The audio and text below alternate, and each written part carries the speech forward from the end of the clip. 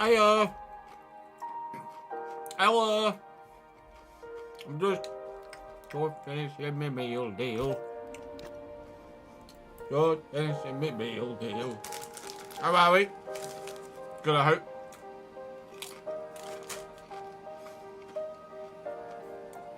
Oh, good, thank you, lads. How are you, mate? Good to see you, Jason, Ryan, Kebdo, Tom. What's the story, gents? Try not to get Doritos cheese dust everywhere.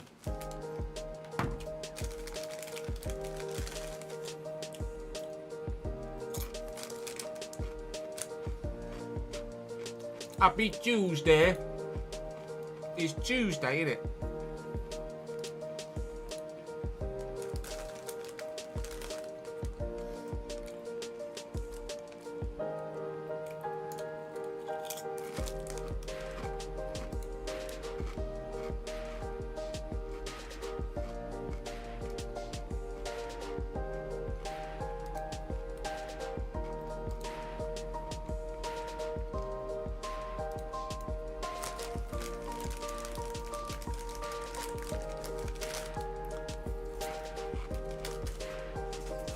Car setups, Liam.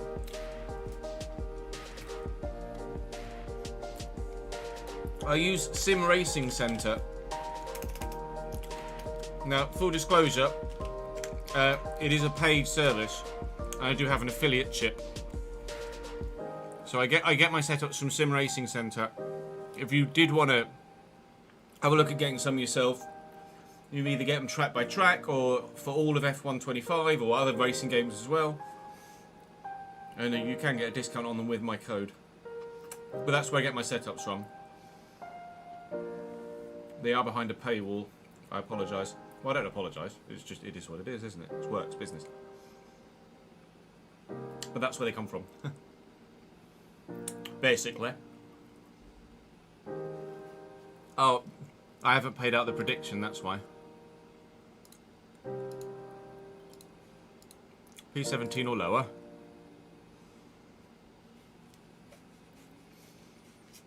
Oh, you're at Singapore. Singapore already? Well, I mean, I guess the game has been out nearly a week. I know if you do more than one race a day like me.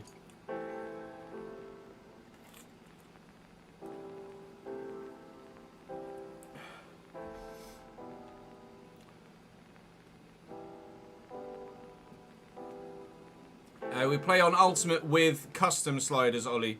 If you do exclamation mark sliders, then there'll be a screenshot for you that you can copy. 2 or 3 races every day, yeah, I don't blame you. Especially when the game is as fun as it is so far. Take out my AI straight line speed rage aside.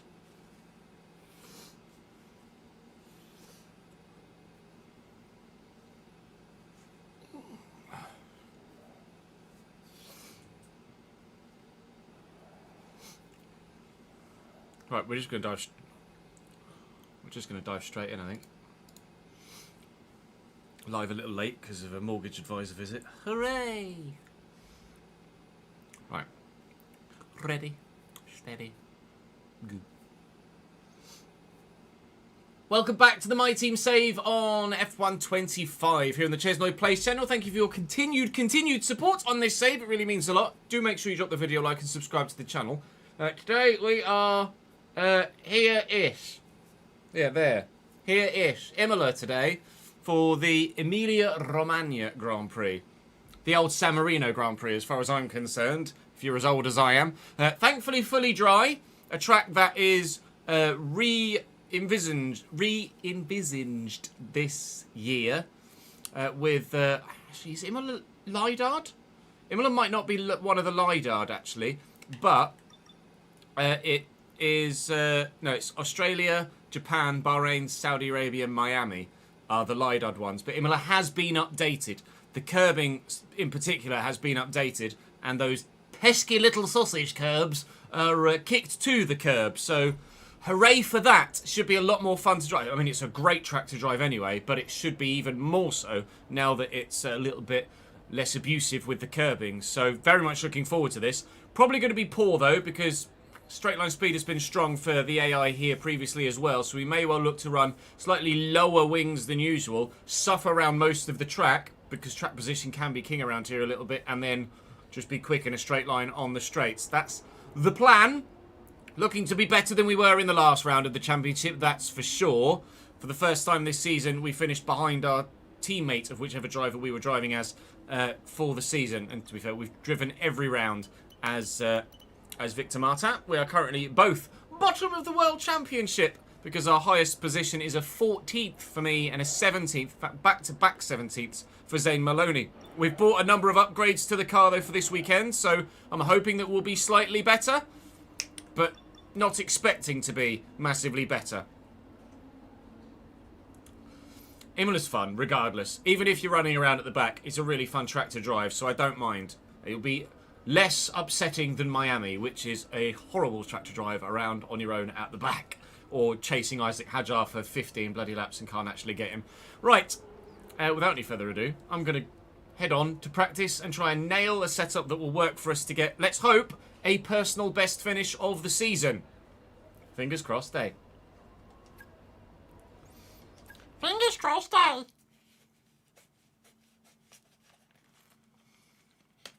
See how well it goes. Ciao, hello, and welcome to Imola. We're just about to get ready for Ciao, practice. Great to have you company. Ciao.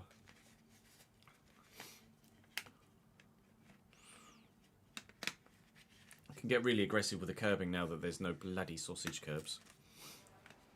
So very much looking forward to abuse. No, not necessarily abusing that, but looking forward to not being pissed off by sausage curbs, basically. I will be putting a setup on, as we mentioned slightly earlier, from SRC, so do forgive the initial blank screen. About the new parts, and we're happy that they've been integrated just putting into on the car a setup that is behind a paywall as it stands. So go and give them a try. So, I can't show you it. I'm actually going to go slightly lower on the downforce than is shown because of recommendation from those of you that have raced here, and as previously mentioned, the AI are friggin' strong in a straight line around this circuit, so I'm going to tweak things accordingly. Actually reckons we could go quite low on that and then just sort the tyre pressures out, and then we should be in a position to go straight to the track and hopefully find the car handles very comfortably and we're in a good position to be competitive. That's the plan. Hello, it's me. The game is back again.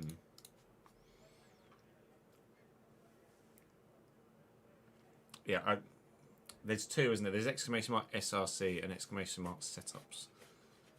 I think both give a similar response.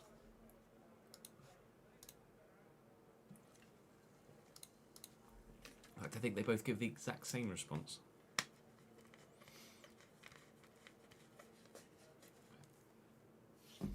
Right, we went balance for this, didn't we? Yeah. Soft's actually not as offensive. Oh wow, the medium tyre does 35 laps, but only 2.5 tenths extra per lap. Well, it's definitely going to be a medium hard one stop then. I think. Or at least we will try our best to do a medium hard one stop. Let's do tyre management on the hard. We do fuel management on the hard as well. And race strategy on a meds. On a medium. Cam, thank you very much indeed for the 25th month subscribed, my friend.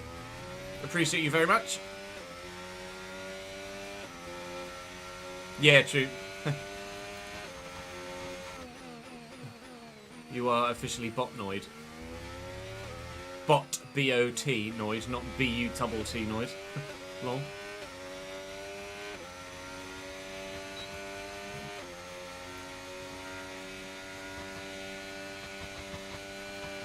We'll have to wait and see for Cambridge next season.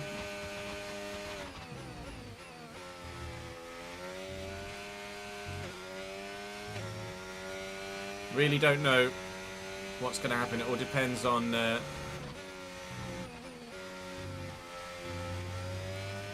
All depends on the recruitment. We did just announce a new signing yesterday evening.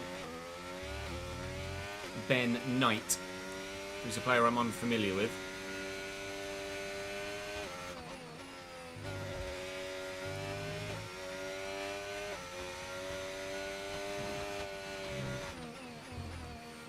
Just attacking this on the opening, on the first lap, just to see how fast we can go and how the setup is.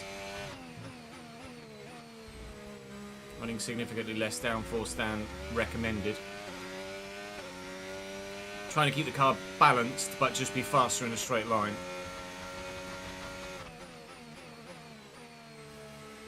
I'm not going to have the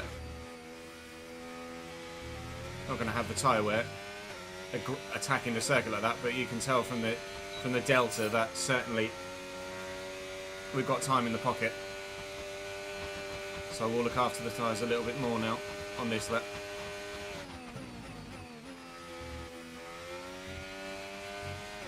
Says this goes wide. Knowing that the straight line speed will hopefully help us out.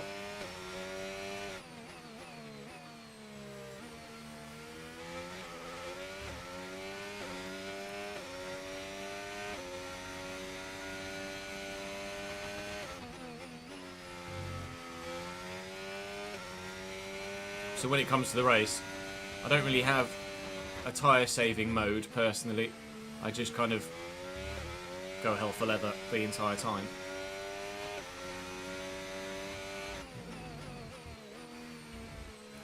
And hope for the best. If we do find ourselves in a position where we need to save tyres, then we can do it just by being less aggressive around the medium and high speed turns here.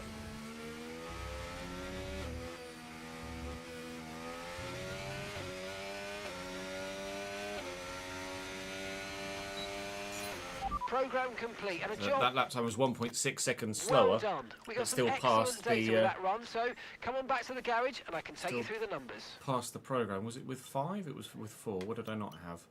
Stay within 2 meters of the racing line for an entire lap. Yeah.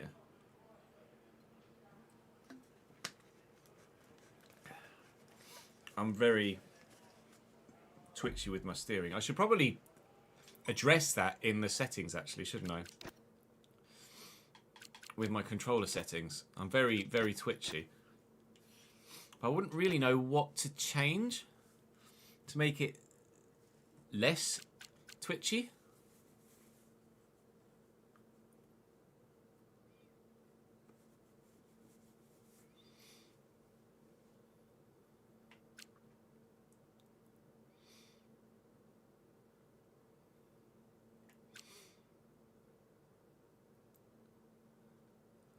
Should probably add a bit of a dead zone. Twitchy as in, like, my thumb will be up, but I might just be wobbling slightly. So I'm, like, a bit, just occasionally scrubbing a bit of speed off. So I might add a dead zone and see if that makes me a little bit more controlled, a little bit smoother. I'm a bit erratic with my steering. Do the fuel management on the hards as well. You've ordered Uber Eats 541 times over 7 years. Why not? If you've got the money and you're able to do the exercise, why not?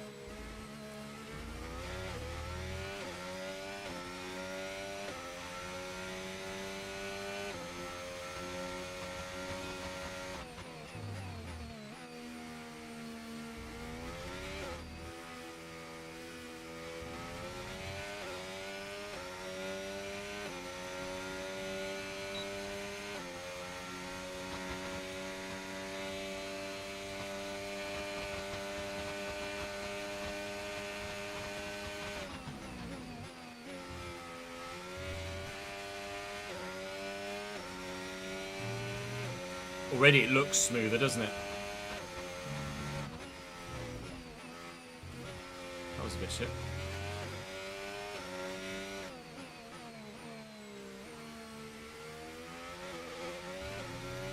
Because when I'm like twitching on the stick in traction zones, obviously it means that I'm probably breaking traction more regularly than I should be or need to. Well, there's a new live editor update. We'll get that downloaded before we, pardon me, before we start racing later. Bear with. Let me just copy and paste something quickly, if you don't mind.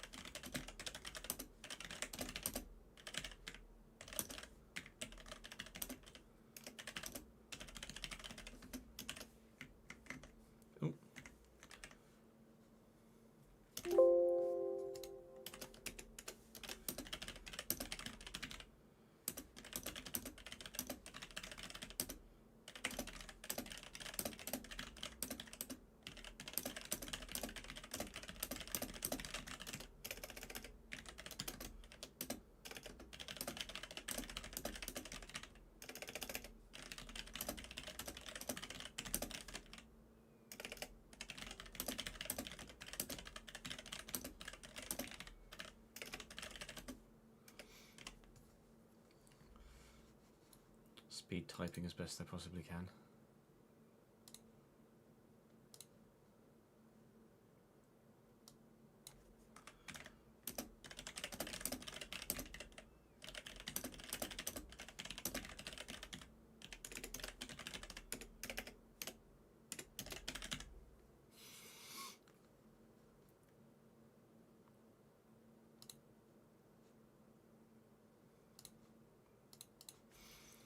Of course I'll go and see the F1 movie. Hopefully there'll be a premiere that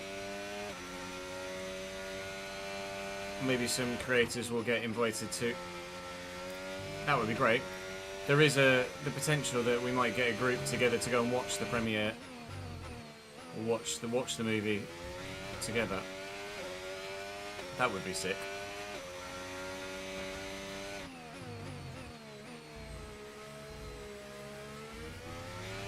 Definitely a lot smoother, aren't I? Just with that little dead zone.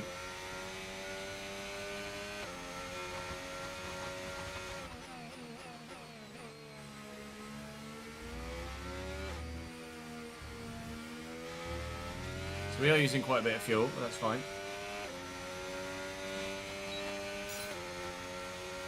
You can adjust accordingly.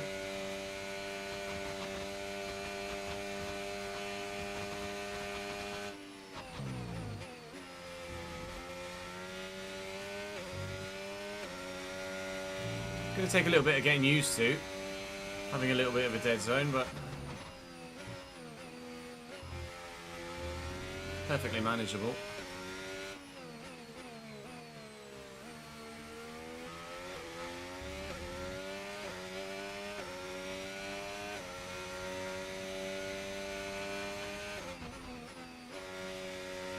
Hopefully the F1 movie is really good.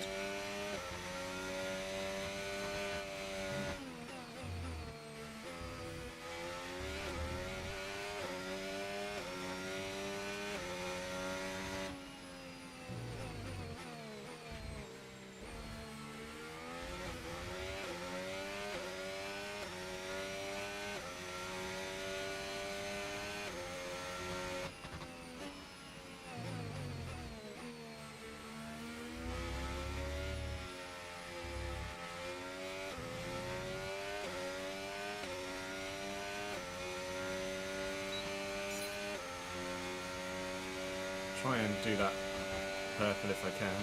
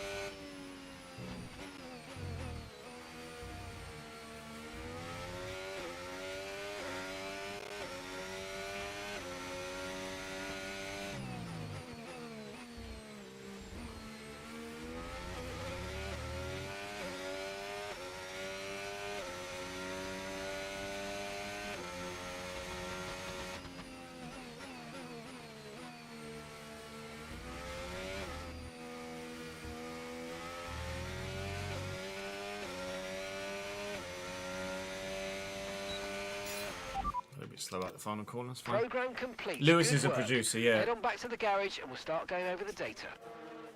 Handling's just better, Dunder, in general.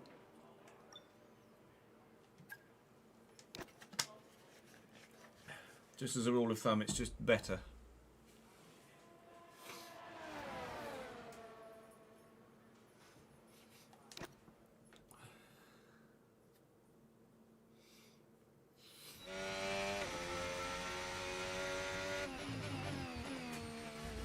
Yeah, Max would have said fresh tyres, not knowing that they were hards.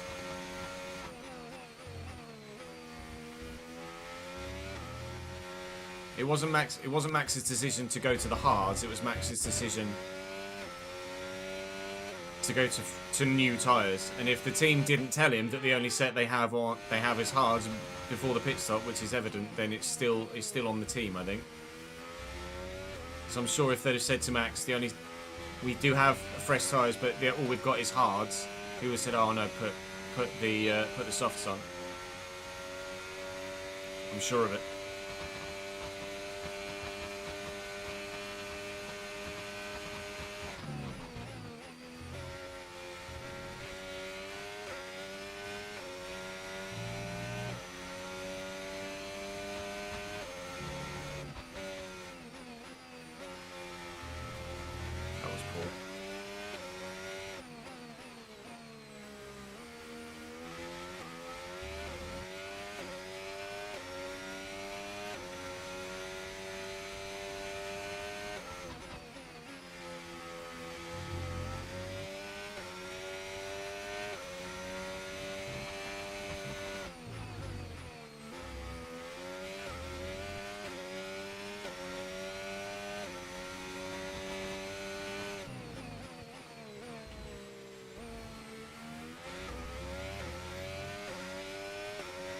He's one penalty point away from a ban, you're right.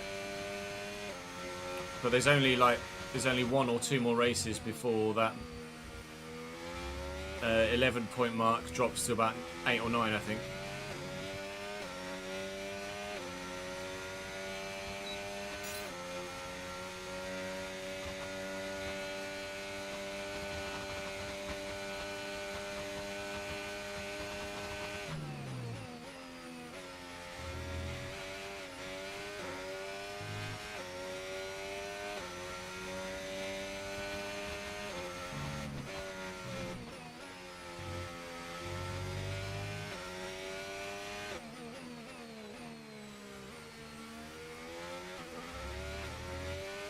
Yeah, it's 30th of June. This is post-Austria, I think.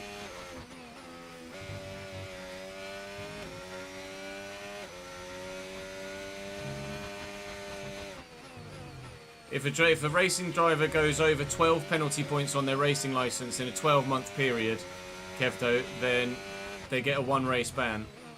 And the points last for 12 months when you get them.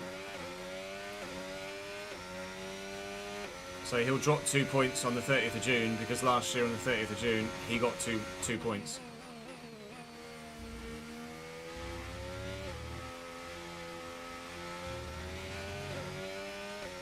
Yeah, even trying my best to take the final corner at a decent pace, I'm still going to lose loads of time onto the straight.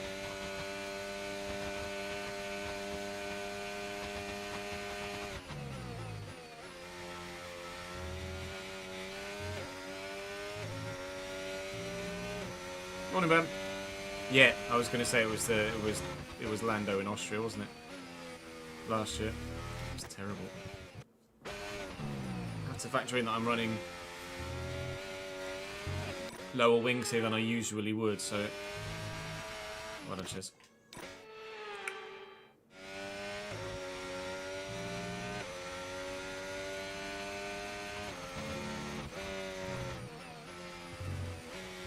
I'm going to tweak this dead zone a bit.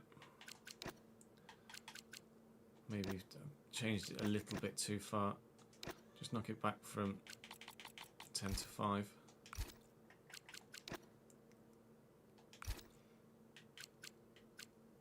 That's what I'm waiting for, Jamie.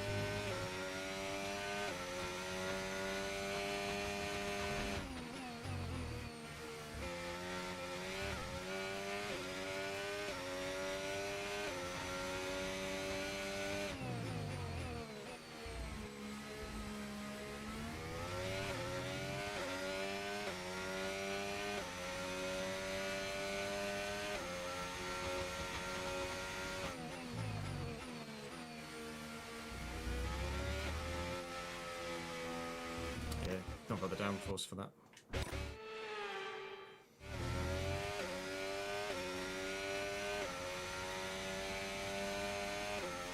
In future seasons, we'll be able to run more downforce.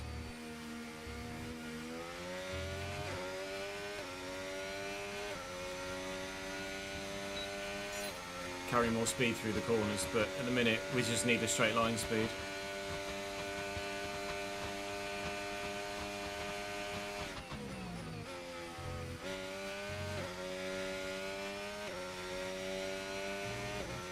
Tyre wear is going to be slightly higher as a result, because we're going to be sliding a lot more.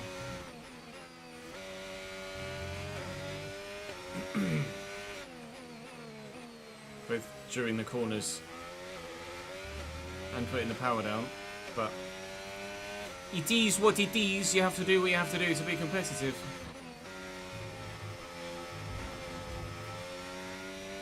At the moment, that's what I have to do to be competitive.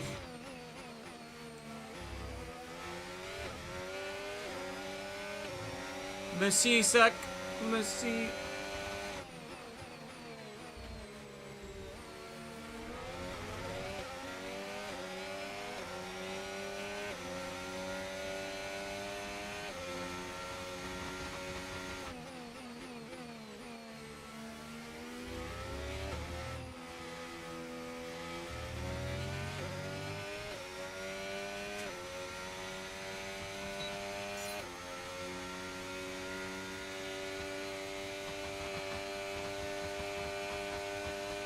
Hey Boss Ben, thanks for the original joke, mate.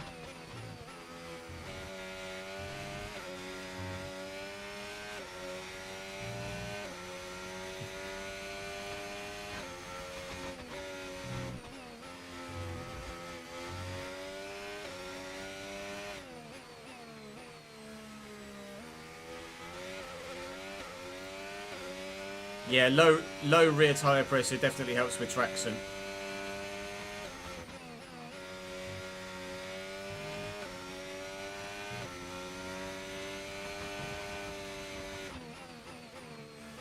We do have quite a low rear tyre pressure with this setup. Driving a little bit more erratically now. We've changed that dead zone a little bit.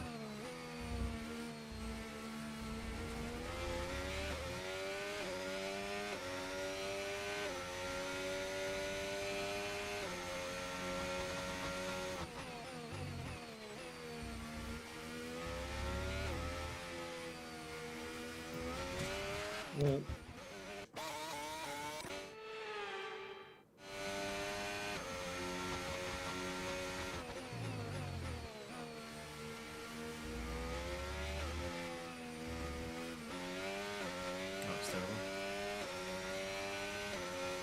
how did everything go yesterday, Ben? Okay, test complete, and that was a really good job. Wasn't too bad, really, indeed. just Got a bit lot of pain valuable today, which is- information out of that. Well done. Are you knocking things over, Cat? Hello. You were asleep. Would you like to leave? There you go. Right. Question's what she's knocked over.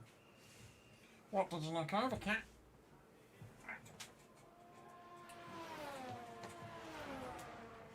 The Williams poster. Yeah, we're going to get some more Rolo emotes as well. Oh, tyre wear is high. Oh, fuck! That's that. Tyre wear is high and fuel usage is high. Oh, good. Excellent.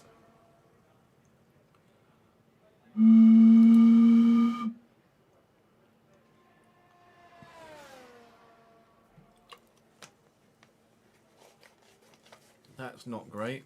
But we'll do a quali run. Take all the fuel out.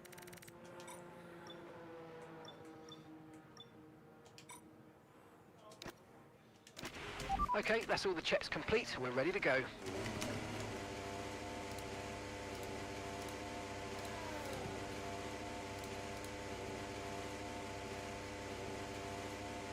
In and out within 90 minutes, perfectly. Oh, such a long pit lane. No traction, Dunder.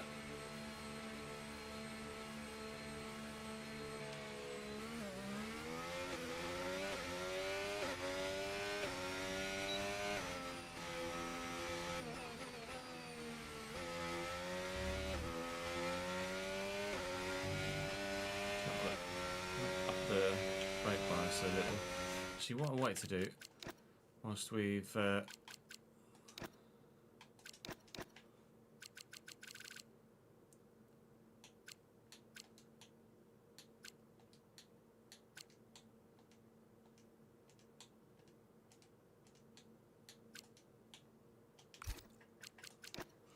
let's do that.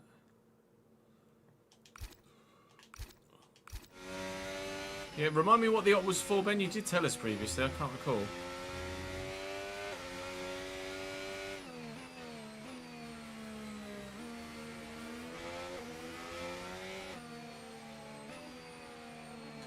Come on, Yuki. I'm letting you through, pal.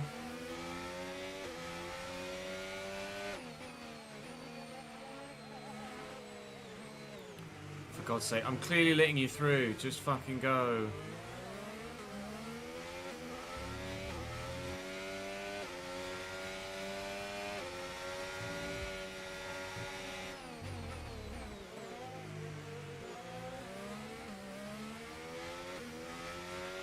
Okay, just 2 laps of fuel remaining now.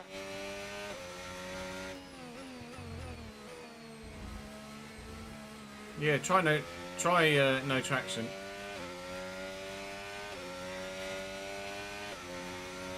It's worth trying to learn, and it will take you a lot less time to learn no traction than it does no ABS. Oh, I didn't put myself in hot lap. Oh, come on, Chaz. Something to do with the cornea. Oh, Fez.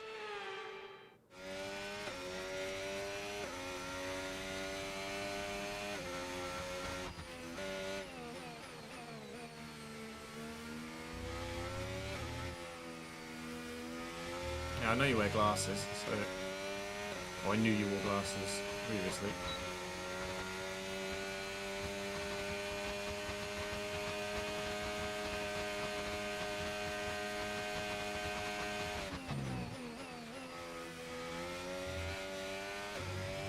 Steady.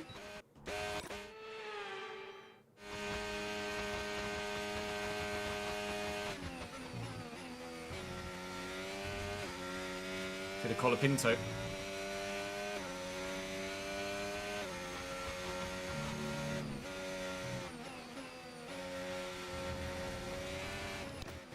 Really helpful, that such as.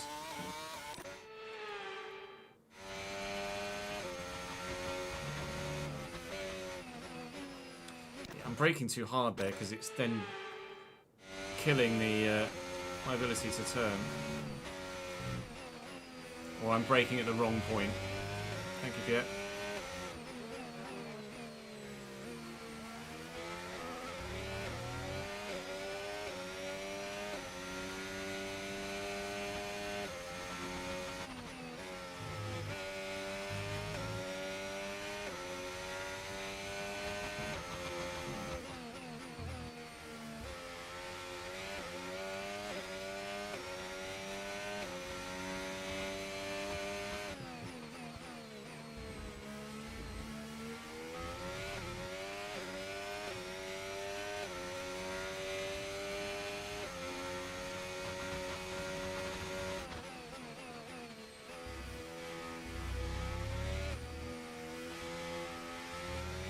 Struggling with the final 2 turns with the less downforce, but I don't really have a choice.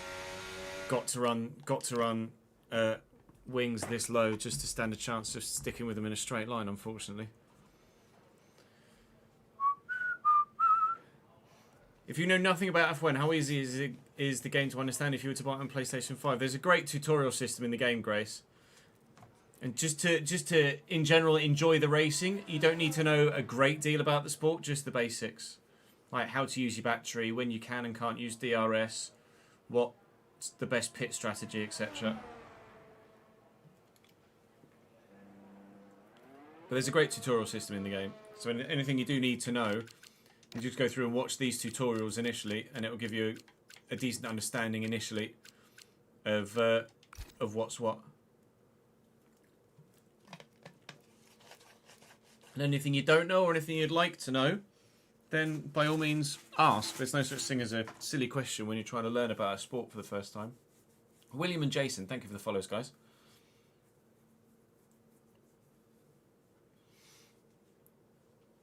25 going on 95. Yeah, tell me about it.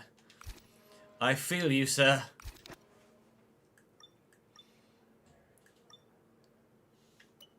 Yeah, 16.5 in general is still slow around Imola, but considering the state of the car we're in, it's not that bad, I don't suppose.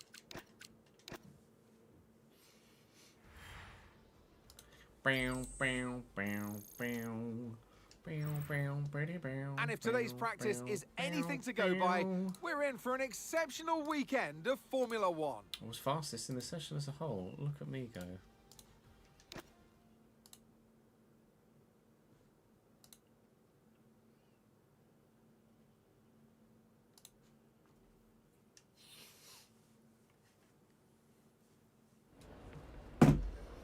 No, AI are really strong out the corners this year.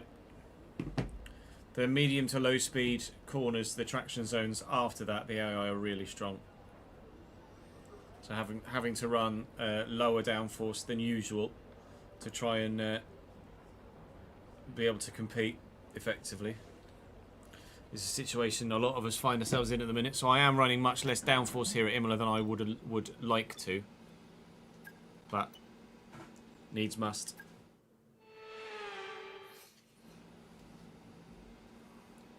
What weird wheel issue are you having, Dunder?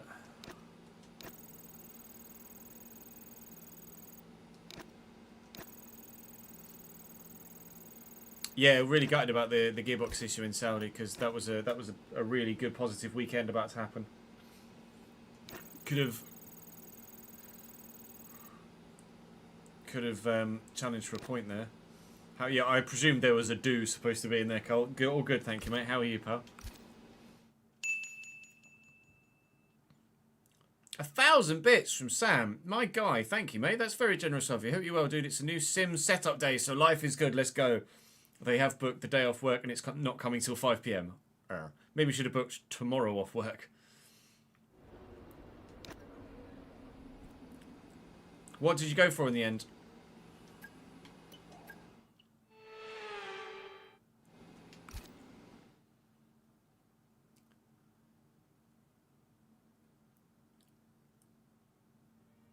As expected, at Imola, we are definitely going to need to run the lower downforce to be able to deal with the straight line speed of our competitors.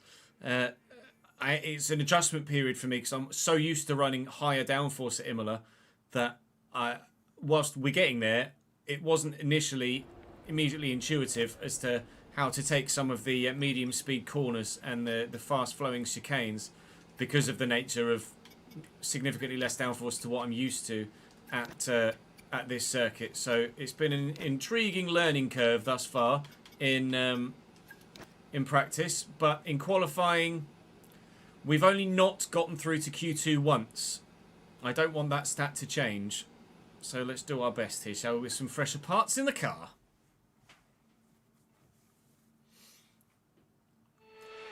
Thrustmaster T598 with a Ferrari wheel add-on. Welcome along, everybody, to Imola, just down the road from Ferrari HQ, and they know a thing or two about pace, and pace today is king.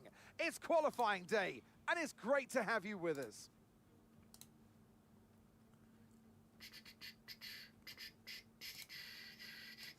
Thrustmaster T598 with a Ferrari wheel add-on. With this one, or that one.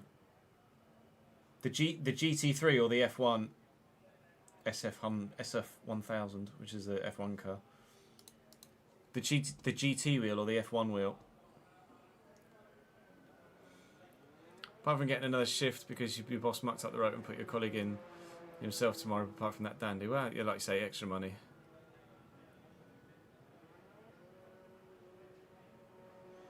The F1, nice. That will look smart. That would look really smart. Tasty, nice, tasty. Yeah, that would be sick. I would love a wheel with a dash on it. On PlayStation 5, hard left turns would intermittently pause the game and bring up the screenshot memory. Oh!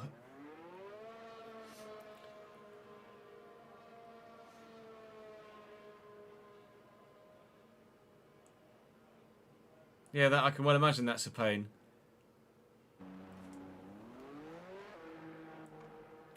Definitely worth trying to figure that out. That is really odd.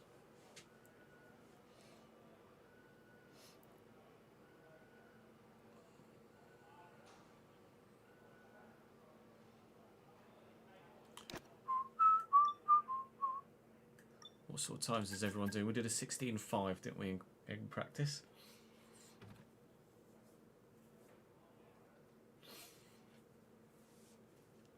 $16.5 looks like it might be all right, judging by that. Unless, of course, with a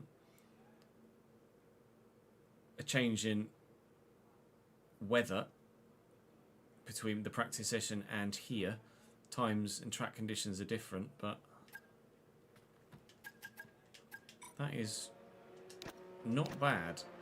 If I can replicate Right, 16.5, we might be all right here.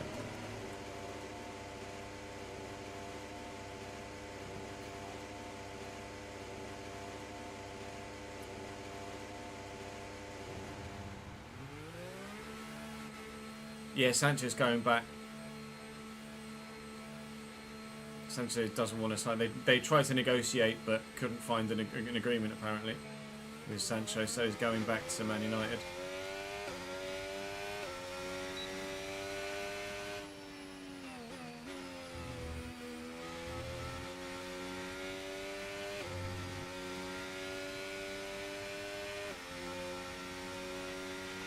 Okay, there's 2 minutes left in this session, and we're in the drop zone. We need a quick lap, or that's qualifying over for us. Have you not been able to check the wheel on any other game, Dunder? I'm afraid we've dropped to P22. P22.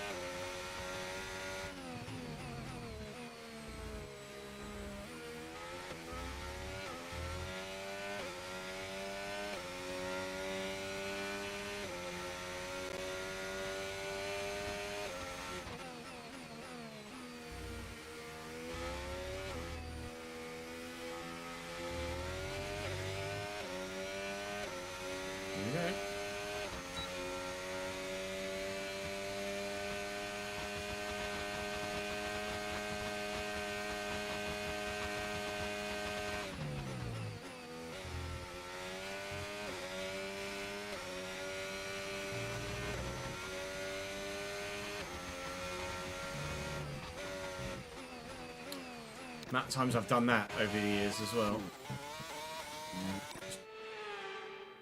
Dropped a wheel on the grass on the left hand side here on the way into this chicane and lost the rear. I've done that a lot.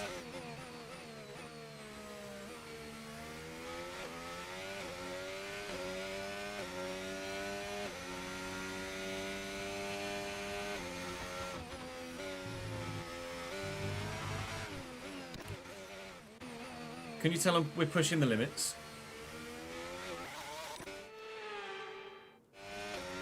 There's a mod view for mobile now, is there? Nice.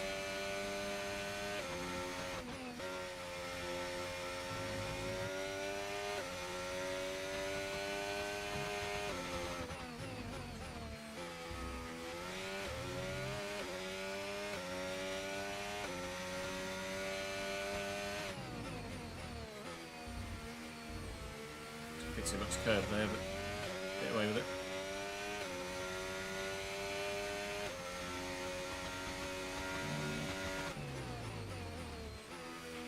We've been pushed down to P22.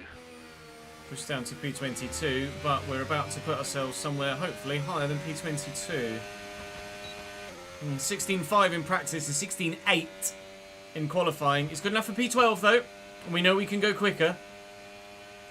We might, and I put emphasis on the might, be competitive here at Imola with the upgrades on the car.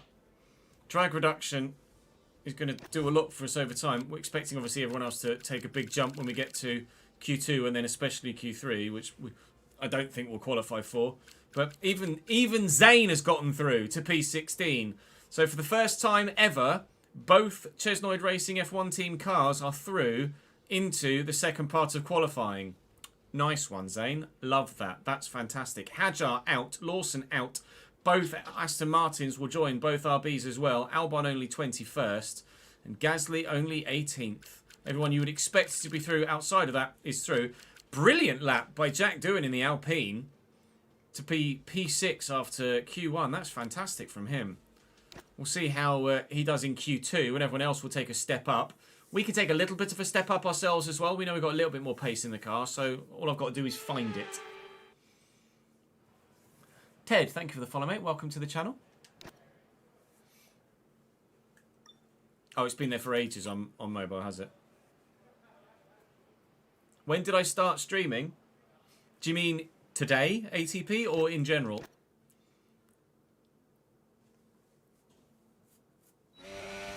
Ocon approached you, did he? That's intriguing. That's quite cool. That drivers will come and ask to drive for you.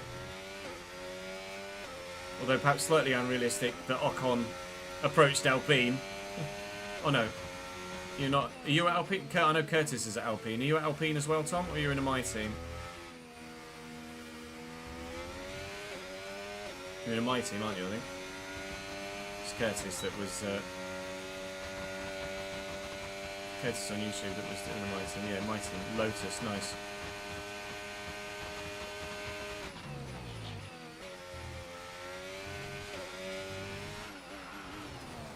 Lebosh. That should certainly be more than a wing off, shouldn't it?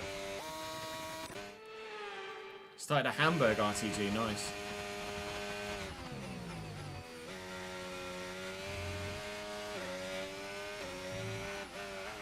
Why is the car all of a sudden so sensitive to the curves when it wasn't in practice?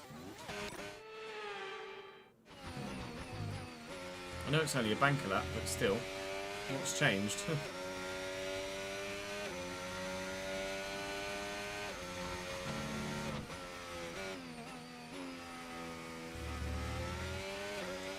Car feels completely different in Q2.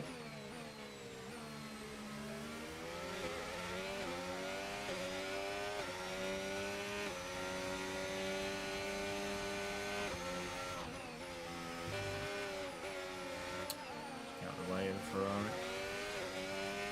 Only on the bank lap anyway.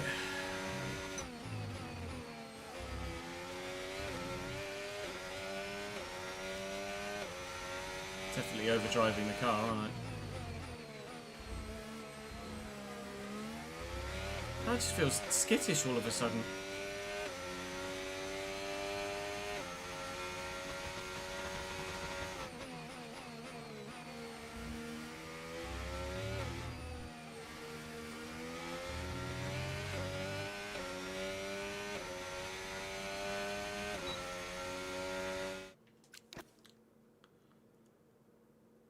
In general, my first stream was December 2014, I think. No, December 2014. The week between Christmas and New Year 2014. That was my first stream.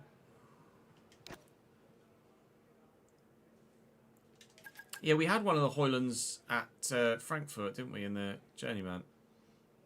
Or was it at Liverpool? I think it was Frankfurt. Might have been Oscar as well, actually. Everyone ready? Okay, let's go. On which part? Twitch. I started on Twitch. We've always streamed on Twitch, apart from 1 year where we had a brand deal on Mixer.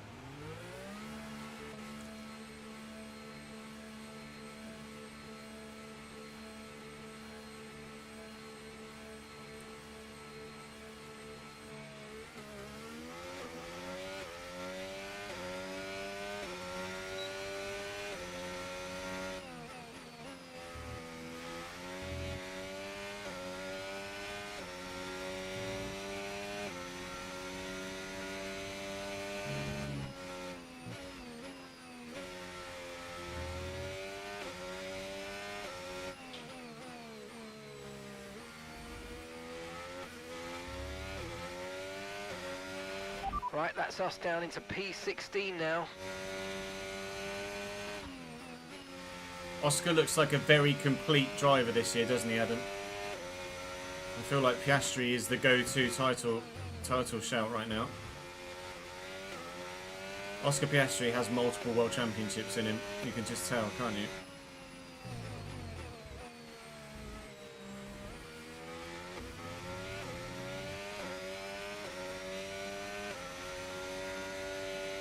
I did put fresh tyres on, yes.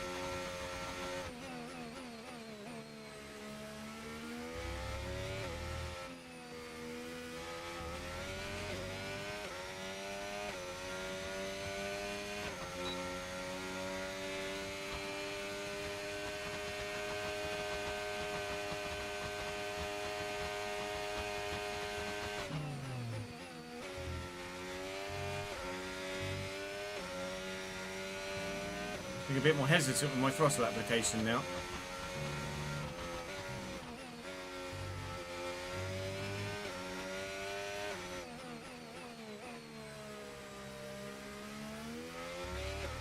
Just as the rear seems like it is quite loosey-goosey, as a certain Mr. Ricciardo would say. That was cool.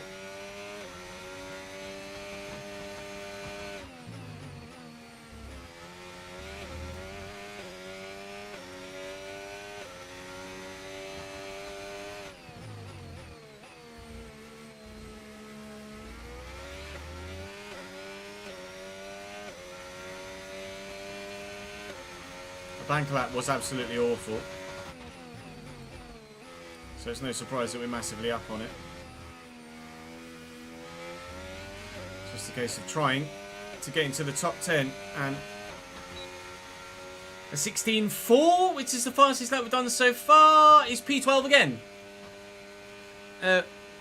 Depending on what race pace is like with the AI, we might be in with a shout of a point today, and I'm probably going to regret saying that a little bit later on when I don't have the race pace. It's a 16.595. I saw the 4.66 and thought that was my time. It wasn't. It was George's, who did get through in P10. So Kimi's out, although he's in 11th. Zane finishes at the back of this particular qualifying session. He's still a couple of tenths off Doohan, who is knocked out as we expected he would be in Q2, alongside both Sauers. But a P12 start here is our second best qualifying of the season, and certainly gives us the opportunity, at least, to potentially do something. Although we are supposedly, according to the race strategy practice program, high on tyre wear and high on fuel usage, and that's not a very good combination, really.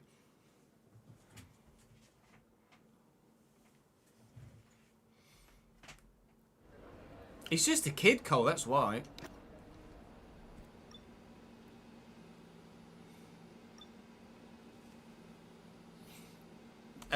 You probably find more time with ABS off, Corey. And it's probably less of an adjustment with hand placement on the controller, because you're already pressing the brake pedal. You're not doing stuff here with your other thumb.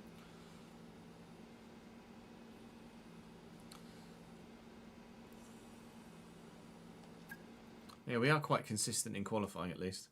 It's just the race pace that's a bit of an issue.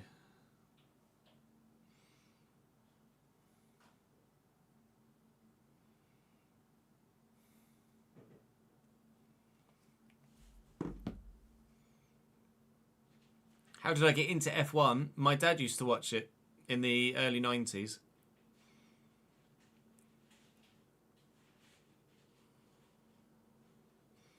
No ABS gained you about 7 ticks of AI. Yeah, certainly you can find so much time under braking. It's a massive, massive factor.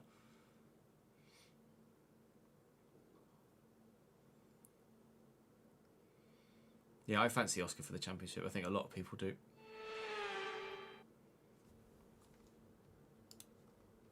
Hello there and welcome back to Imola, home circuit of the Scuderia Ferrari. We expect to... Before we begin, let's take a quick look at the grid lineup for today's race. Let's see, shall we? Who's on pole? World champion Max Verstappen starts from pole position. Not Lando. Norris lines up Lewis alongside. was only on Looking pole down the rest of the grid, in Miami we because have of the rain that came in quali, Leclerc, wasn't he? Hamilton, And that's why he was Tsunoda, 11 seconds and faster than Piastri. anybody else. But Russell, it is Sainz, Verstappen from Lando Ocon, again. Piastri and down in Oliver. 6th, though, so he's not qualified as well as he does sometimes. We're down in P12, but I think the better phrasing is we're up in P12. Certainly a better way to look at it. And the fact that Zane is in P16 shows that we're not necessarily outperforming the car right now. The car is coming along really nicely. See, we're still a very long way from challenging even for a top 5, even for the points potentially at the minute, because we're anticipating going backwards. But even with a full tank, 110 kilos, that's still only half a lap's worth of extra fuel. I do anticipate us having to fuel save here a little bit, and it does reckon that my tyre wear is going to be pretty dirt. So medium, hard is the way forward, apparently. It's going to be a 2-stop here in Imola, which is not ideal because it's such a long pit lane, but I imagine all of those that are starting on the hards are probably trying the 1-stop. But I'm just going to see what the strategy looks like here if we take that out. So a medium hard is supposedly still a little bit slower, even factoring in the super long pit lane. And of course, the more your tyres wear, the more prone you are to mistakes as well. And around here, where the rear is a bit loose anyway, definitely not going to be taking that option. So we'll start with a medium hard plan. We can always go hard in the middle stint if we feel like we can, to then be quicker at the end. But we'll have to play that by ear as time goes by, but certainly it's doable. Might it be quicker anyway? In general? We do 19.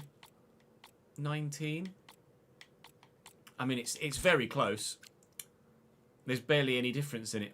We'll set that then. Medium, hard, medium. And we'll try and run that one. 19, 25, 19. That will be the plan. Tawonga, thank you for the 30th month subscribed, mate. My guy. Cheers, dude. Right, let's give you guys a prediction. Start prediction. Where will Ches finish? We'll say a personal best for the season so far of a P13 or P14 or lower. Or, of course, if you want to throw caution to the wind, you can vote for DNF instead. Prediction is running. I'm just going to go and have a quick toilet break before we start going zoom in anger. Round 63 laps of this Emilia-Romagna circuit. BRB.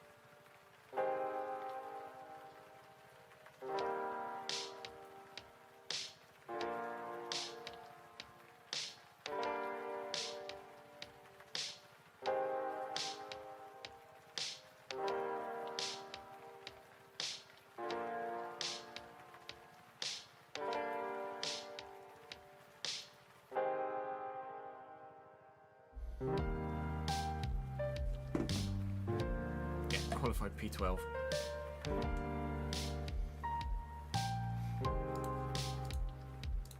See which way you guys are voting. I think it's literally just finished. Summary. So 45% of the points. 4 of you reckon P13 or higher. 8 of you, and 135,000 points, reckon P14 or lower. And there was one taker, Davidenki, of 10 points for a DNF. So if I DNF, Davidenki's making like 250 grand.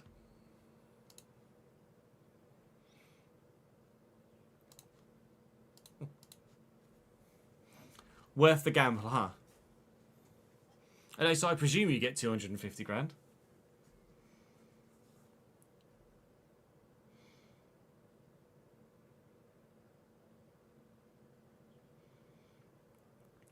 Time trial setup should be okay for my team. Yeah, you might need to tweak things like tyre pressures that will be specifically set up for time trial, but everything else should correlate quite well.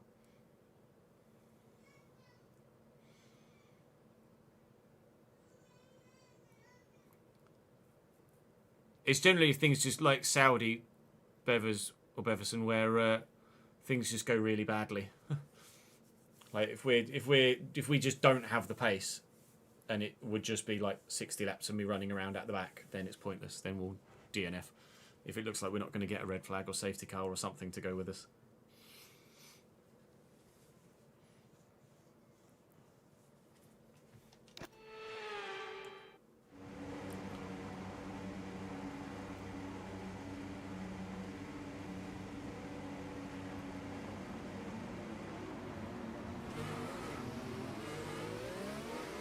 There's been a patch for FC, has there?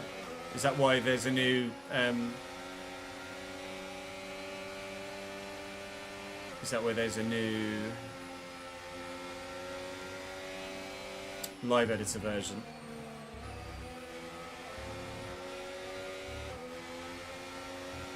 Well, let me make note for the notepad, actually, of what we're doing. So... balanced...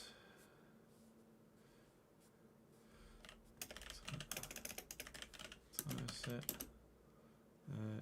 2 stop 2 mediums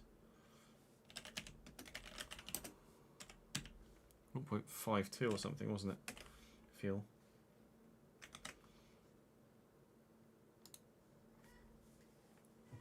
Miami we finished 19th, Sir Fox.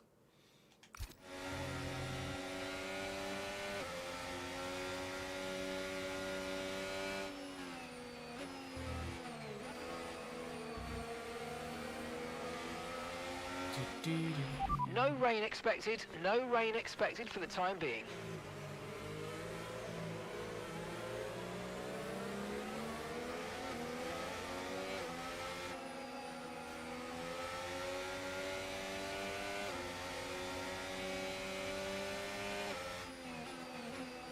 Yeah, we'll be switching to FC in by about 4 PM.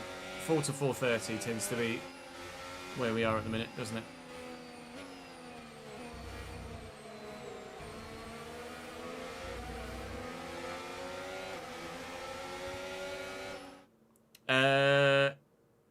You can only put a maximum of 110 kilos in the car, Beverson. So at some circuits, like here, we've got 100. You max out the fuel tank, so you can't go up any further.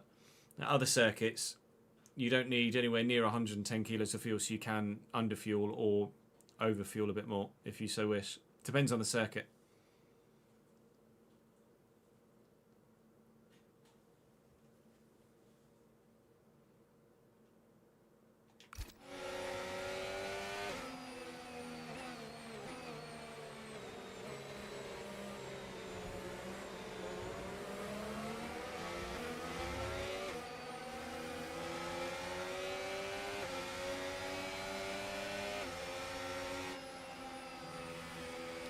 That's fan bases, isn't it, Cole? That's fan bases.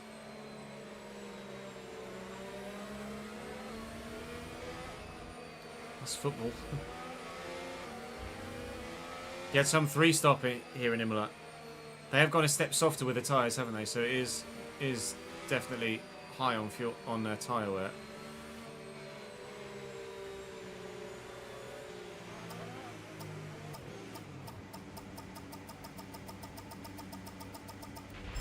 Okay, incredible parking there. Nice one. That's going to give you the edge if you can get a good launch as the race starts. That was probably as far forward as I could go. Very nearly overshot then.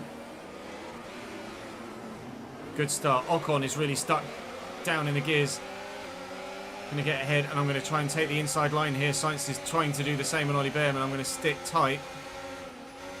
Broke a little early there, and then overcompensated. I've got a Sauber on my outside here, who's then been able to get me back. Bortoletto around the outside. Not a bad start, though. All right so far. The upper position to P11. The car felt okay in practice and in qualifying, but obviously we're running quite low downforce compared to what you normally run here. So with even more fuel on board, the car is going to feel very boatish in the first few laps till that fuel load starts to wear off. So I'm going to have to be very careful in the corners, but I don't approach them too quickly. Otherwise I could certainly just put it in a wall very quickly indeed. It helps that we were on the medium tyre as well compared to some that are on the hard for us to get a decent start to the race. I'm very intrigued to see what they're like down the straight here for this first lap. Hopefully they're not too aggressive or too offensive in terms of their straight line speed. They will get out of that last corner very quickly though. We've noticed that even just with the deltas in quali. And yeah, they're very fast in this down this straight. See, I'm trying not to use all of my battery here. Just close the door and Ocon there. A little bit of skateboarding across that curb is annoying. Give Ocon a bit of a run on me, but I dealt with it well enough. Get myself back in DRS range if I can. That's what I mean about throwing it in too hard and not having the downforce to deal with it with a very heavy car. I know they've got better exits than me. Ocon looks like he's going to give this up, is he? No. I gave him a little bit of a squeeze. He is going to give it up. Oh, I just don't have the downforce. With a heavy car, oh my god. With a heavy car, it's brutal. In quali, we were able to throw the car about a bit, but here, not got that luxury. Don't let them get away. It was a learning curve with low fuel as to how to deal with the car around this circuit on lower downforce, and it's clearly an even steeper curve as to how to deal with the car on full fuel around this circuit. Did not expect it to be quite such a handful. And I'm obviously trying to drive to the absolute maximum because they're so fast in a straight line. It's making it very difficult. Not got much battery retention either, but top end speed looks like it's okay when I've got DRS. Focus on the driving. But I'm going to have to be so careful in the corners. So maximum concentration mode is absolutely required here.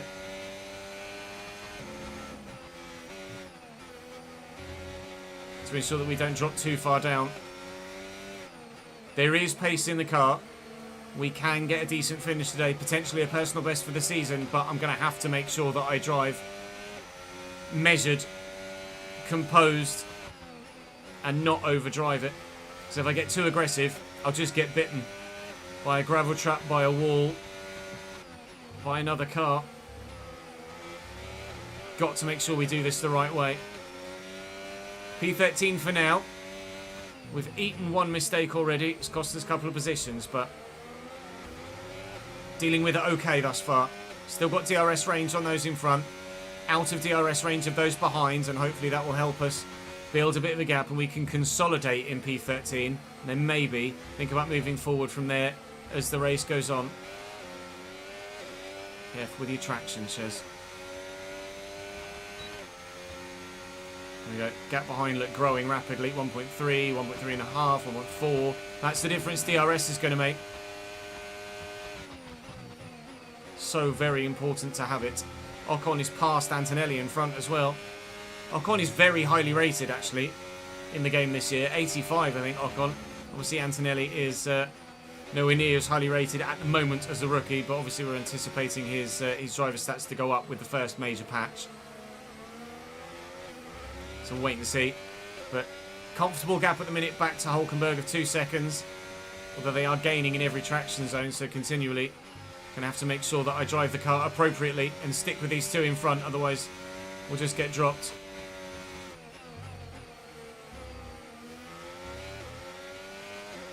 Try my best to manage the battery as well. I can't run out of battery, because if I run out of battery, I'll run out of DRS range, and if I run out of DRS range, it's plummet time. Very quick out of there. I'm out of DRS range. That happened rather quickly. It's so quick out that traction zone. And the DRS detection point is on the run down to that penultimate corner. So even though I'm within DRS range now, I don't have it. I have to burn a bit of battery to try and stay with in front, unless they get feisty with each other and try and battle, which they might do, and slow each other up. Right. Let me concentrate. I need to try and close this gap back down.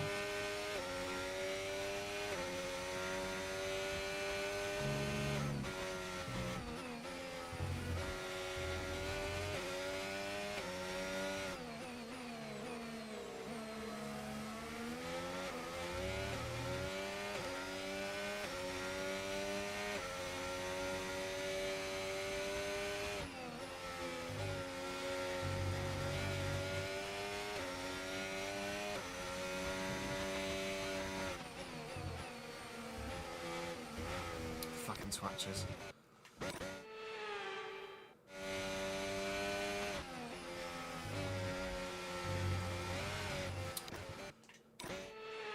Concentrate, dickhead.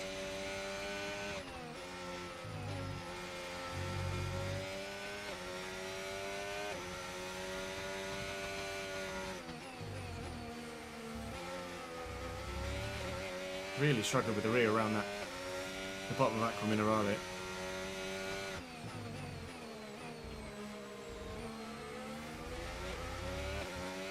So quick out of the chicane. So fast. I need to figure out how to take that to be able to combat it.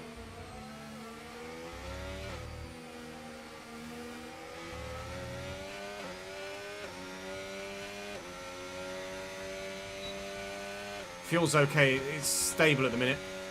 Fuel is about bang on.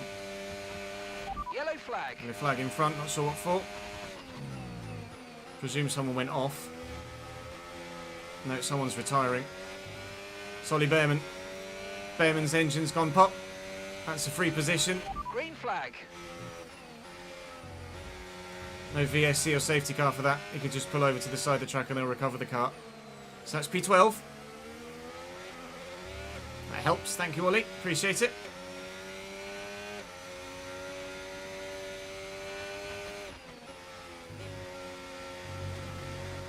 Same fucking mistake every lap, you stupid cunt.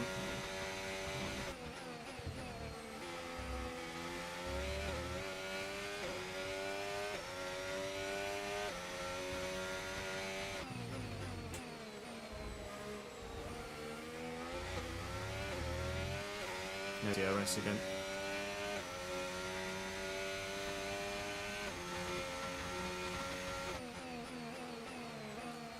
Stop overdriving to make up for lost time, cheers. Still got a very heavy car, dickhead.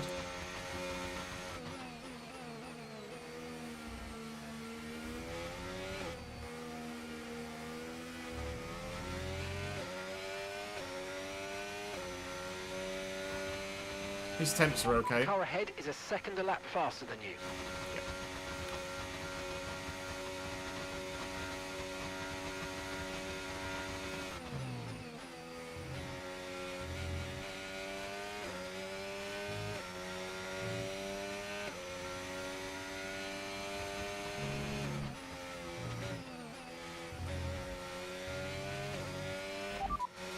Oh, piss.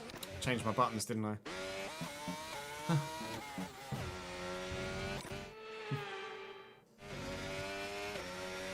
I tried to scroll down on the menu and ended up just looking behind me multiple times. That's Antonelli's ahead of you. muscle memory for you. Lap, 1:20.5. Okay, gap to the car ahead, 1.9 seconds. Okay, they're on fresh hards. Their tyres are 6 laps old. Okay, we think they've got 2 stops remaining. 2 stops remaining. Come on, Okay. mate, you're down by 0.8 a lap. What have you got? So the hard runners, or potentially most of the hard runners are also 2-stopping. That's good news. Losing 2/10, 3/10 even on exit there. It's crazy how fast they are out of that chicane. Very anti-alta.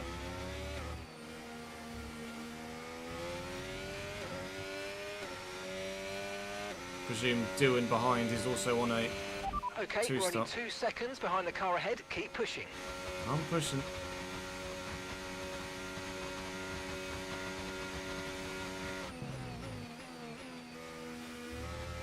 Pushing too hard is what I'm doing. So fast in the traction zones. And the time last lap, 1:21.2. It's not what I asked.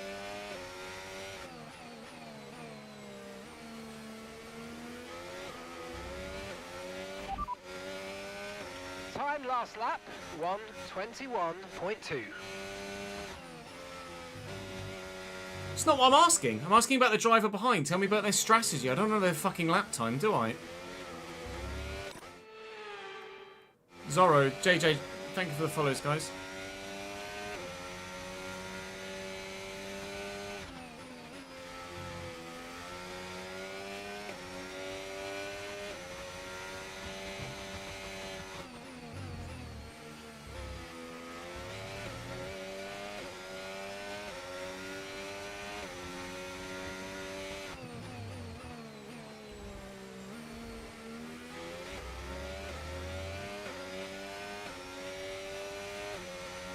Tyre wear's kicking in now as well. I'm absolutely dead in the traction zones compared to everybody. Our higher tyre wear is killing us. It's just part and parcel of being in my team at the beginning of the season. You are going to struggle for fuel economy, you're going to struggle for tyre wear, you're going to struggle for straight line speed, you're going to struggle for engine temps. Those hard-tired runners have just disappeared on us in front. Just straight up. We were relatively okay, even after I dropped out of DRS for a couple of laps. And then they just found another half-second a lap, or my tyres fell off a cliff. One or the other. Now they're all over me. Fuel started to come down as well. 17% wear on the rear right, 20% wear on the front right. We're only on lap 9 of a supposed 19 lap stint. Going to wish we had the harder compound set here, so we had 2 sets of hards, not 2 sets of mediums. Tyre condition still looking good. Yeah, but race position not looking good. They're so fast out the chicane in the final turn, it's actually silly.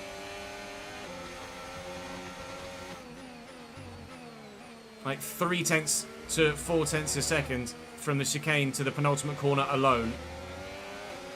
Which is just nuts. It's too much, really. This is, I can't fight it at all. I got nothing. Can't fight it at all. Doohan might get me as well.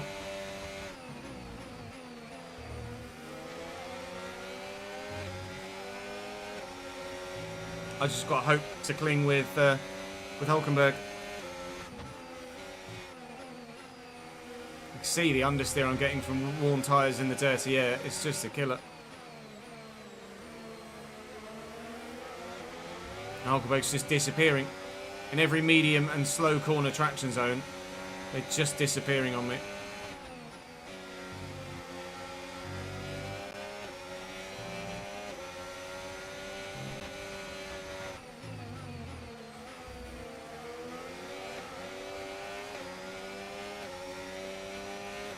got to get this right.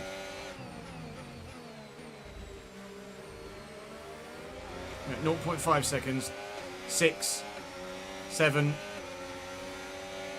and that's probably the best I've taken it all race.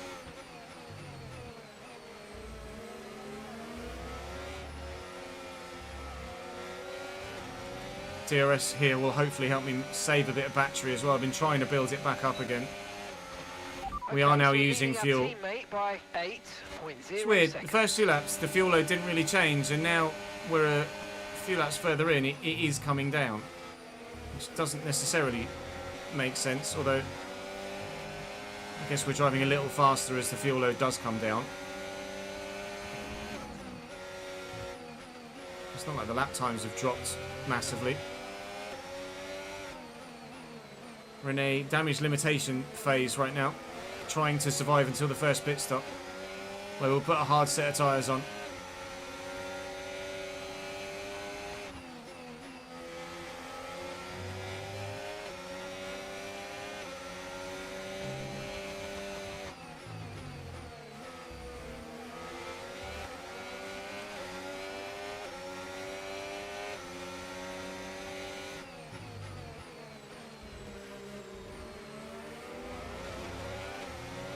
Go. It's just ridiculous.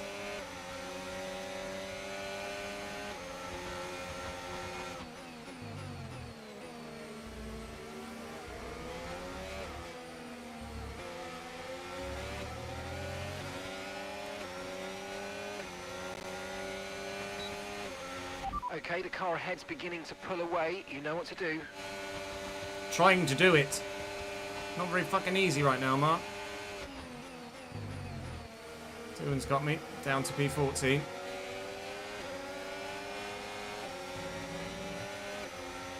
I can't fight it. It's just too strong in a straight line.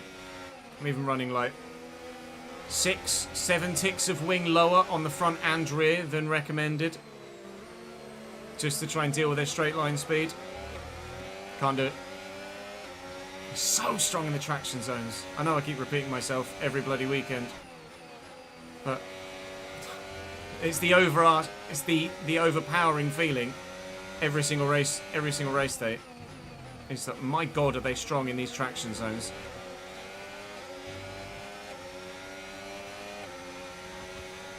Maybe it's partially because of tyre wear and the weight of the car, or something to do with my team, but I mean, that was 2/10 in the traction zone alone before you then even start to run down the rest of the hill. And I'm out of DRS, and we're going to get swamped by the 2 behind as well. So Alonso's going to have me, Gasly's going to have me.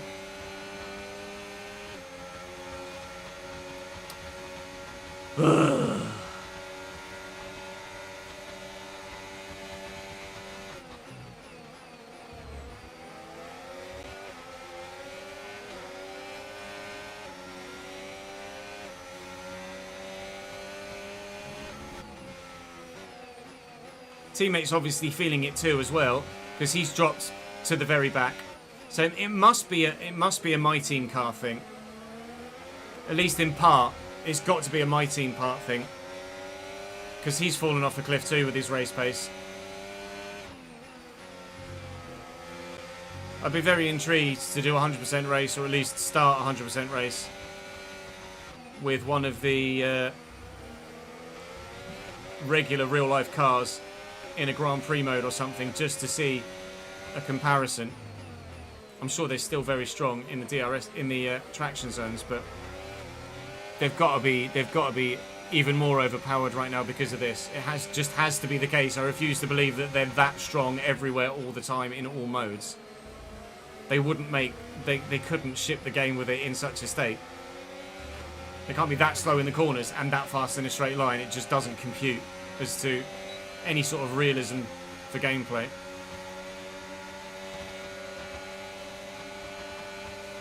Albon's right here as well. Gasly's turned in on me, which is very kind of him. We got stuck to one another there, and he's lost the position to Albon as a result.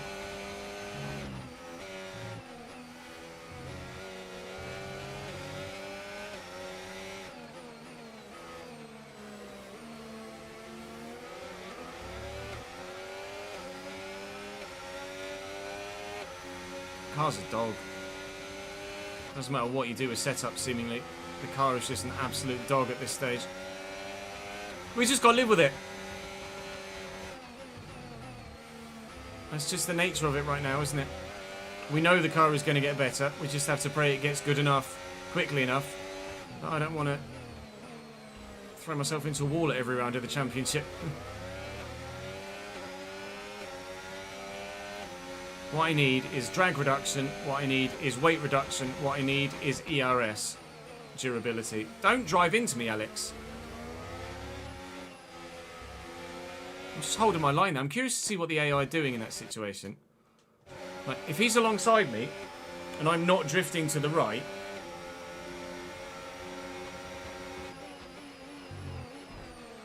I mean, I do drift to the right, to be fair. That's probably on me, that one. Although he's drifting to the left as well, but just to get off the curb. It's probably a mixture of both, isn't it?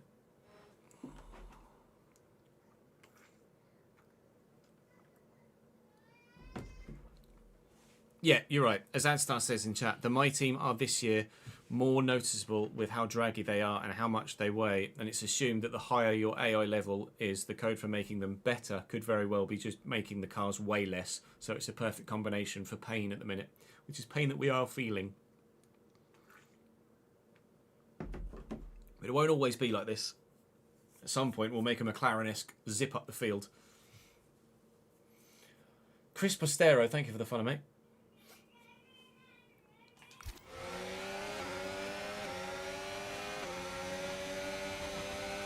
I'm going to get overtaken here by at least one, if not both. Yeah, shut your face. I don't need to know things like that. It just makes me even more depressed. We managed to make it to lap 15 thus far, though. So if we do want to undercut a little bit on the hard tyre, then we can stop on 17 or so. We're not that far away from the pit window now.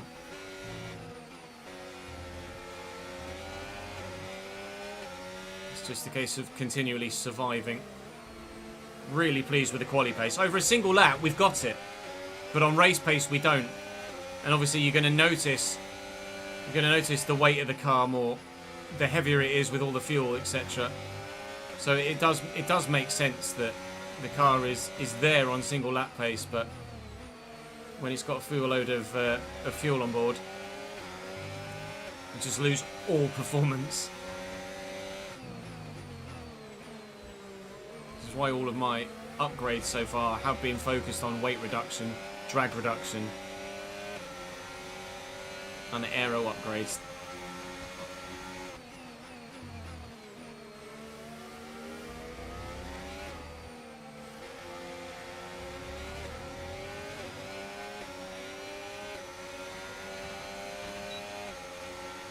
Piastri's in the box already. That's very early. That might be a 3-stopper for Piastri.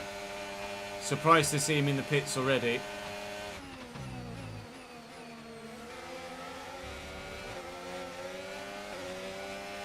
Guess he's got damage for something, but I wouldn't have thought so. 35% on the front right.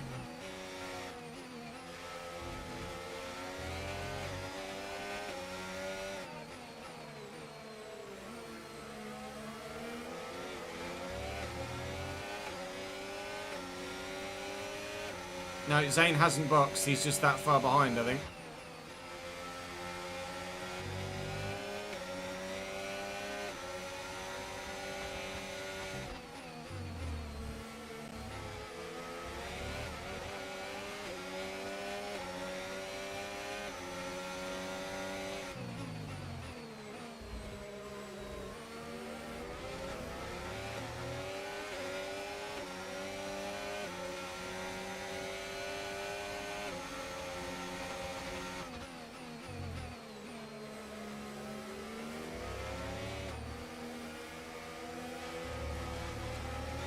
Terrible. Absolutely useless, Ches. We're approaching the pit window now, and you're going to be on hard by 2. Here time. comes Lawson as well. And Hadjar's right behind him too.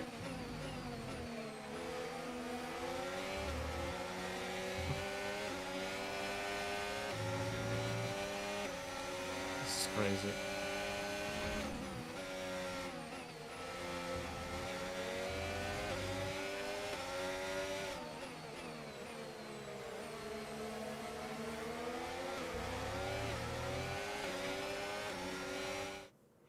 So he might be running warm parts too. And sort of, well, if he was running warm parts, then his quali pace wouldn't have been there, would he? I would imagine, ads. It's also silly that the user has to change the second driver's components.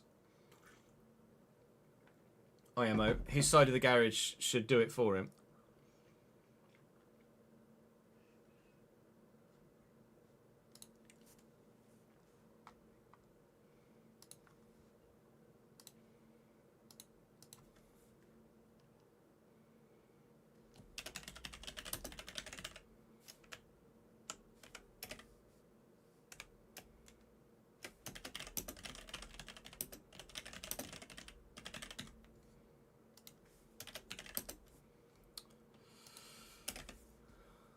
I'm just feeding that back. So I wasn't prompted at all about Zane's parts until they were all dead.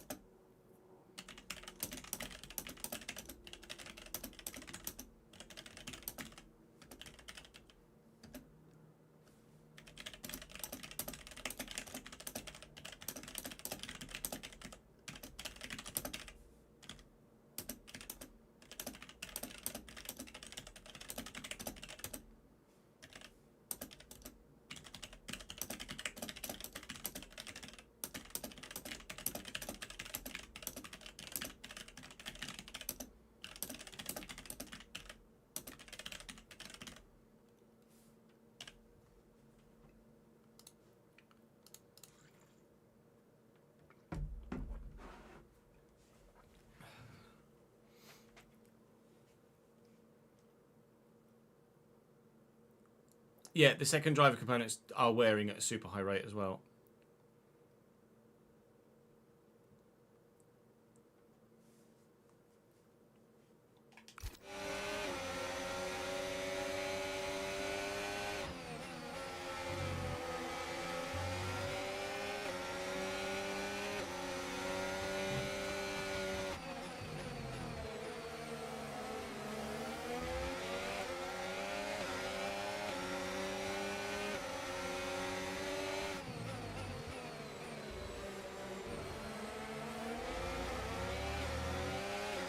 It does in theory, Jamie.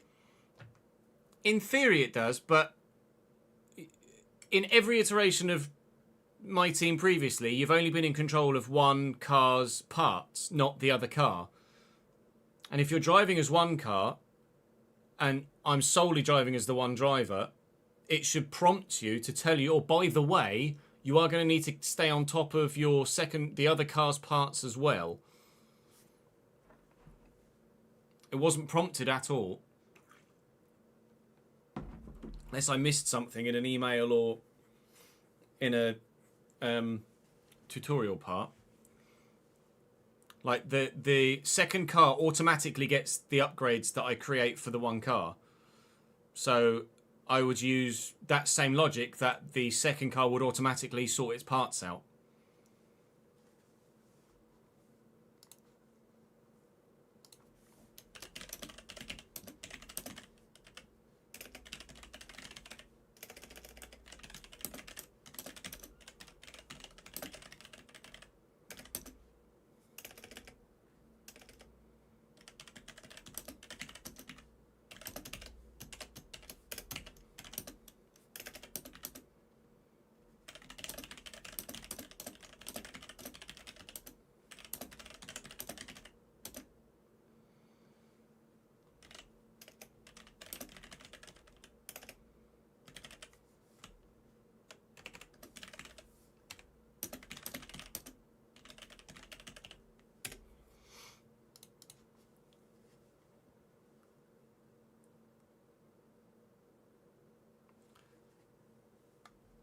Is that correct, Anto?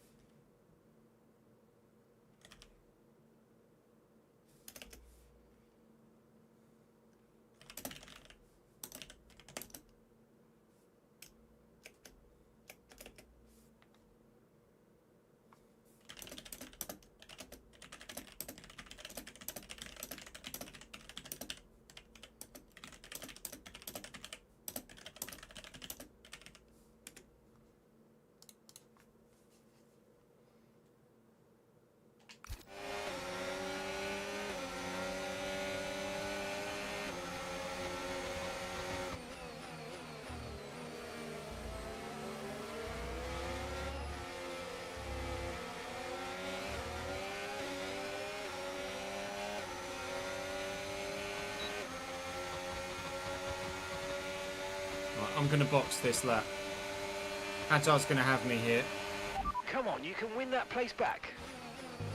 Stroll is sniffing as well. Fuck's sake. That was me presuming the AI would back out because they normally do. And then on this one occasion, Stroll just left his car there.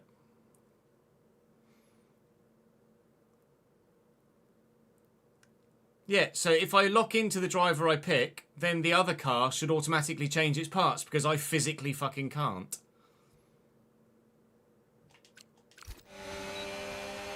The car ahead is a second a lap faster than you. Yep.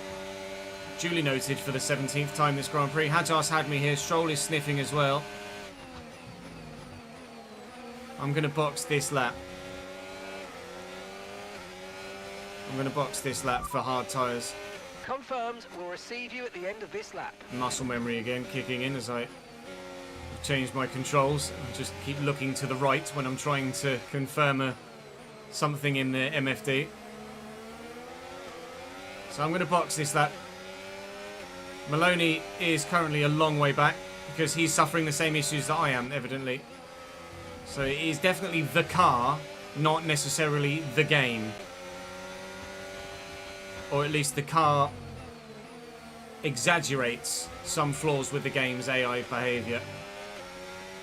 So we will box this lap for a set of hard tyres and hope that we can be competitive enough when we come out of the pits on that fresh set. Maloney's about to be overtaken by Piastri. Anyone else boxing this lap? No, it doesn't look like it. So it's just me. Piastri's going to get Maloney this lap down the straight. There's no two ways about that. We hope that everyone else, we presume everyone else is two-stopping because tyre wear's so high. Traditionally, it has been a one-stop in career mode. We had an issue attaching the front right wheel. I know it's not ideal, but let's try and put that behind us and get back into this race. We have upgraded our pit crew, or at least we're in the process of upgrading our pit crew. But at this pit lane, I really didn't need a bodge stop. Never mind, off we go. Whoa, right, we'll steady. be doing one more stop today. One stop And Piastri left has in this gotten strategy. Maloney, as you can see. So now we find out, is this two-stop strategy, going medium, hard, medium, going to help us finish anywhere other than one place in front of our teammate? Or are we going to qualify really well and then sink like a stone, as has been the case in some previous Grand Prix? Hopefully, as the car gets lighter, Remember to play around with ERS modes in your we MFD become if more you and need more to. competitive as it gets closer to replicating the quali pace that we have. We're certainly having to eat a lot of overtakes in the early stages at this point. Keep an eye on the gap to Maloney. See what happens there. Bortoletto's in the box. He's the only one to box on this lap, though, intriguingly. I think the others might be boxing on 20 or 21. 19 was where we were supposed to box. We just undercut a little bit, and hopefully that will work in our favour. We'll wait and see. Just need the gap to Maloney to shrink to prove to us we're doing the right thing. 0.7 seconds.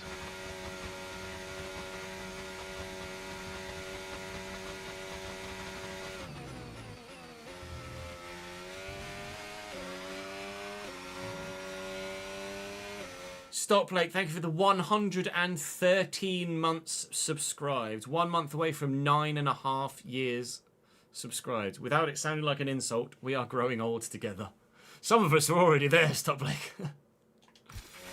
No need to worry about the tyre condition for now. Everything's looking good. I have already grown old.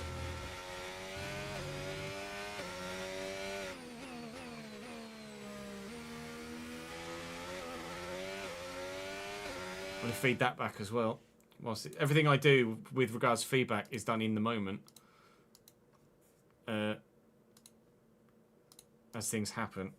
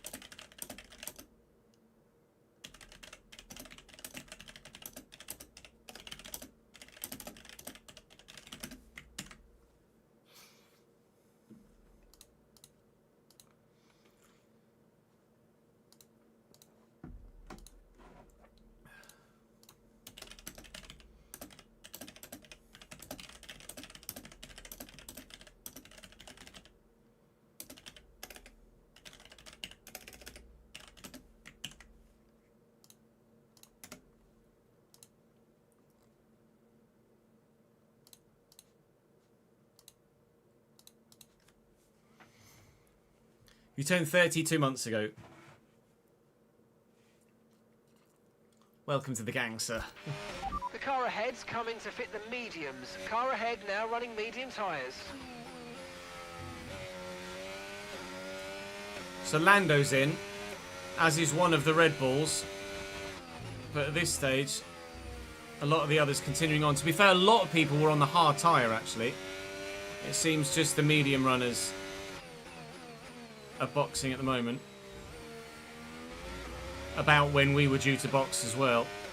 I don't think the undercut is going to be anywhere near as powerful as we want or need it to be. And then we're just going to end up, rather than eating overtakes, we're just going to end up eating time. I'll try and stick with, if I can come out of the box near someone, where we might actually just get ahead of Albon here. There he is. We are just going to be able to take Alex Albon, sweep across the racing line. Nice move, good job. But he's now on another set of medium tyres, whereas I'm on the hards, so he's going to be significantly quicker than me. So he's just going to overtake me. And then we're just going to fall further back again. It's going to be another race where we're battling to, car in front. to finish in front of our teammate, I think.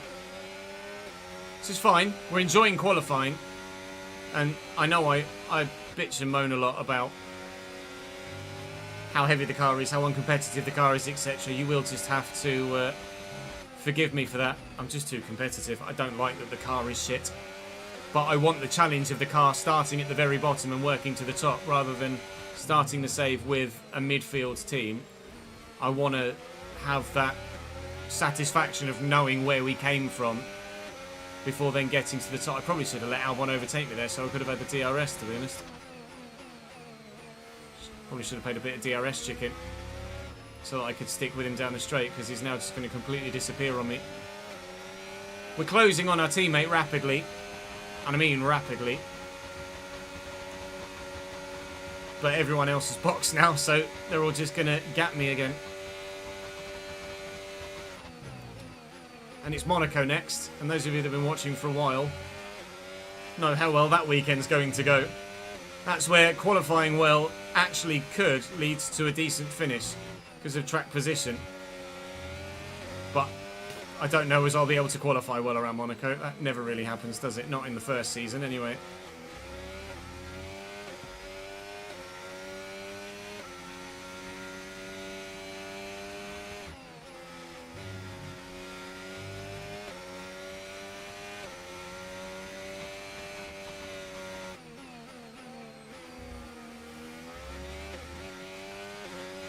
I hate that the car is a boat, Thunder. I really do. Humble King, thank you for the follow, mate. Welcome to the channel, pal.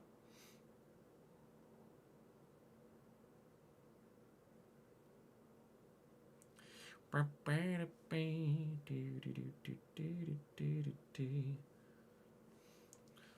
going to put on the little notepad to start with 2M, but 2 hards would have been better.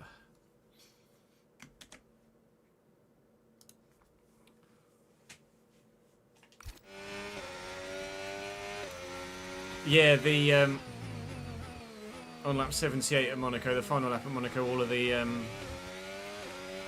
yachts sound their horns, don't they?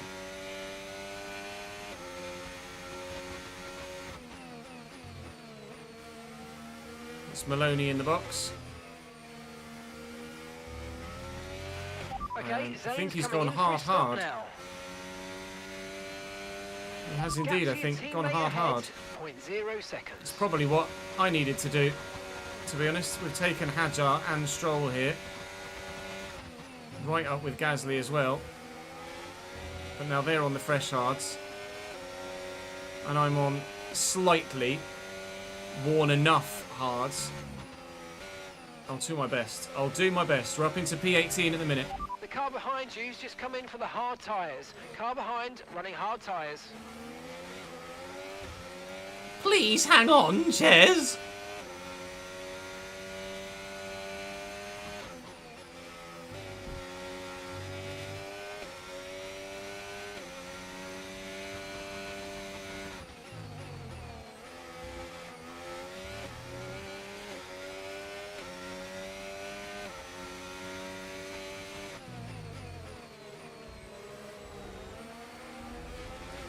Fuck that completely.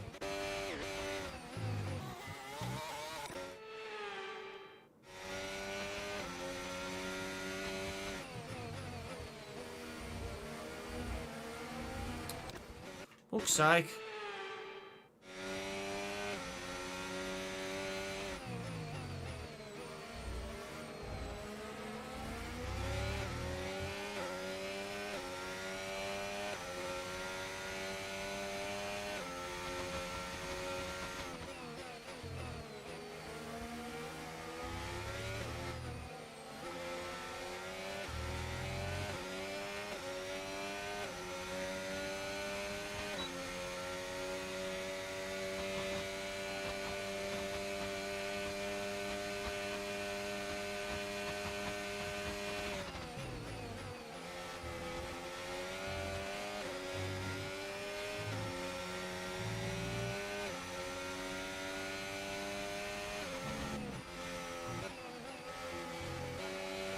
As long as trains like this stay together and they hold each other up, we have a chance of clinging onto the back of them. It's only a chance because I make one mistake and they're gone. But there's a chance of clinging on. At least until the tyres go, which is what happened in that first stint. We were in this situation holding on to the back of a train and then the tyres fell off the cliff and everyone swamped us.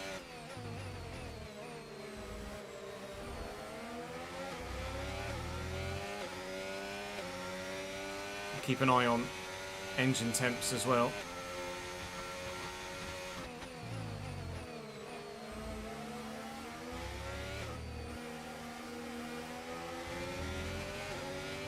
We're following closely behind. We need to make sure that the engine stays cool. Or as cool as I can keep it anyway.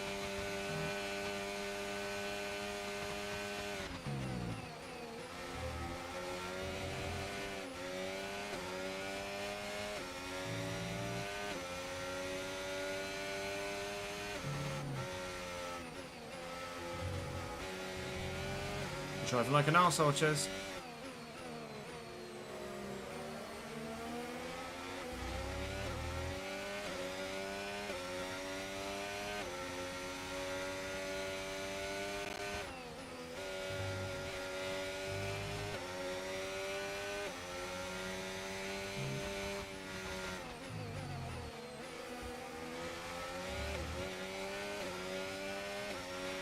Okay, no issues with tyre wear for now. Keep taking care of them.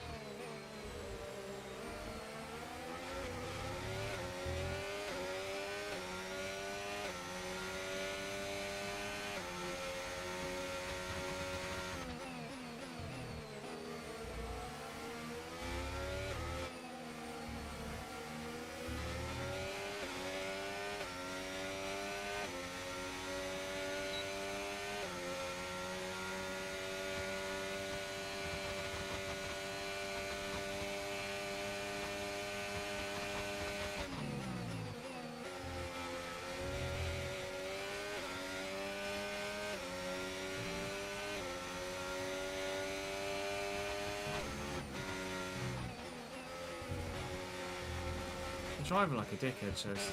Sort it out. William, thank you for the follow, mate.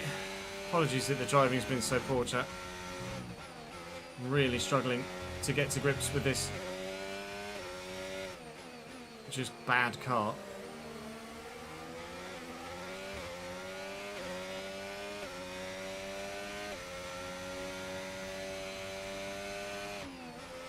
Odd place to try and overtake Pierre.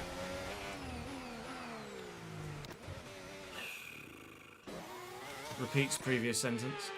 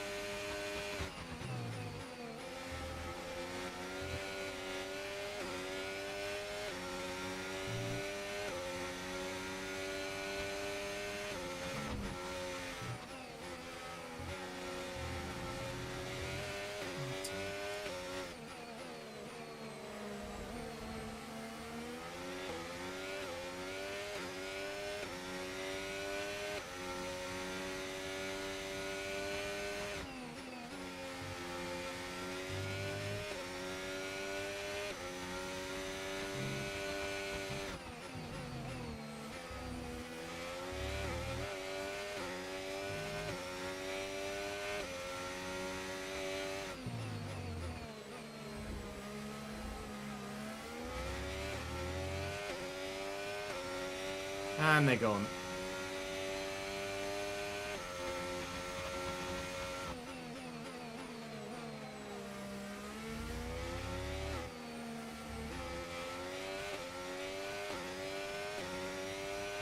Come on then, Isaac, come get me.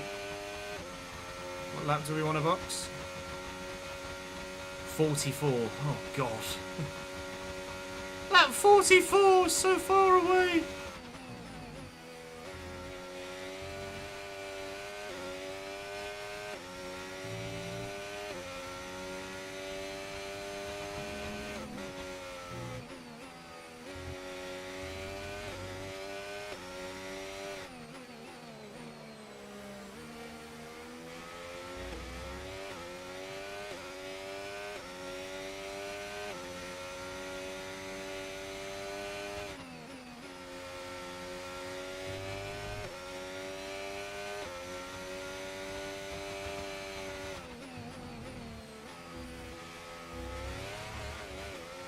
switch, hasn't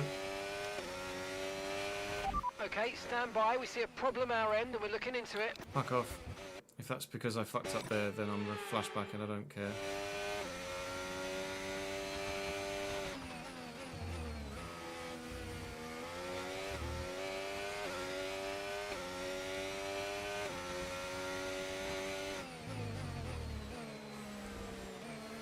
Does appear to be the case. Note to self, look after the car. It's because I over-revved, probably.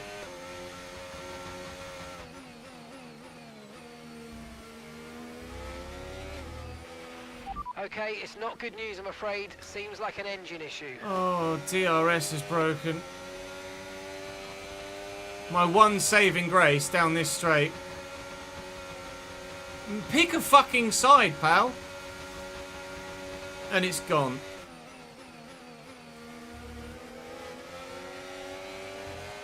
They will be able to fix DRS remotely. Okay, there's a fault with the DRS. You will not be able to open the rear wing. We're working on a fix. Stay out for now.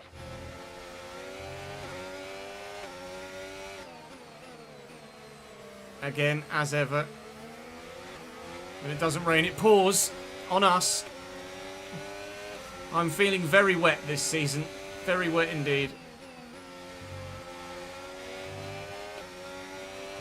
It's the second time in 7 races that the DNS has failed. It's the 4th time in 7 races we've had a technical fault.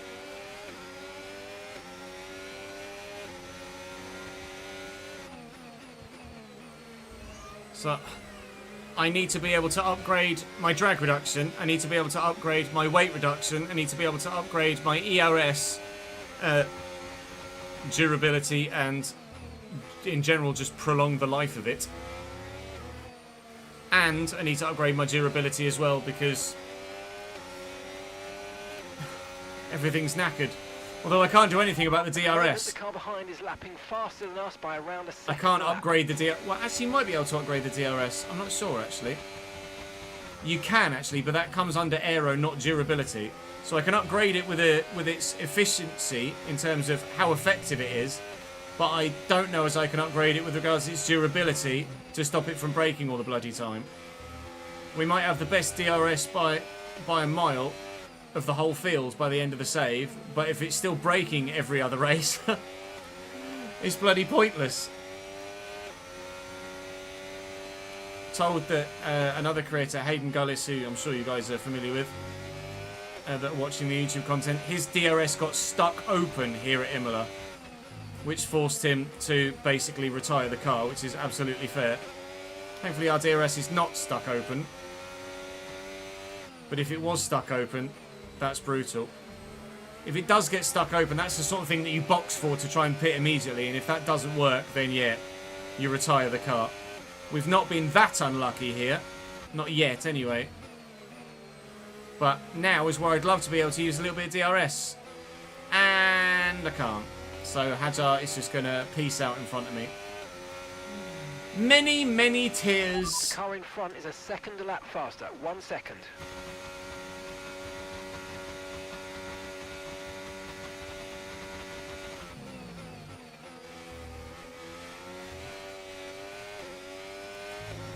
No, he will have retired manually, Beverson. It won't force you to retire, I don't think, if the DRS is open.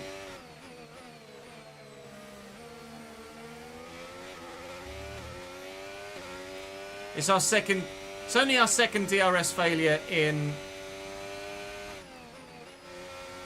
7 or 8 races. 7, I think.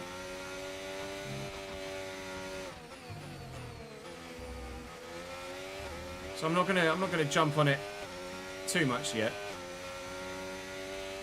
But the fact that it's our 4th technical fault in 7 races is a bit annoying.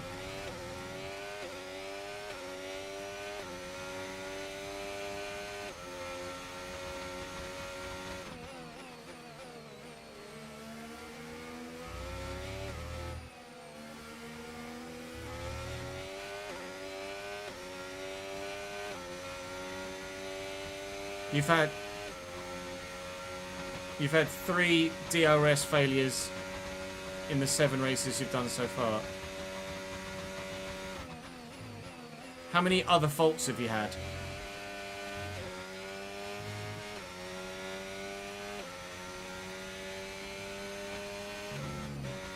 Do you have any other technical issues as well, like we have with gearbox or being forced to go into lean? 0, yeah. So I think the technical issue thing is just high at this stage with a dirt car. It's just rotten luck that you so happen to have had DRS failure twice. No tyre concerns at the moment. Just focus on the driving. Oh, sorry, 3 times. And rotten luck that I've had 4 technical failures in 7 Grand Prix.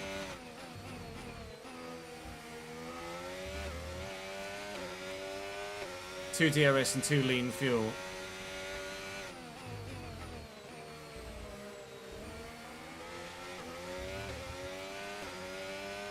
Just got to suck it up, haven't we?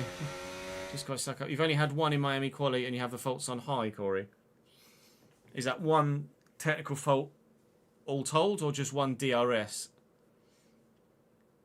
Zulu, thank you for the follow, mate.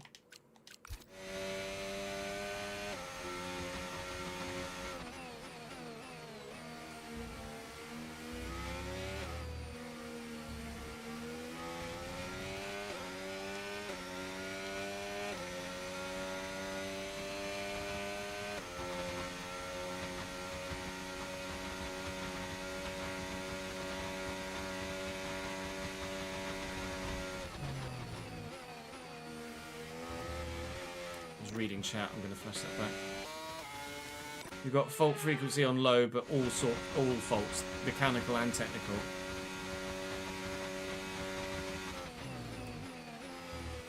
I think our technical, come on, Chris. I think our technical faults are set to standard.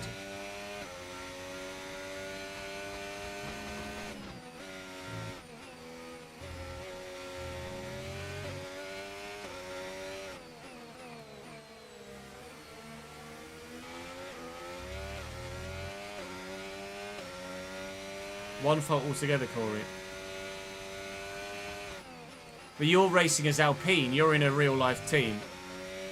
You're not racing with a poor My Team car.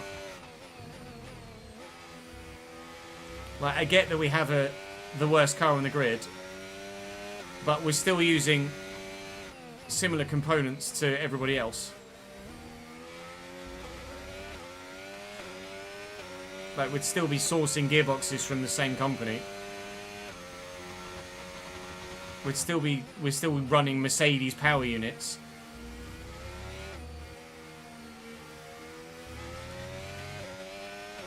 I only have technical faults turned on, yes.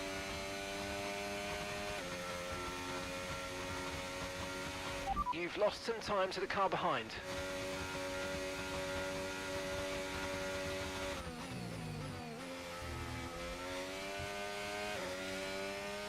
Oh, oh, sorry, different Corey. I'm thinking of Curtis. Apologies, Corey.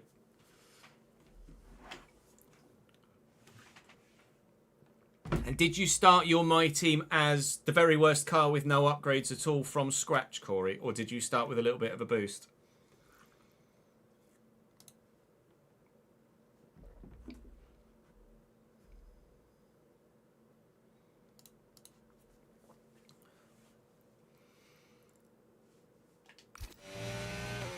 Yeah, if I wasn't making content, I'd have mechanical faults on. Because I'm making content, it's just not. And if I was only doing 25 or 50% races, I'd probably turn them on as well. But 100% race distance. There's no point me sitting through like an hour and a half's worth of practice and qualifying to then fucking DNF after 2 laps because my engine broke. It's just no fun for anyone.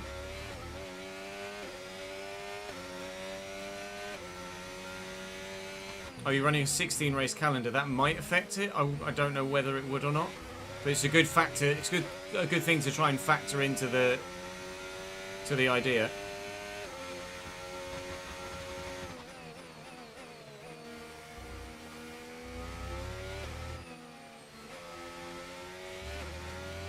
I think someone in front is on medium tyres and they're actually going a bit slowly. Yeah, Bortoletto and Albon are actually falling back towards us a little bit because because they're on the medium tyre.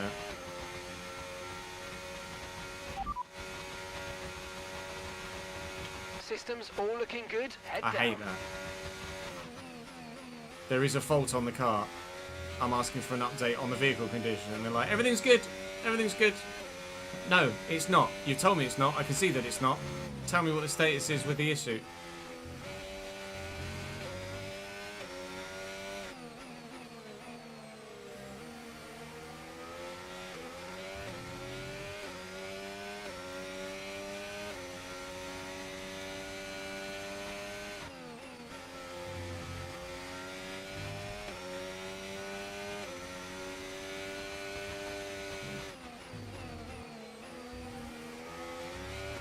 Our DRS did get... Was it Australia where our DRS broke? I think it was Australia, wasn't it? It did get fixed without us having to box, I think. I'm pretty sure. Can't remember how long the fault lasted. Might have been 3 laps. Your DRS is unavailable. The rear wing is down, so you can stay out while we work on a fix. I am staying out whilst you work on a fix. I'm going to be boxing in 9 laps' time. So we're still quite a way away from the pit stop. But I would have DRS right now if it were working. Wink, cheeks, nuts. 3 wide into turn 1 in front. Bortoletto dropping.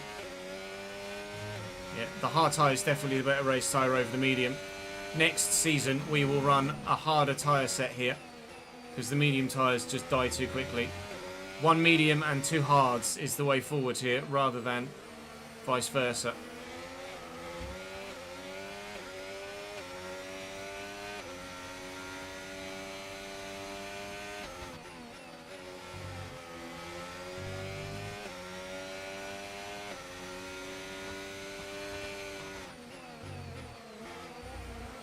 Yeah, Bortoletto struggling, that rear end just stepped on him there. In this situation, we would be able to make the overtake if we had DRS. But I don't have DRS. So they're just going to be too strong for me in the traction zones. And the slipstream alone, alongside the tyre wear, isn't going to be enough for me to be able to make the overtake, I don't think. And he's still got DRS on the car in front, just, I believe, as well. So until they fix my DRS, not really much I can do. Yep, there you go. He's got DRS, so he's just going to comfortably stay ahead of me. You're dropping a second a lap to the car behind. 1 second. Yeah. And now the tyre wear is kicking in towards the latter stages of the stint. And Lawson, on slightly fresher, harder tyres, is reeling me in again. So we're now in the position where we were towards the end of the medium stint, where our tyres fell off because our tyre wear is about 35 to 40% higher than expected. And we're just getting caught again. I'm able to stick with Bortoletto at the minute, which is good. But the fact I don't have any DRS to make an overtake is not good.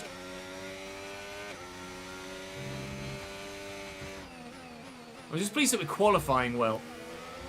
If we were qualifying poorly and didn't have race pace, then I might not see a light at the end of the tunnel.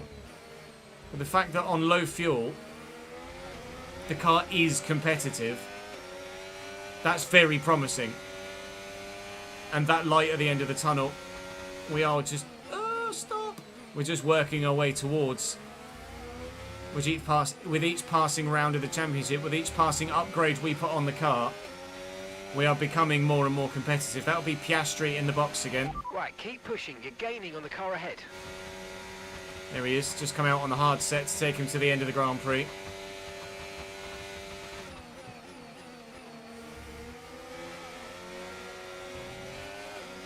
We'll be switching to the medium set in 7 laps time. Lap 44 is our scheduled pit stop.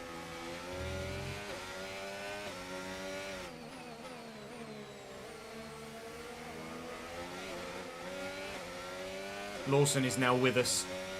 There he is. Hello, Treacle. Even my teammates closing in on me now. 10.5 seconds to Maloney.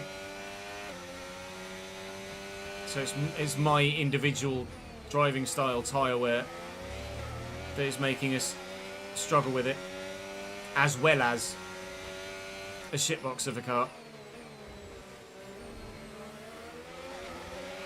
We've got a lot of spare energy. Okay to use your overtake button. Yeah, give me my DRS then.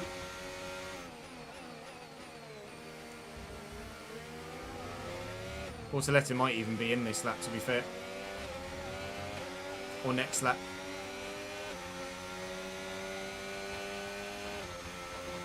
Keeping an eye on engine temps. I'll just pull out the slipstream a little bit. Still looking good. Oh, Lawson's arrived. Hello, lad.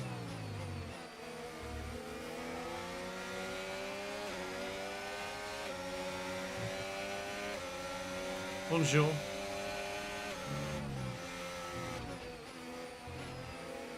Oh, that was rubbish.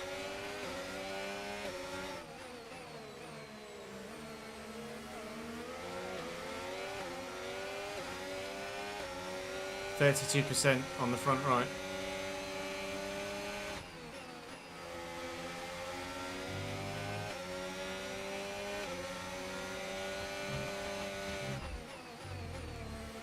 What I didn't do is save this Imola setup, annoyingly.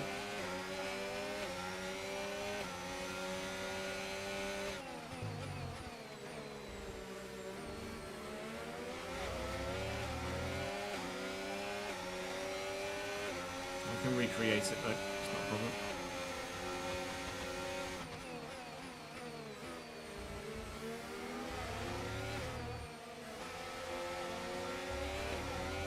There you go, Bortoletto in.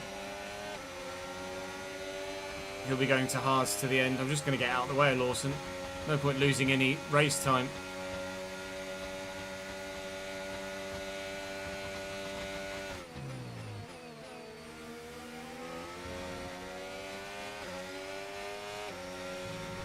Bortoletto to hards to the end. And he has now been lapped by Verstappen, so we won't worry about fuel, because we're going to get lapped as well. Albeit Verstappen will have to box again. But we'll still get lapped, I imagine. So it will mean that we don't need to worry about fuel to the end. Which we'll make note of for future seasons' reference. Because in future seasons, we won't get lapped, and we will probably need to fuel save a little bit here.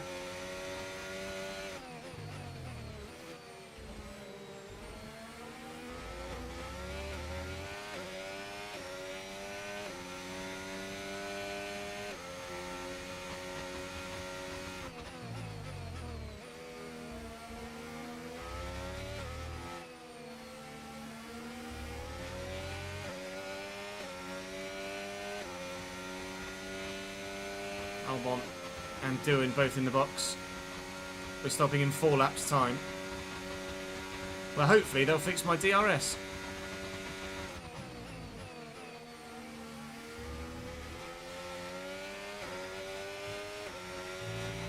Gap to your teammate behind, 9.0 seconds.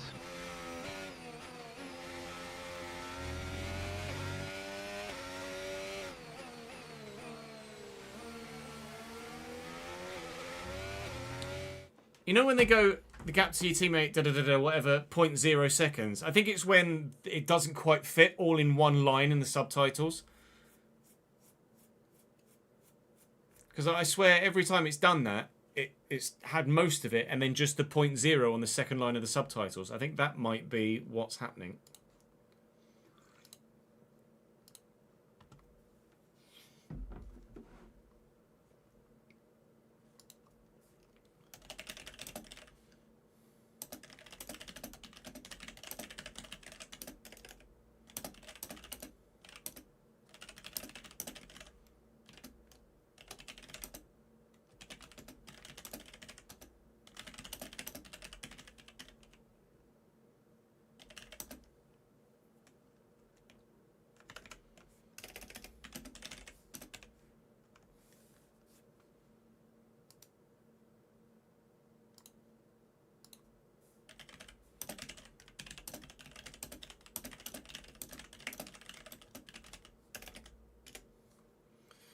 just going to have a quick toilet break, chat, and then we will finish the race. Back in a moment.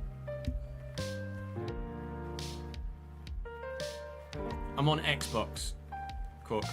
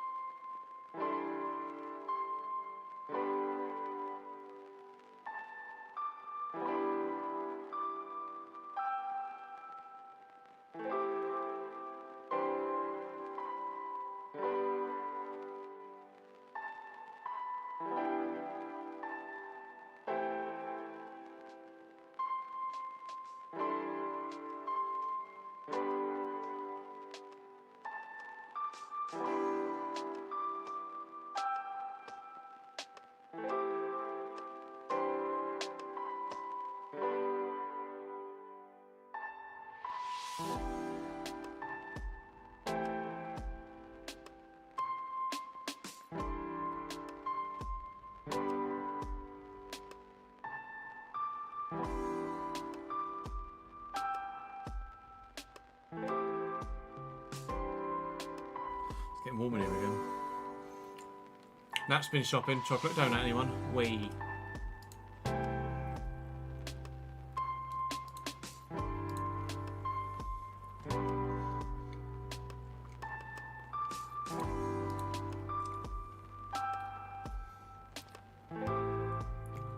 Someone said PC subtitles are displaying much smaller.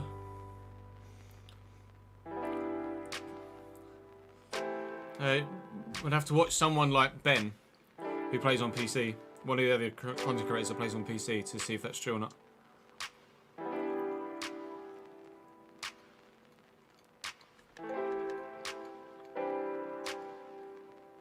What would the derby game be, Mark? Colchester, presumably. For you guys at Southend. Thomas, thank you for the follow, mate. Welcome to the channel, pal.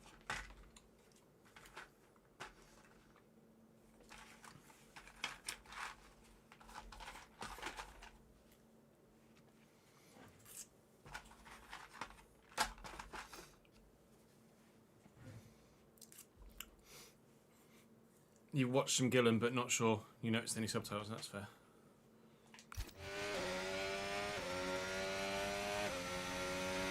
DRS will be offline. There's a fault with the rear wing system. Stay out. We can work on a fix remotely.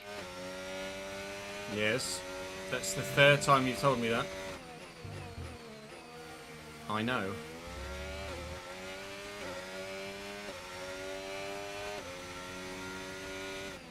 Oh yeah, after it's fixed, don't flash back because the DRS will fail again.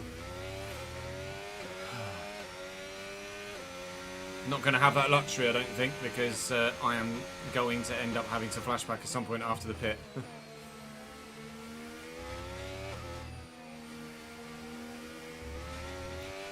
At the very least, it will mean that we can confirm it and feed it back. Pit window, and you're going to be on mediums.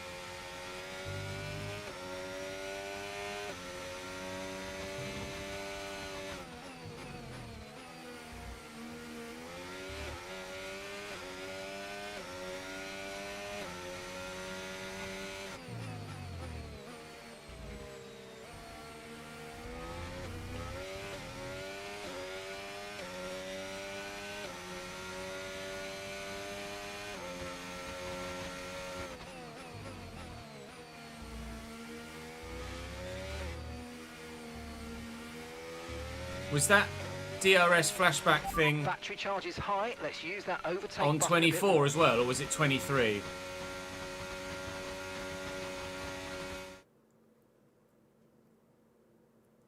%100% of the time, is it? On 25, that is. I don't remember it on 24. It's been on 23 and 24, okay, first. Presumably that means they can't fix it. Or at least it's not been high enough on the list to get fixed.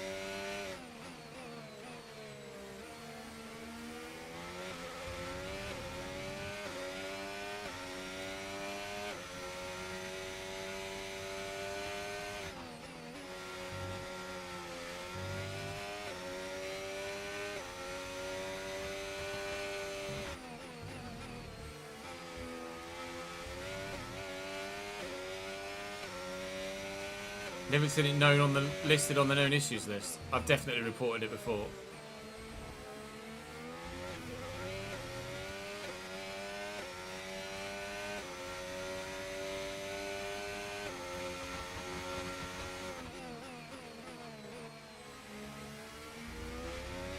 Probably not since the design council was set up on F1, since EA have been in charge, but definitely reported it before. In this lap, push now.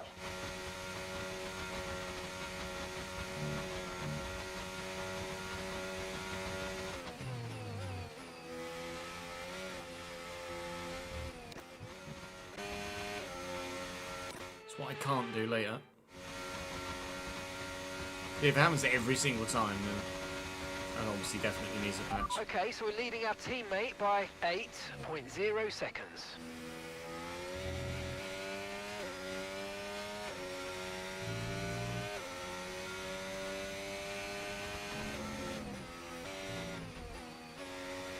Yeah, he said push, push, push. Well, not that hard.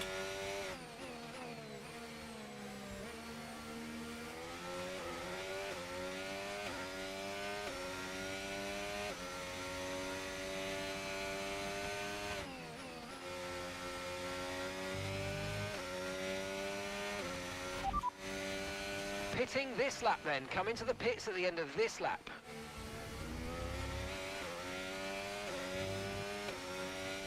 Muscle memory kicking in again. Box now, please. Box this lap.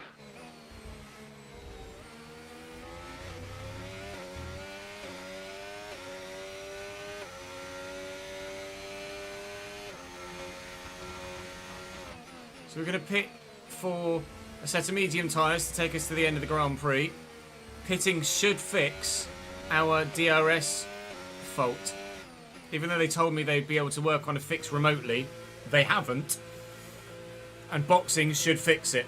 Now I'm told that the old bug of if you have a DRS fault and you get it fixed in the pits, and then you flashback post pit stop, I'm told that old bug of it breaking your DRS again is still a thing. Okay, we had an issue removing the left rear wheel. I know it's not ideal, but let's try and put it behind us and finish the race strong. That's 2 bodged pit stops out of 2 here at Imola today. So my DRS should be fixed now. That was our last stop. No more scheduled pit stops. Let's go. And it is, but if I flash back, I'm told that 100% of the time that DRS failure will happen again. So for the next 19 laps, I can not flash back at all.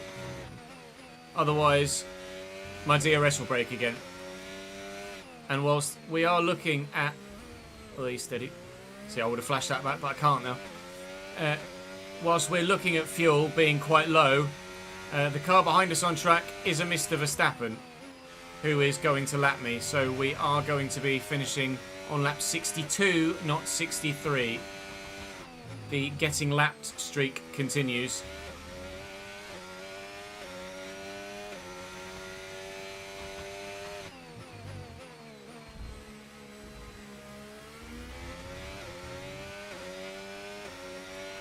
Zane's in the pits. Zane is in the pits. Teammate in the box now as well, the lap after me, so he'll be going to another set of mediums or another set of hards. Probably mediums, I imagine. He went medium. Sorry, he went medium hard, did he, Zane? Oh, no, he's gone hard. Okay, so he's going to the medium tyres next then. So Zane will be running the medium, same as me, to the end of the race now. Currently running P21, soon to be at least P20, because we'll overtake our teammate. And Doohan is somewhere. Where's Doohan now? Doohan's all the way up here. Okay. I could have sworn there was an Alpine behind me at some point. I must have been mistaken. Lawson's in the box as well. Maybe it was the RB that was behind me, not the Alpine. Okay, keep an eye on that gap ahead, please. 0.3 seconds. Oh no, Lawson was in front of me, wasn't he? Lawson was in front of me because he was the one I was chasing. Maybe I was Hajar behind and we boxed. And now he's in front of me, potentially. I don't know. Wasn't paying too much attention, if I'm completely honest. Okay, no issues with tyre wear for now. Keep taking care. I know, I've just pit and put them on, you twat! Stop telling me that every fucking pit stop.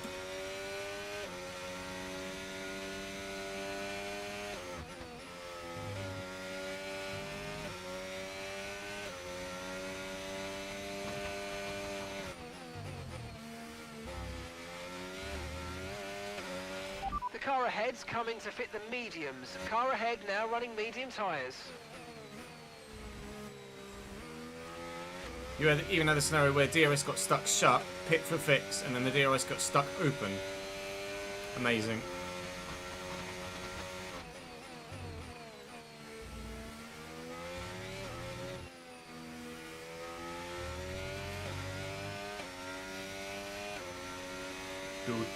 Do. We don't know when the first patch will be for F1, or the next patch. Obviously there was a patch for day 1. Don't know when patch 2 will be.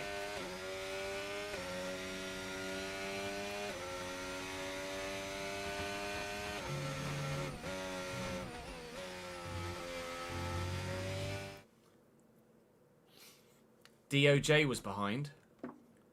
Who's DOJ?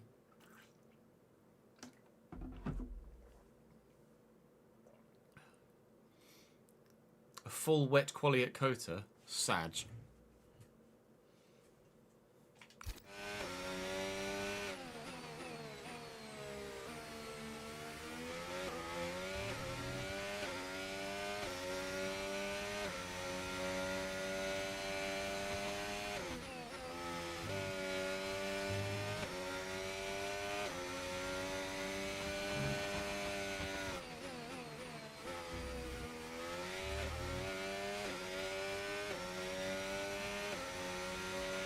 Okay, here's the gap that we're trailing the car ahead by. 3.3 seconds. I enjoy Sector 1 at Kota. I was doing, was it? I thought it was doing. And all of a sudden he was like 8 places further up.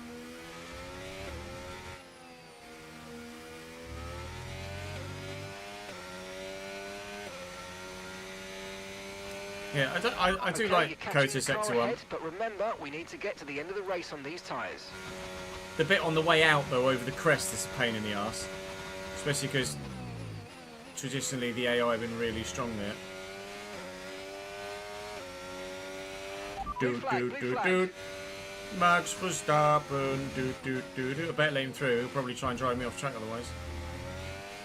Come on, Tess, fix up. That's it. I would have flashed back there. Go on, Max. Through you go.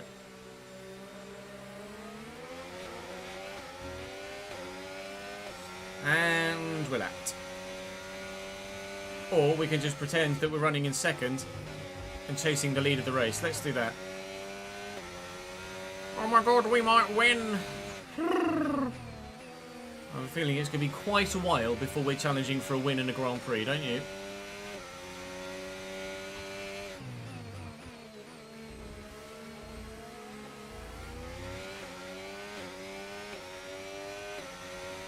Might have to. No, I'm probably outside of a second actually.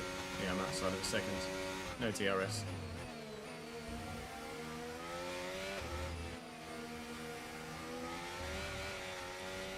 I want to flash that back so bad, but I can't because my DRS will break. Fuck!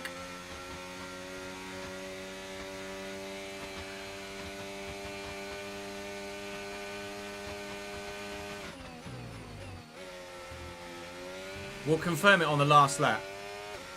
I'll flash back on the last lap if I haven't accidentally, out of muscle memory, done it before then. And we'll test and see what it does.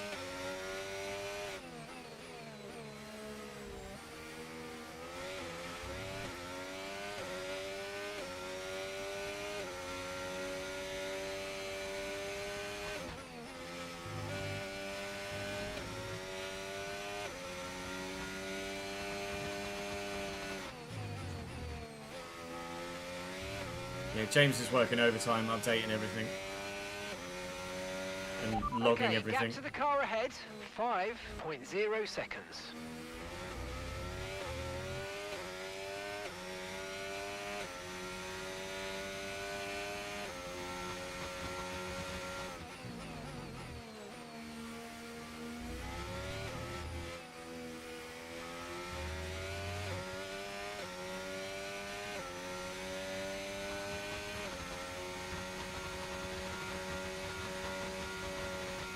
That's your finest lap of the session. You're on Twitch and YouTube watching at the same time. YouTube has better quality and quicker. That's fair enough. That's why we stream on multiple platforms, so people can watch wherever they like. Unless you prefer to watch on Instagram or TikTok, in which case, Gap sorry. to your teammate behind, 9.0 seconds.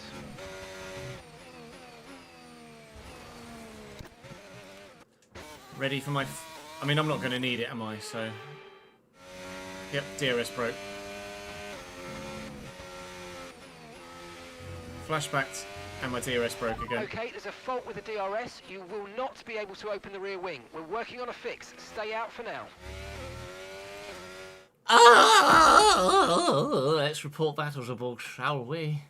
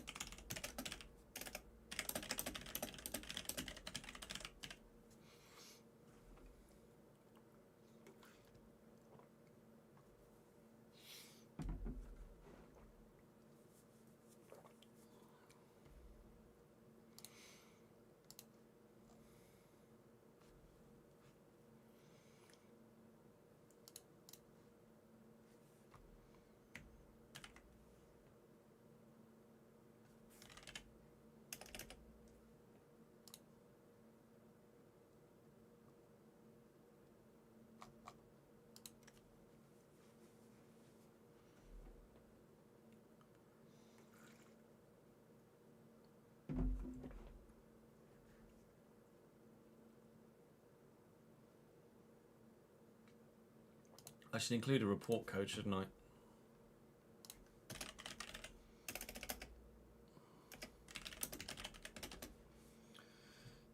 To JTM dash XBMX dash MT ZZ dash JTKJ.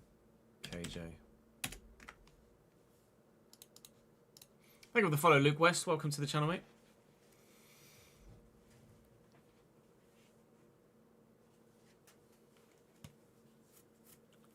Yeah, 4K. Well, it's 4K, wasn't it, Ads? You play F124 on PC and it lags so much it's hard to get good quality. It's probably because of the machine, I would imagine, Bernie.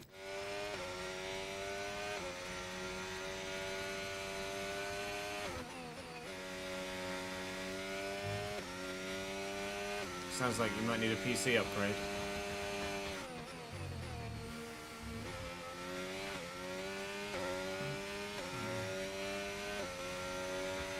Okay, gap to the car in front, 5.5 seconds.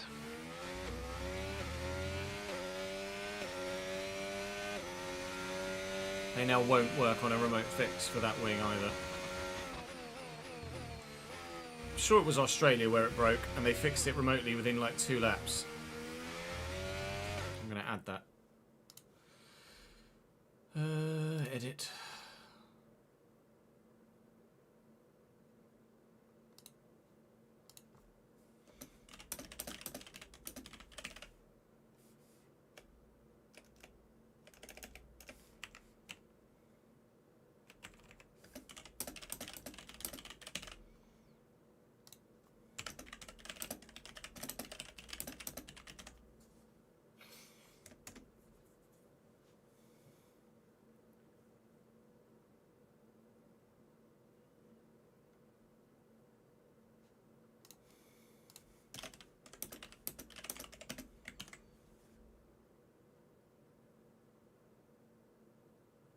Where's the upside down face?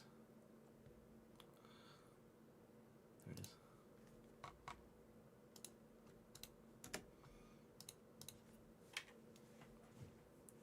I'm sure we had a remote fix. Or was it the lean? Was it the lean that had a remote fix?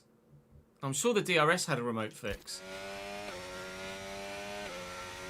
The lean definitely had the lean had a fix. Yeah, you're right. The lean definitely had a fix, but I don't know whether the DRS did or not.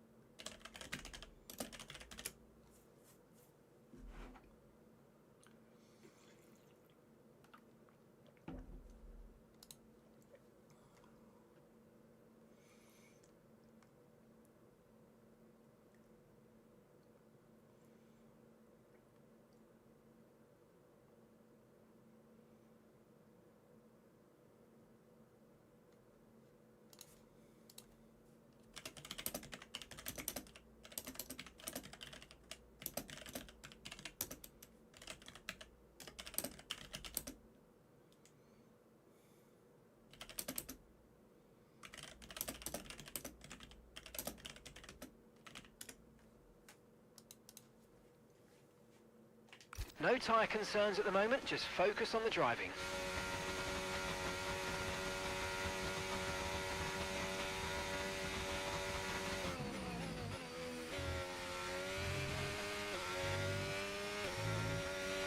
Okay, so we're leading our teammate by 9.0 seconds.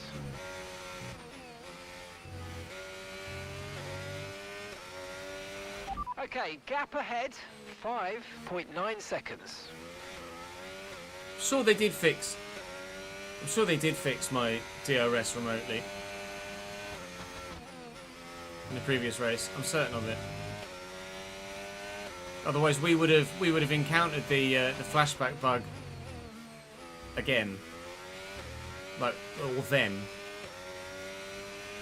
We'd have encountered it then. Maybe it fixed it remotely because I didn't have any pit stops left? Don't know.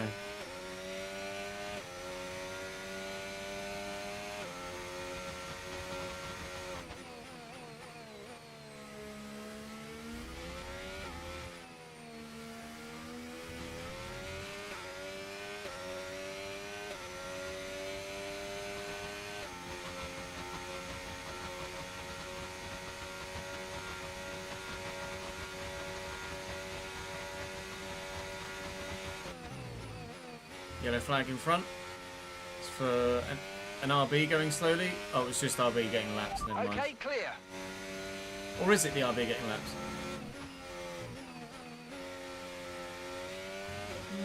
Yeah, I think it's the RB getting laps.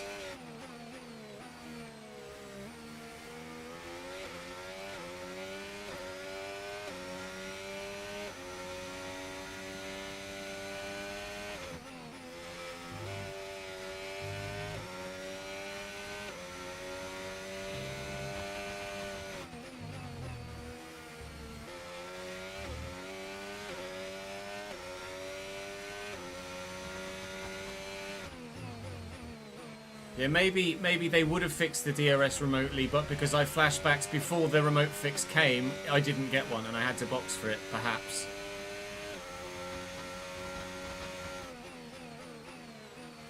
Maybe the DRS bugs, regardless, if you flashback when you got it or when you haven't. Potentially. But would need more data Pace on is that. strong, but be aware these tyres need to go the distance. Blue flag. It's a long way away.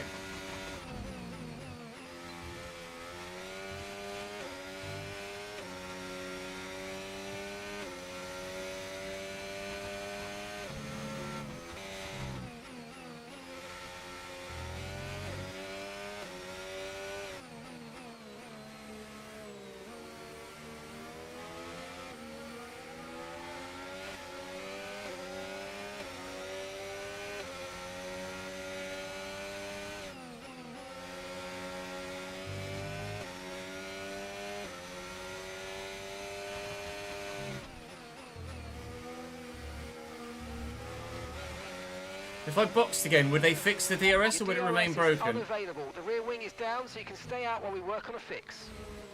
I'd be curious to know. They will fix it again. Okay, first.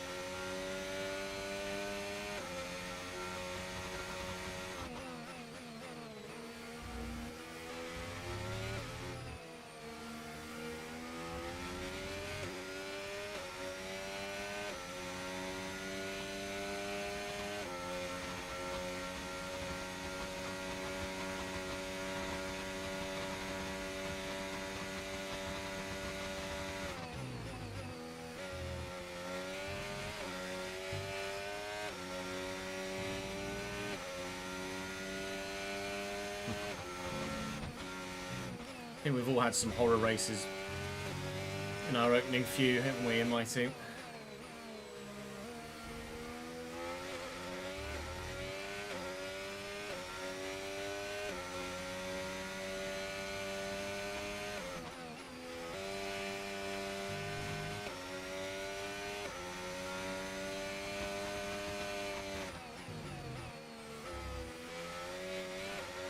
Oi, steady, Chess.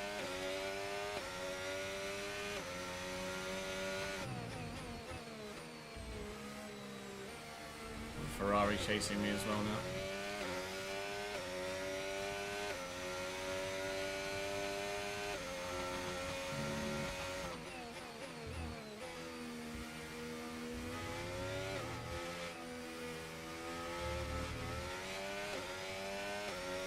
Blue flag, blue flag.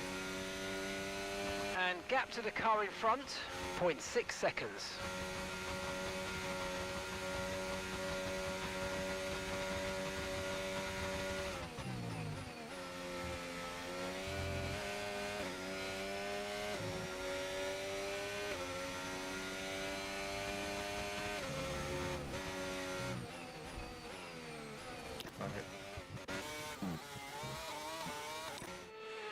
No, Matthew, I'm not fast enough. Flag.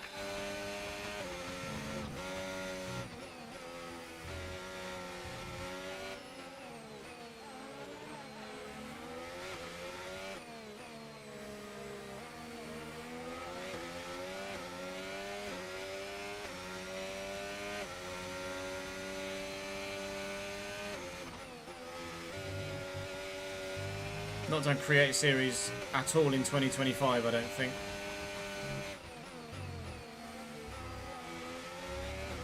Pretty sure we stopped doing Create a Series in like November last year or October.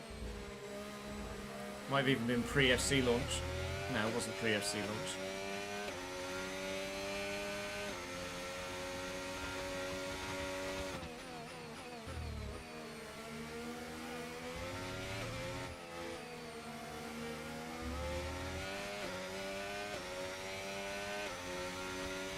No, that's how I feel, Matthew. They've not told me I'm not fast enough. The guys aren't that cruel. They're nice people.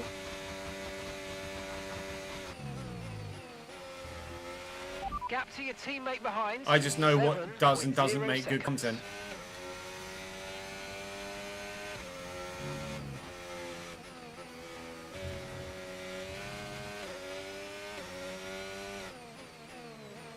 It wouldn't be fair on someone else that would be faster than me missing out on the exposure.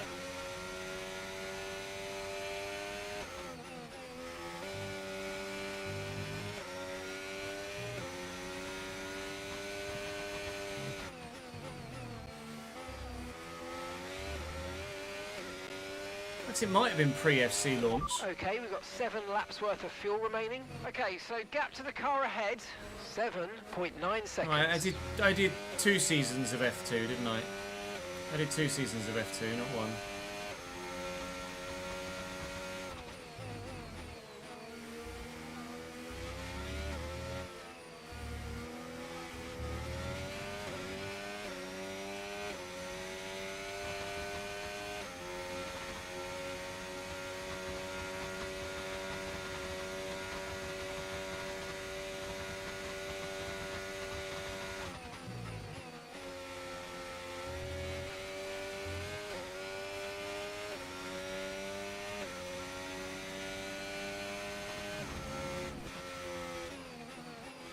Do I care enough about F1 to spend countless hours practicing with a wheel? Yes. Do I have those countless hours spare or the health to do it? Tyre No. condition still looking good. I don't purposefully not take part. Like, I haven't removed myself from green Create a flag. Series out of preference.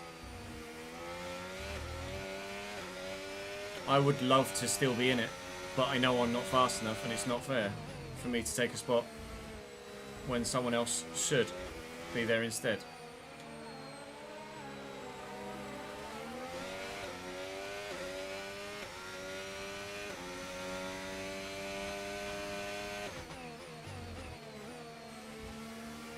Lando's out. Lando's retired. Lando's put it in a wall, I think. Has he, or has he just pulled over by Marshall's post there? Oh, his engine's gone. Lando's retiring from the race because his engine's gone. That's massive for the championship. Actually, is it massive for the championship? Max has won every race session so far other than the one race he retired in Miami. No, it's not massive for the championship at all. It's big for Lando. Well done, Ches. It's big for Lando. But it's not big for the championship. Green flag, we're racing again. We're Let's one go. McLaren down.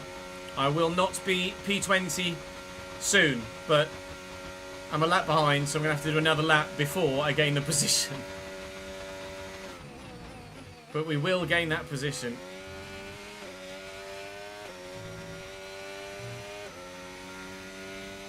That's alright, Bev. I don't expect people to know. Those that have been here like 7, 8, 9 years or so would know about the health condition, but those that are more recent, I wouldn't expect to be fully up to speed on it.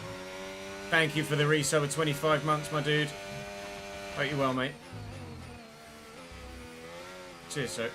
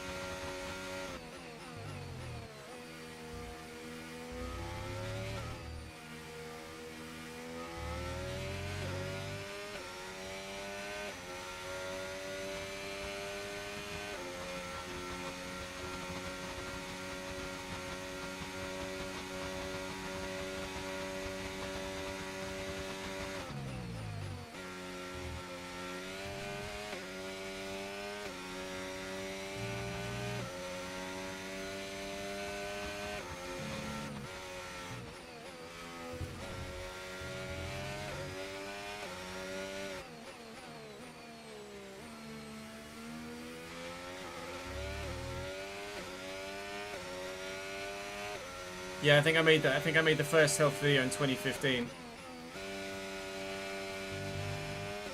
was when I hit 50,000 subs. Put a video out about the health. Put 2 videos out around each other about the health. Keep an eye on that gap ahead, please.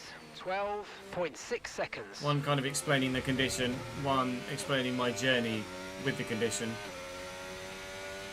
And then one about a year later with an update where my health had improved somewhat from where it was. I was kind of housebound when I first made the first video. And then thankfully was able to get myself to a position where I wasn't housebound, but still obviously struggled. Right, we've got enough fuel for 3 more laps. Oh.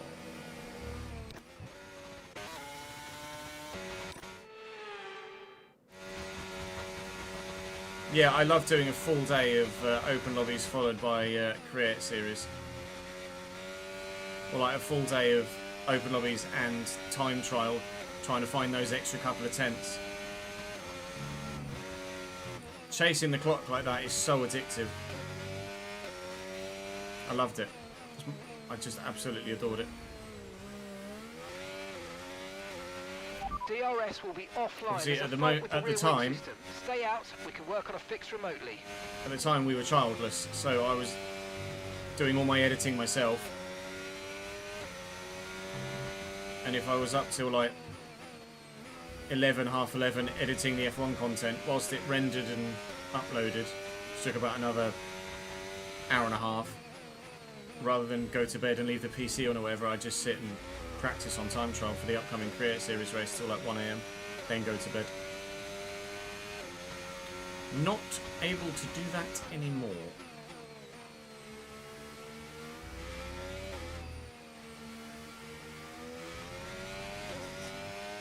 I'd go as far as to say I'm probably significantly slower than I would be if I were to race against myself from F123, let alone anyone else.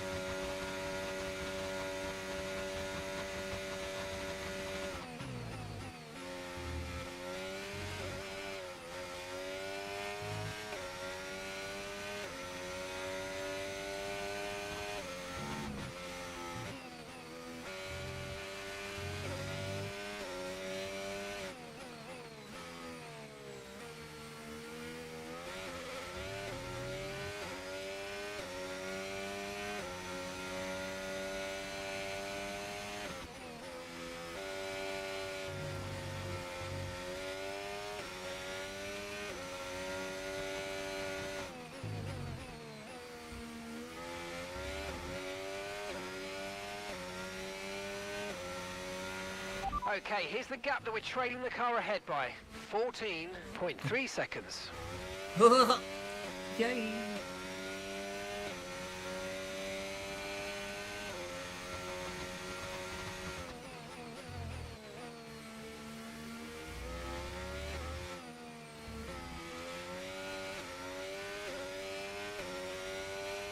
As we start our final lap, it's been a bit of a highlightless stint, this final one, certainly, with the DRS failure not necessarily helping at all either.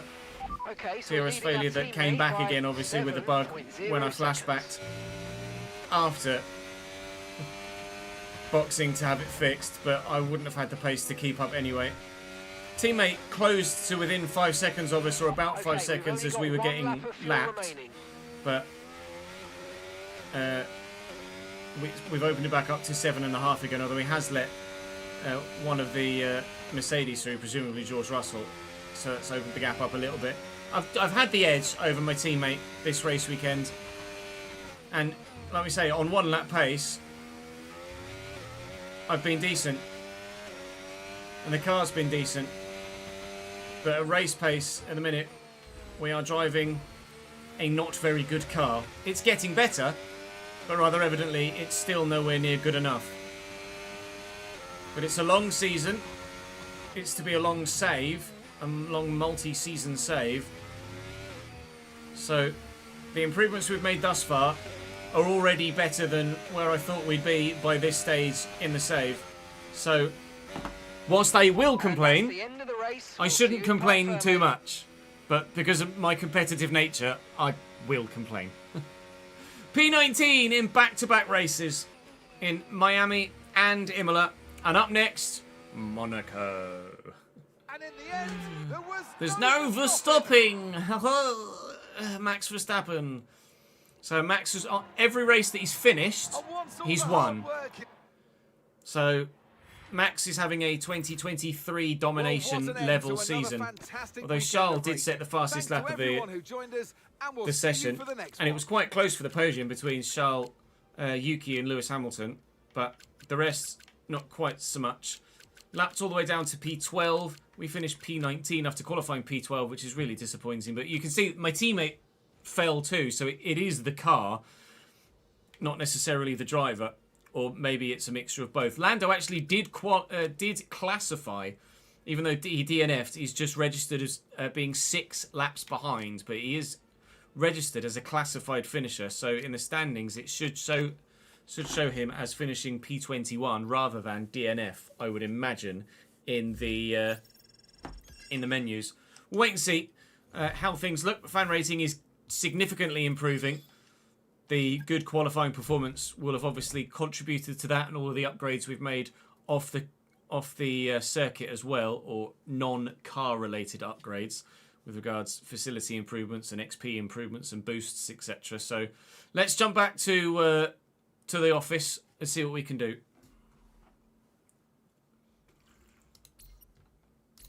Sorry to disturb. Need you for a moment, please, boss?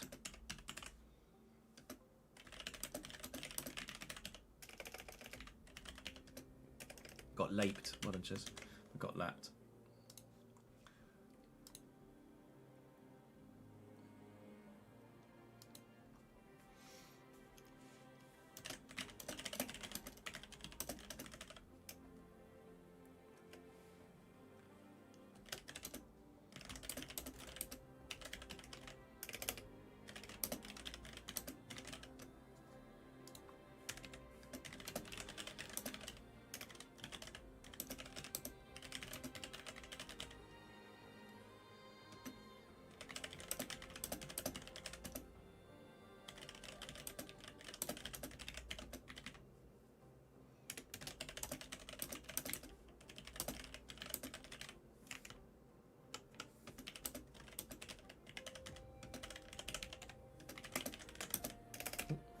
Bear with.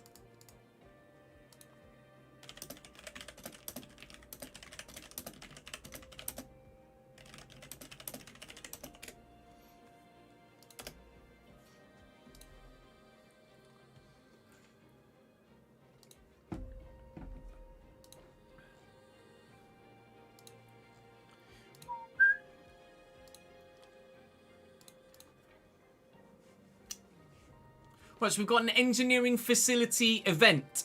The facility has requested your attendance at today's meeting to help them resolve an issue. What's the problem, mate? A high-profile celebrity has expressed interest in visiting our chassis department to film a music video. Okay.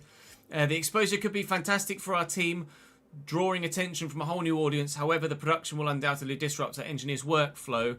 Should we roll out the red carpet or keep everything to ourselves? 5% morale is worth it, I think, for the boost. I can't do any activities there. Can I do anything here? Can't even fit the chassis visit in for the celeb. Only got 2 days, and let's do fan rating. Constantly trying to do fan rating because I want to add more stuff to the car. We did actually change the livery. I intended to mention that at the beginning of the episode, and in typical me fashion, completely forgot. The car now does look different. We've removed the Uterp sponsor from the front left of the side pod and added opaque up there on the engine cover, and that's obviously reflected on either side, and it looks quite smart actually. If you look at the car from behind, which we can do here, it looks quite smart the way that it kind of mirrors itself and kind of tapers in towards the exhaust. So I like that change that we've done there. And we're not far away from fan rating 2, where we should be able to add some more decals to the car as well, hopefully. So the car should be looking quite significantly different in due course. Good. Contractor management is improved on the engineering side of things, meaning we can now improve the personnel facilities somewhere else. I can't. I can, however, improve the engineering department somewhere. So Owner XP, each time development is successfully developed for the first time. That would help. But 2 projects at the same time is going to be important. Research 2 projects aero-wise. Let's do that. It's going to cost us a little bit of pennies, but we can afford it at the moment. We've got plenty of money available. We'll go into research and development as well as we progress through. This is going to be a disappointing weekend. Matthijs is a bit harsh on me, isn't he, really? He doesn't really fully understand or doesn't really fully appreciate how shite the car is. Fuel efficiency is good. We'll add that to the car. Everything that we had on Martins's car for that last race will be added to Maloney's car for Monaco, which is good. Development-wise, that's still going. Powertrain-wise, the ECU is done. That's excellent. Let's do one of the spark plugs, though. Or do I do ECU still? I might do ECU again. I just want to upgrade the ECU as quickly as I possibly can, really. Get that done and dusted. Durability-wise, everything's on the way as well. And we'll just double-check. Research. Can we spend any resource points anywhere that we're not currently doing? I might be able to do this. I will be able to do that once the facility upgrade is done. But we've obviously just got to get to that point in time. I need to upgrade the facility on the chassis side. That's going to be the next thing that we do on the chassis side in the facility upgrades. And similarly for the powertrain too. Rather evidently, we need to be able to progress the car in those areas as soon as possible. We've got 6,600 resource points that they're not being spent at the moment. And I would very much like to spend them as soon as possible, please, to improve the car a bit more. So, engineering facility improvement complete.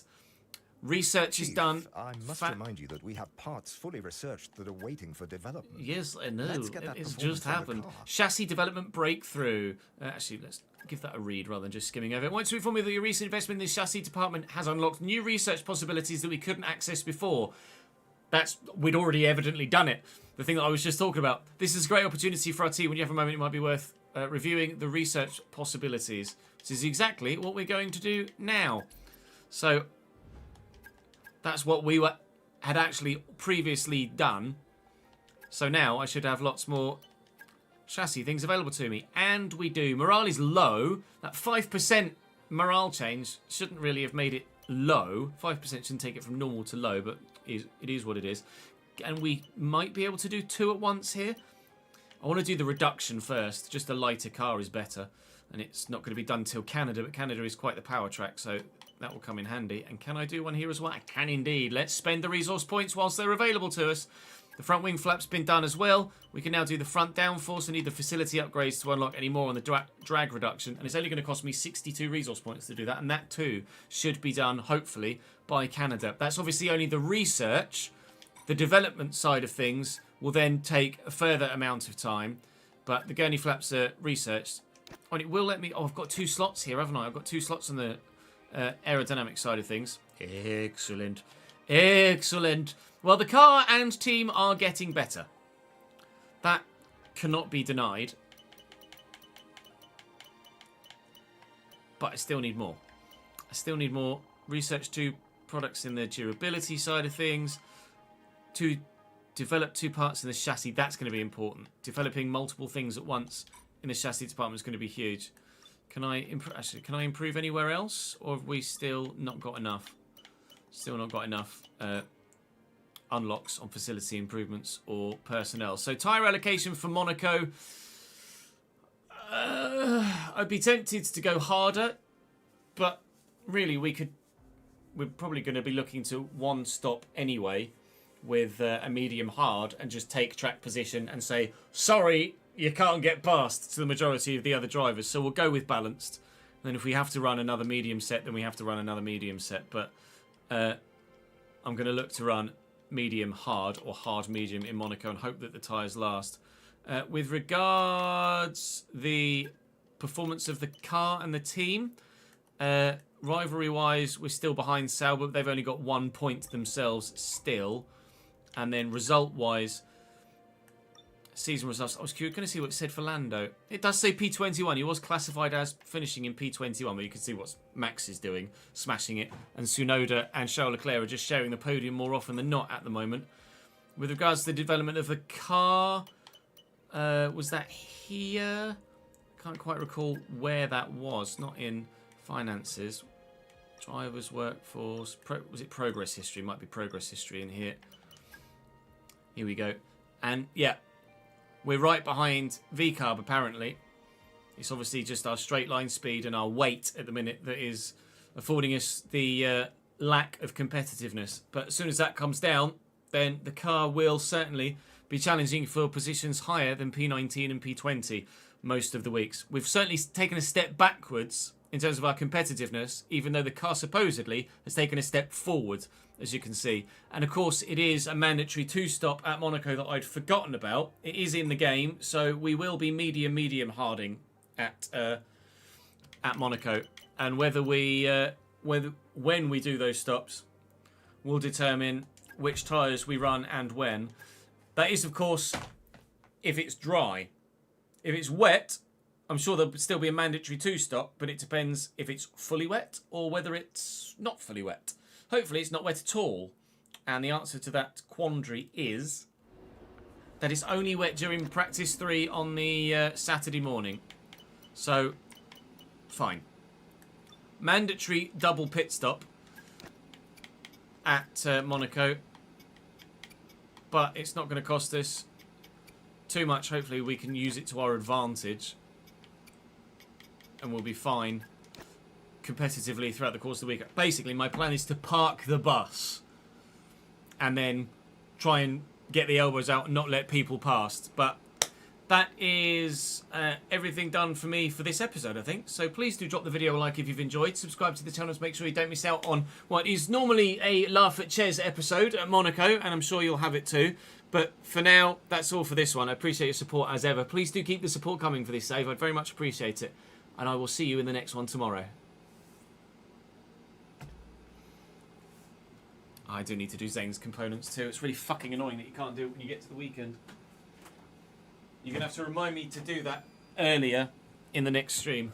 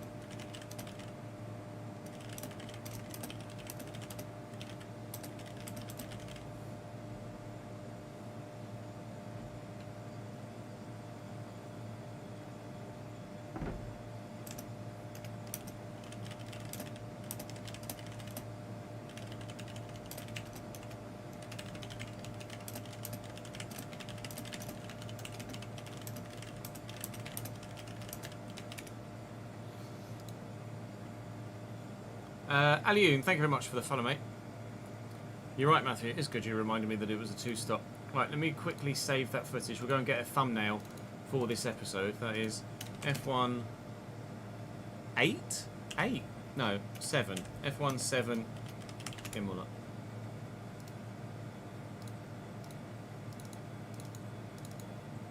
Yeah, F1 7. Let me upload that to the Dropbox.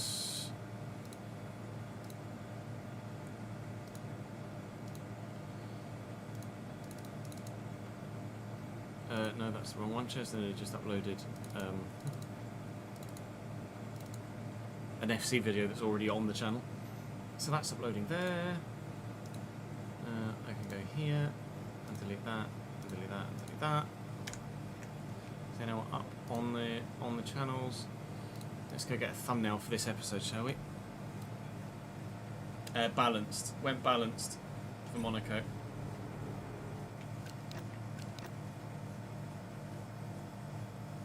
You did medium hard at Monaco, did you? Well, I can't do that now because I've gone balanced. Ace, thank you very much for the follow, mate. Welcome to the channel.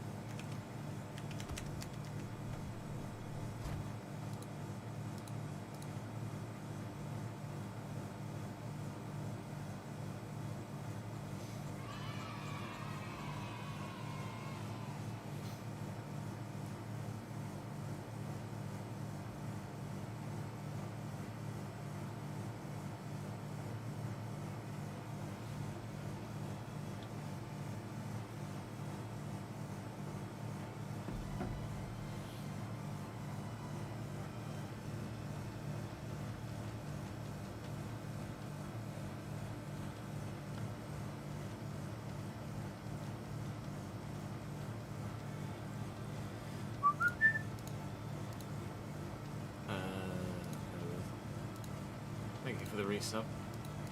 Let me get to the right screen so I can see who was. Doc, thank you for the 12 months in a row and 30 total. My guy. Yeah, the sauce should do quite well in Monaco.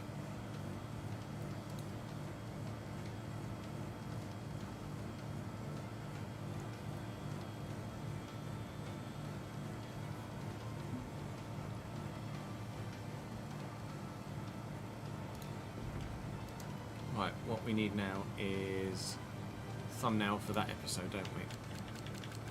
To the theatre, let's go to the movies.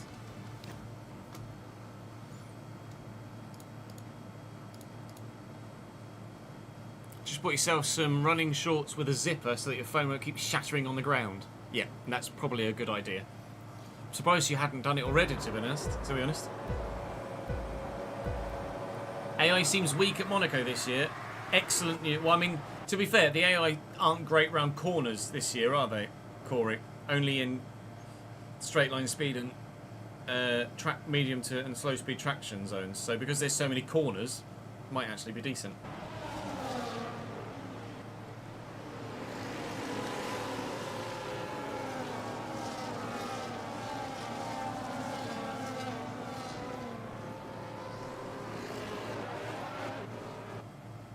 Try and get one of the car going over the curbs, maybe.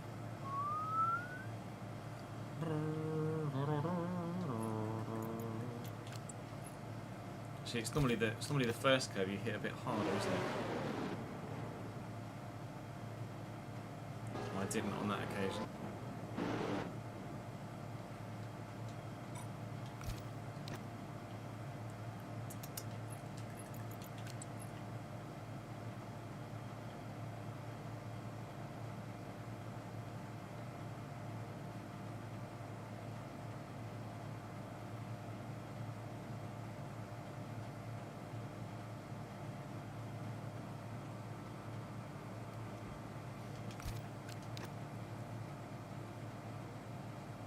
Oh, you recently upgraded your phone, so it wasn't a problem with the previous phone, that's fair. No, I don't blame you, Daniel.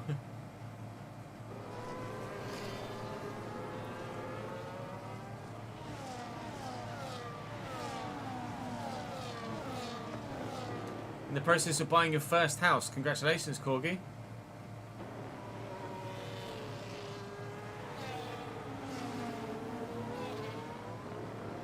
Max, and you had a 48-second gap to third place by lap 66. Oh well.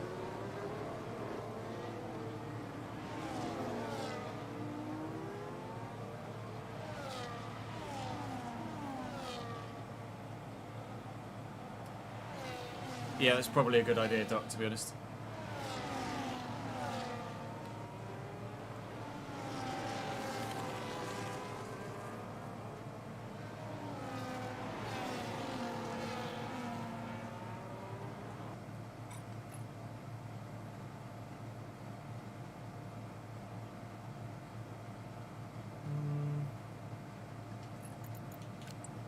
Be better if the cars were the other way around, really, wouldn't it, actually?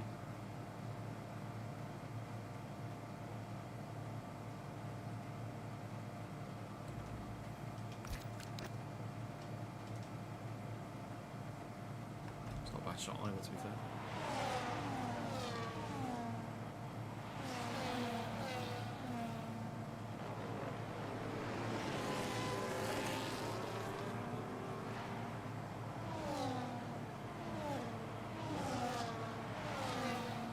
Yeah, good, thank you, Doc, mate. How about you, my man? All well, I hope.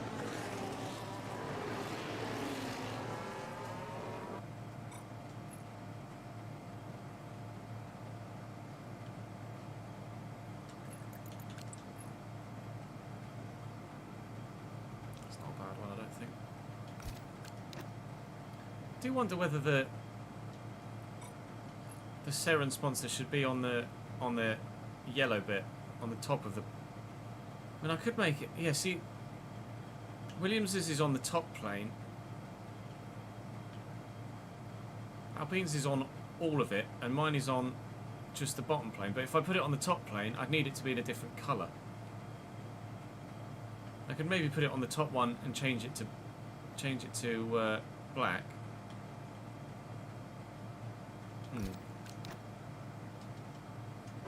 Not sure. Can't catch many streams previously due to your work and boycotting EA games too soon. Rage. That's fair enough. It's always good to see you though, mate, whenever you do pop in.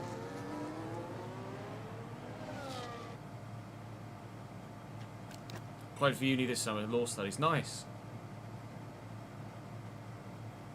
It does look a little bit like a banana split, Jamie, yeah.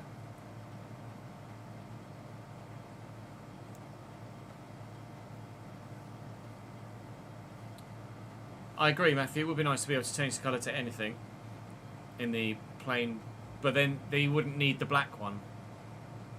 Like, there's no point having a white and a black if you could just change the white one to any colour you want. So I get why they've done it the way that they have. Right. RTG time. RTG time. Oh, the game's going to want to update, isn't it? I'm going to have to get a new version of the thingy. Let's update the stream title though. Realistic RTG career. FC25. Save.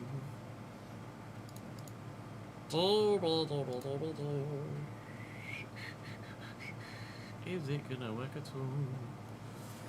I'm actually opening anything at the minute, be that the EA app or not. Okay, close that then. Yeah, update required. There we go. Down layered. Updating. And then let's see. Okay. Get the spreadsheet up as well. Need to.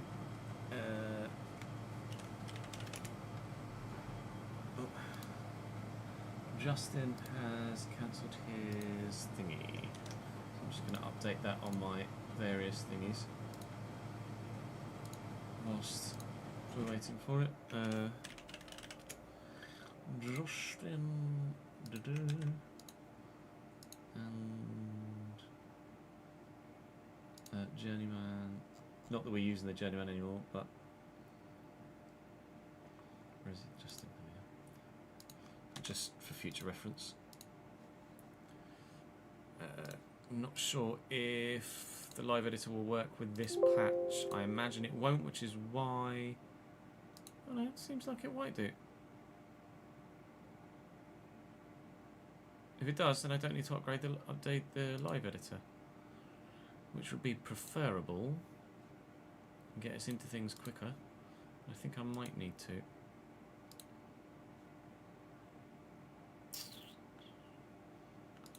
Because it's taken its sweet ass time. Right, let me get the latest version of the live editor then. Show more. Do do do do do do.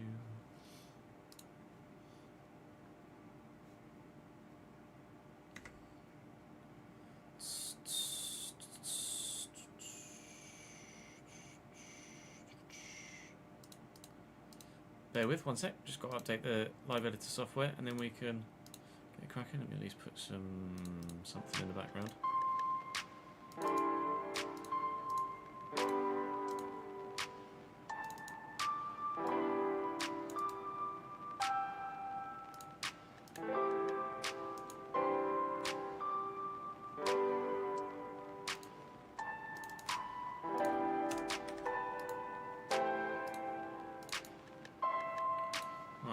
Download the new version of the live editor.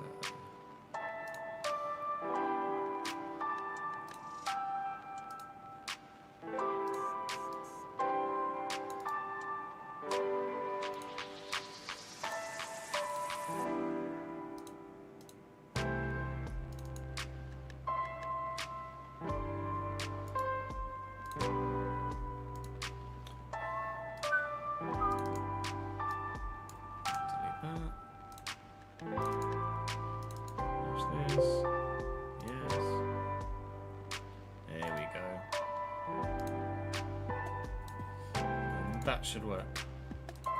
Please work.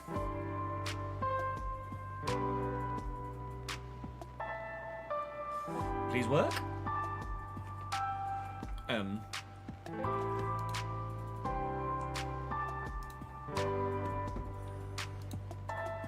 It's the game. It is not opening. This is a problem.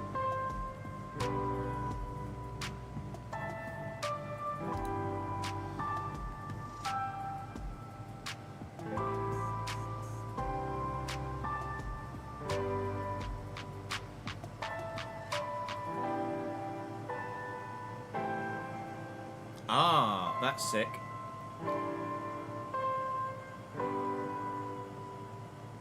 Added a don't port. Oh, after several tries, live editor was able to find a stable game. Okay, hang on now. Yeah. Is it fully updated? It says it's fully updated. Let me just try and play it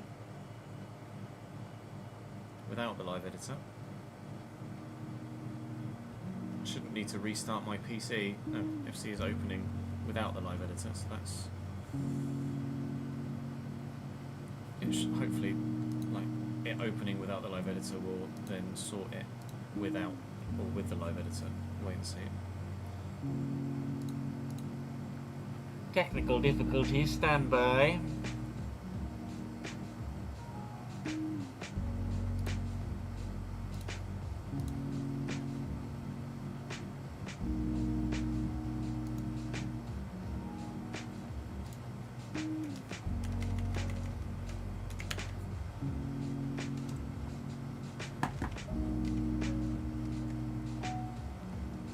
Music shouldn't be too loud. Might be that I changed the volume at which I was watching a YouTube video the other day. Because it would have been like that all stream. I've not changed anything. It might be because I got the AC on, to be honest. Ads.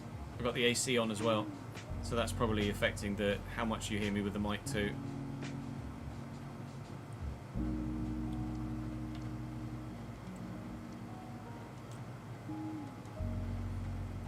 Maybe. Because I had the music on at the same level throughout the course of the stream already. Unless you felt I was drowned out earlier too. And I missed you say something. Right, so the game loads without the fucking live editor, so now load with the live editor, please.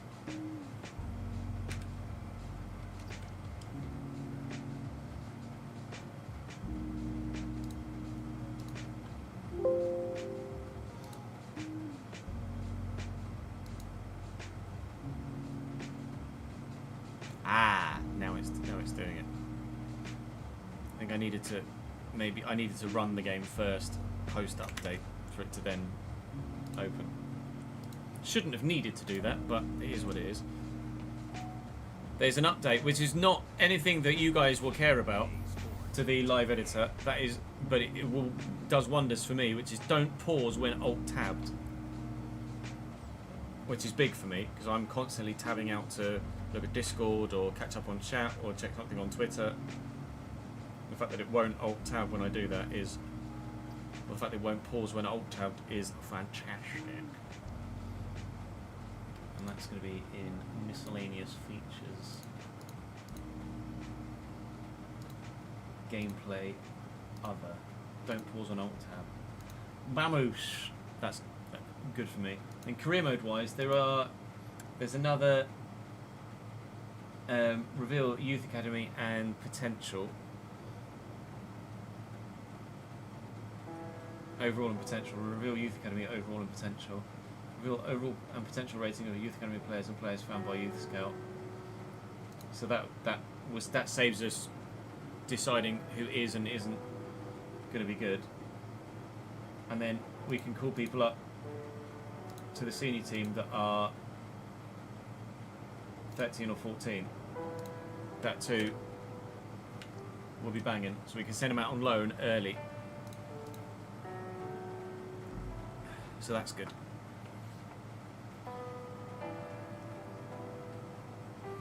A fan wouldn't do enough, Jamie. A fan absolutely wouldn't do enough, I'm afraid. Thank you for the suggestion, though. I appreciate you trying to problem solve. Unfortunately, it is not a problem that can be solved with just one fan. Right, so we're going to play Newcastle, sim the first leg against Braga, play City, and then play the second leg against Braga. That's the plan. Someone sent an email with 4 design options. Reply I got was, I like that one. Good. Love that. Which one do you like? Yes.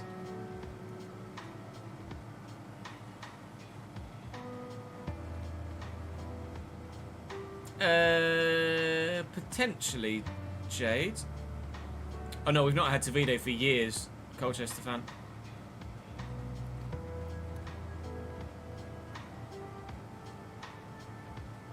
That's fair. No, from a realistic point of view, you're right. We wouldn't be able to call them up to the first team until they're 16. Or at least send them out on... We could call them up to the youth team. We'll call them up to the first team, because you can play players that are under 16. You just need special dispensation, don't you, from the FA? Like, wasn't Jude Bellingham 15 when he made his debut for Birmingham?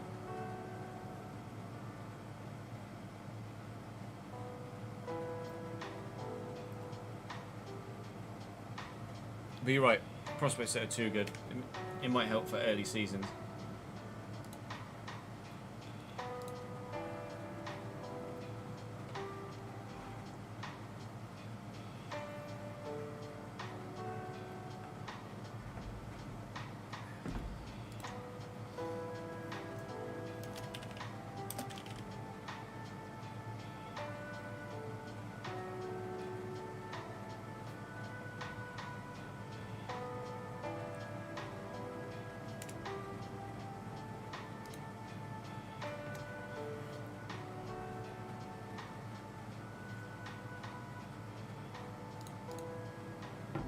Thank you for the follow, the reborn robber. Appreciate it, mate. They have to be turning 16 that season, do they, Meki? So we'd have to check their birth date.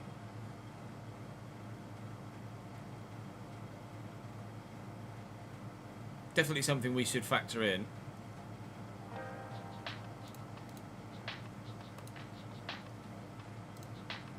All good feedback, though.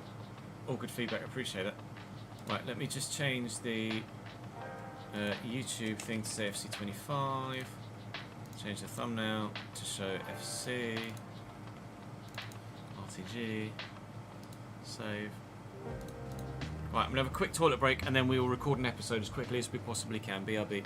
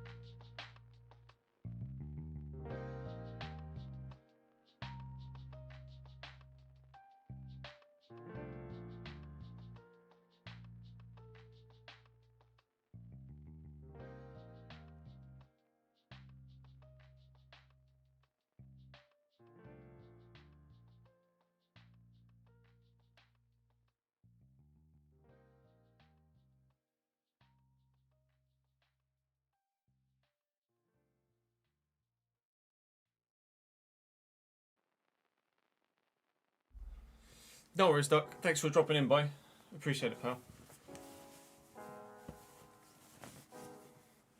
Enjoy the running. Enjoy your new shorts.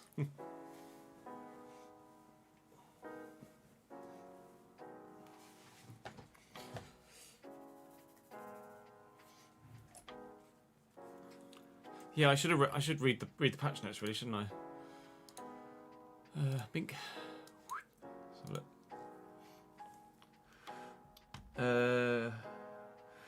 Improving ground passes for skilled passers.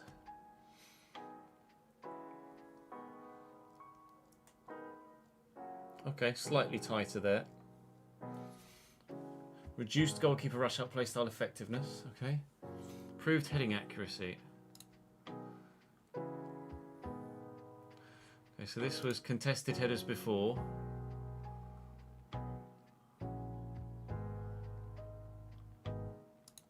This is contested headers after. Okay. That is significantly better. But if they're still always going to be going wide, then that just still doesn't help, does it? We'll wait and see.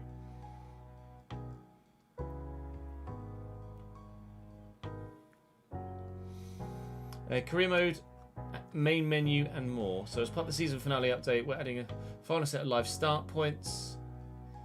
Can now play as the following icons in player career: Prinz, Best, Kralf, Garincha. Manage your career and you'll be able to play 5v5 youth tournament matches in co-op, but up to 4 players via the addition of side select functionality. They've also tweaked how much match results around your club are covered in your career mode social feeds with new and improved logic, allowing you to see refreshed fixtures and your results like the UI below. Also expect a refreshed main menu theme to match the new season. Becky. Nice that they're still updating career mode throughout the year. We don't just stop getting updates like in January. Shut the window, Chess. Shut the fucking window, you twat.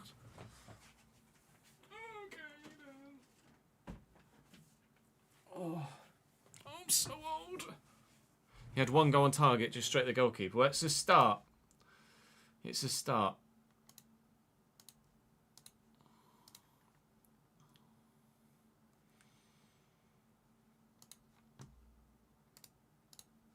Let's have a look at the comment section of the most recent episode. Save that, edit that. Wayne Carter.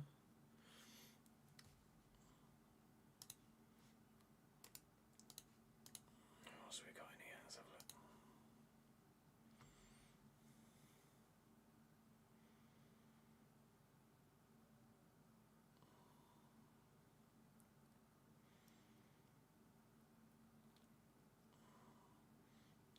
Restless Soul.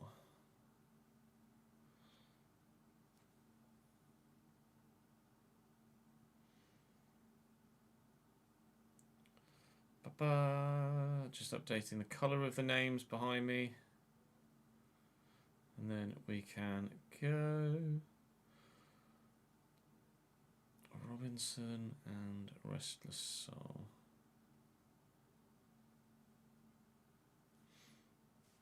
Bosh. Double check the finances. Don't think I did the finances. Apparently EA have picked up a 2-year edition of the F1 contract. Nice. I think we might not have done the finances from the most recent game.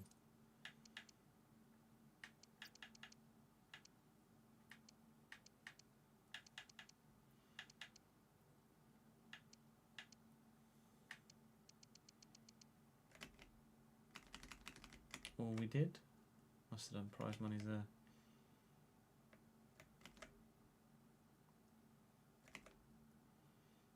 Yeah, alright, fair enough.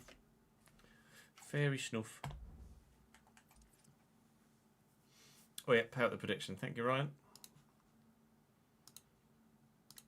I do always forget, don't I, most of the time. Done. Thank you, Ryan. Where would we be without you, mate? Camera, prediction. You're terrible at your job, Ches. Welcome back to the Realistic RTG on FC25. We move into the month of April.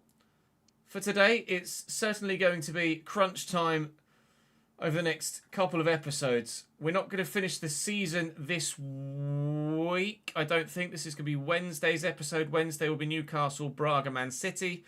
Thursday will be Fulham, Man United, Ipswich and Brighton. Friday would be end of league season, but we do very much hope to have an FA Cup final and latter stages of the Conference League involved as well. So hopefully that all goes to plan. But we're going to play Newcastle. We'll sim the first leg against Braga, then play the second after we've played Manchester City the previous weekend. Newcastle obviously second in the table. We're currently up in 8th at the moment, looking to hopefully finish higher than we did last year, which was 6th. We're 5 points off 4th and have a game in hand on Arsenal, although Brighton and Chelsea are 5 points clear and still have played 29. So it's swapping around, but basically we're still 5 points off the Champions League, which is fine. We play Brighton either today or tomorrow. I think it's tomorrow, isn't it? Newcastle and Manchester City with Braga today. So starting by welcoming the Magpies to the Stephen Derby Arena, and hopefully we can do well. Do drop the video a like, please, if you're continually enjoying this save. It really helps push the content to new audiences. And at this stage of a save where views are down, I could really do with the content being pushed to new audiences. So do drop the video a like. I'd appreciate it. Same thank you to Wayne, Robinson and Restless Soul on the board behind me for your continued support in the comment section. Thank you, lads. I appreciate it very much indeed. Let's go and earn that support by beating Newcastle, please, if we possibly can.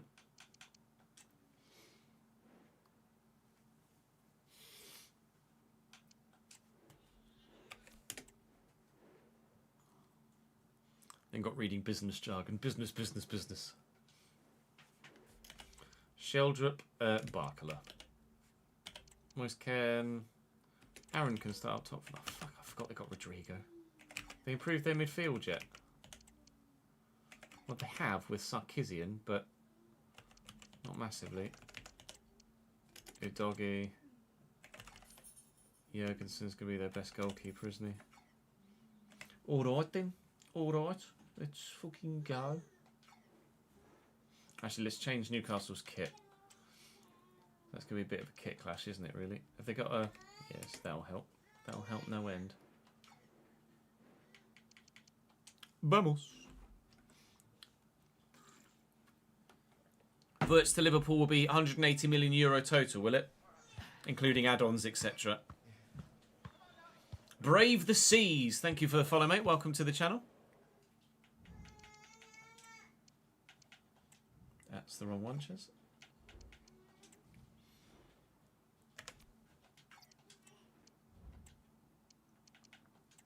That's the wrong one, Ches. Oh, God, the menus are so fucking delayed, aren't they, still? Yes, Raphael. The live edit costs about £3 a month, I think it is, via Patreon, via Aaron Actu's Patreon.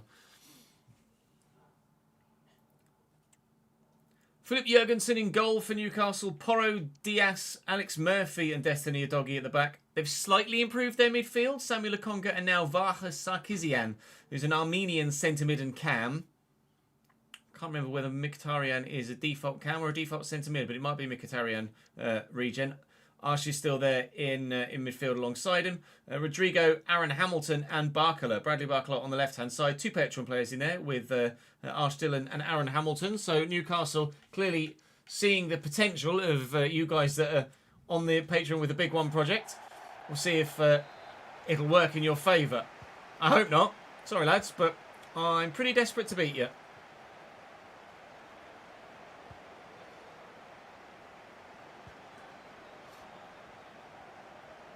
Dillon forward to Hamilton, who winds up immediately and then gets very lucky with the rebound. But Berisha makes the save. Newcastle having a chance at the beginning of the game, a chance they really shouldn't have had, but nonetheless. And, oh, Jesus Christ, Pedro Porro, chill, mate. There's recently been an update to the game so that headers, contested headers, are supposedly better. So we'll test that throughout the course of the day today, shall we? See if that's correct or not. Danny, thank you for the 5 bits, mate.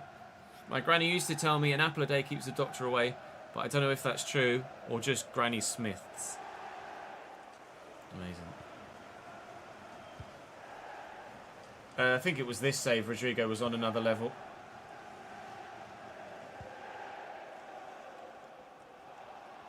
Ouattara. Tassara. To Engels, whose name doesn't really rhyme with either of them, unfortunately. Dibbling. Lanks is on the way.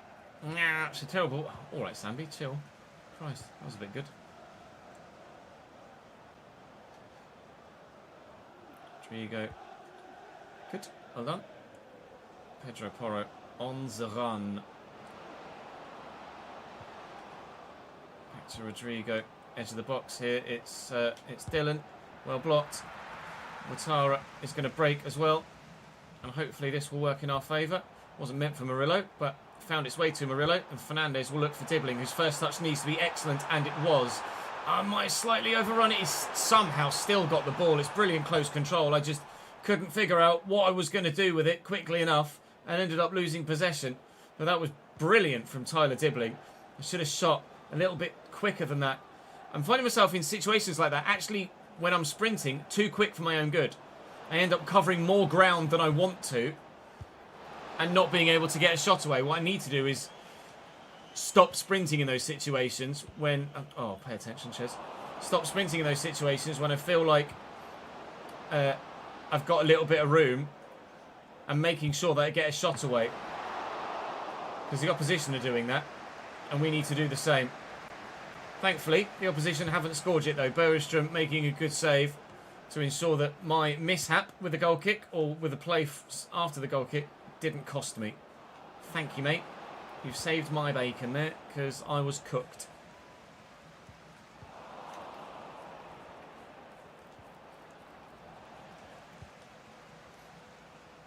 Oh, God. Didn't realise it was there. Shempong, driven to Dibbling, out his feet. Little spin on the spot, just to make sure we keep the ball in that space. Ingles to Lancashire. Gets it up his feet, but Lancashire's close control isn't quite good enough. It is a little clunky at times. Even still.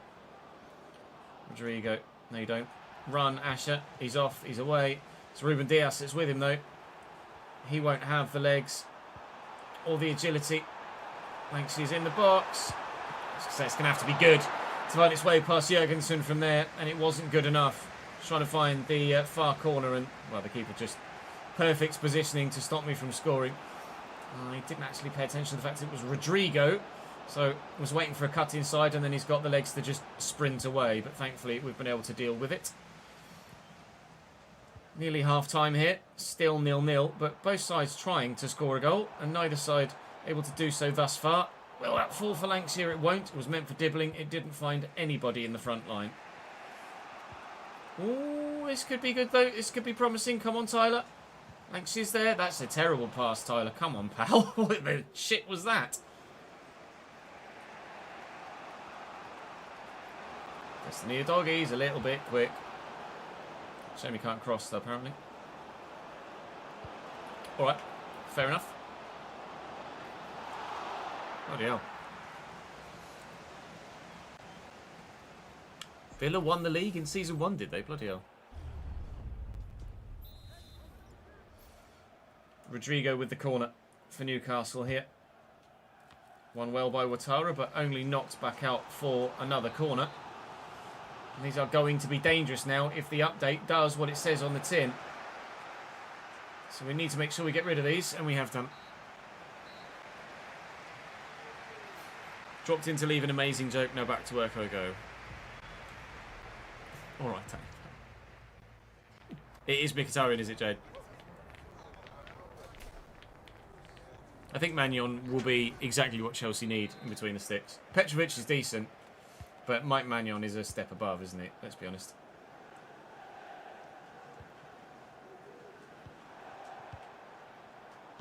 Oh, I was trying to play the 1-2.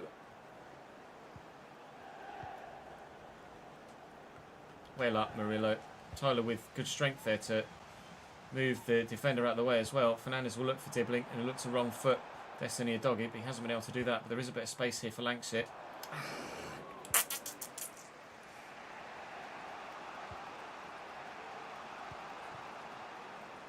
Barkler. Well in. Well in again. How many times do you have to tackle a man to get the ball back? A doggy. Okay. Awkward. Hit their hand as well. Oh, how's this for a counter-attack if it ends up going in? Dibbling. Oh, he's completely sold the defender. And the next one, no. I had to try and beat him. I wouldn't have scored from where I was. Oh, what a goal it would have been. Denied. Denied. A fantastic opener here. Doggy might go back down the line. So we'll bring Engels in play. Well in, Arna. An hour played here. Still 0-0. Against the side of this quality, with the league position situation as it is, this would be a good result. So we would absolutely take the draw should we get it. But now I've said that and they've won possession back. Probably going to score now, aren't they? Here's Hamilton. Christ, he hit that hard. Bergstrom had to have 2 goes at trying to hold on to it, but he was, in the end, able to do so. Still, it comes back towards us, though. Rodrigo. Engels can't get there. Rodrigo still. Barkler with the turn. Good block by Murillo. We'll break again. It's you attack, we attack at the minute. Through the gap for Dibbling. Barkler cuts it out. Would have been a great ball. Defence splitting if it finds its way. Oh, I thought Sarah was going to get a toe on that. Sorry, Fernandes. I keep mixing Fernandes and Sarah up. So let's take one of them off, shall we?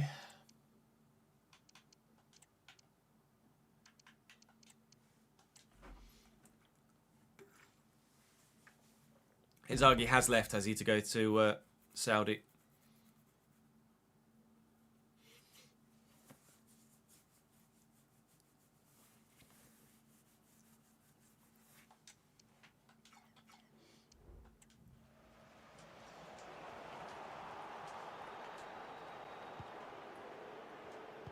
Finish second in the league, get to the Champions League final, get hounded out of your job.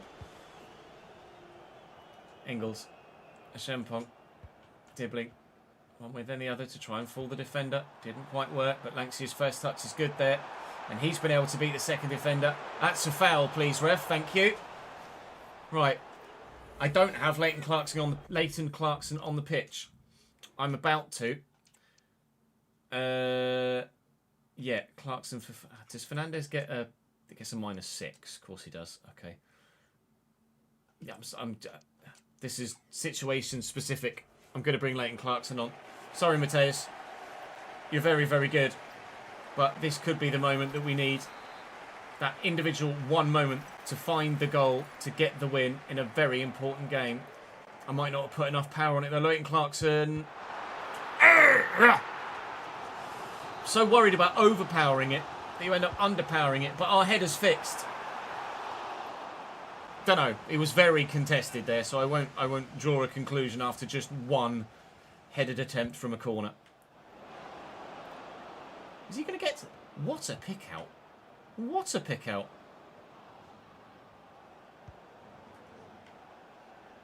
Alfie Doherty. He's a bit lost from left back. Lack of composure from the man in the middle there. I think that's Moise Keane. He's come off the bench for them here. And if he takes that under control and then shoots and gets a better effort off, then they're going 1-0 up there. Morgan Rogers looking for Lancashire. He's wrong-footed. Ruben Diaz will Lancashire. That's the one moment we've been waiting for. 80th minute. I denied Lancashire the chance to take the free kick because he's better from open play. See?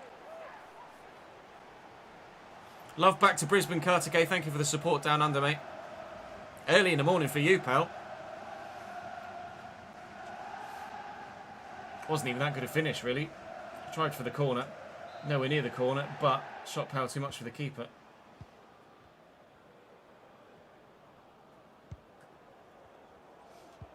Well in, Emil Smith-Rowe. Space for Dibbling as well. It's not the first time Dibbling has sold their number 5, but the finesse shot finish just isn't good enough at all. Oh, a second would absolutely have guaranteed victory.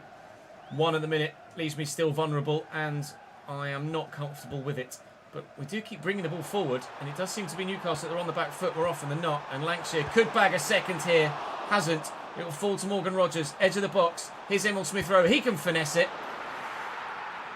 It's blocked well by a defender, and we haven't gotten a second goal. Moise Keane.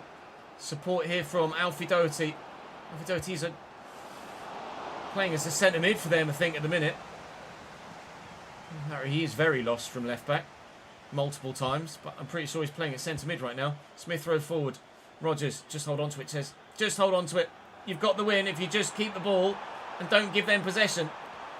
This is a massive 3 points, not just for our league position, but for Newcastle's title hopes or Champions League hopes themselves. Tried for the second goal because time is out. Can we get someone on the end of the corner and actually have a decent attempt on goal? Maybe Yarek's just not the guy. 1-0 win though.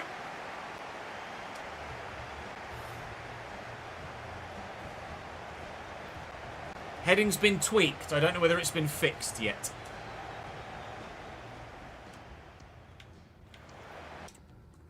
Pretty sure Lancashire's top goal scorer, but we will double check for you.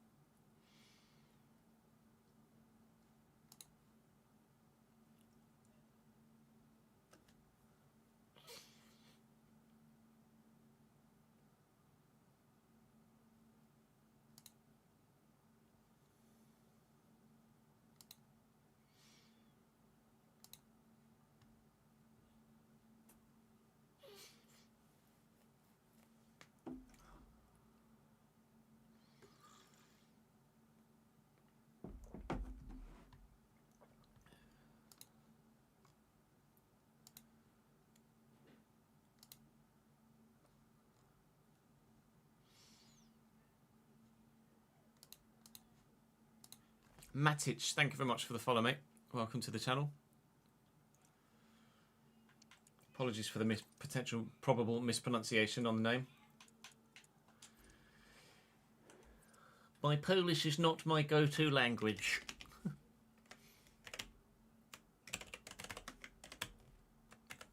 Matish is how I would say that.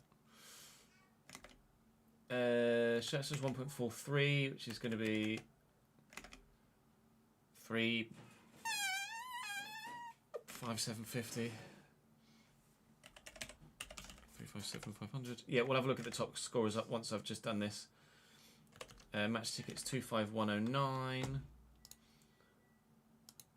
25109. 28318. 28318. 1027943. 1027943.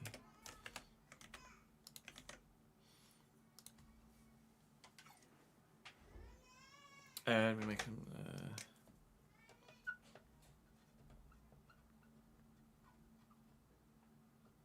Make a note of something there. Thank you. I say thank you. I'm saying thank you to myself there. Well done, Jez. You're a fucking idiot. Squad Hub. Top goal scorer by a margin, Will Lancashire. 20 and 28 in the Prem. He's a big boy. He's a big boy. Ribeiro smashing it in Europe. To be fair, 7 contributions in 12 games in the Prem as well. Dimling with 16 contributions in the Premier League. Agbenon with 9. Sarah with 8, actually, to be fair. Smith Rowe with 6 in 12. Most Haywards have come in the FA Cup against lesser opposition.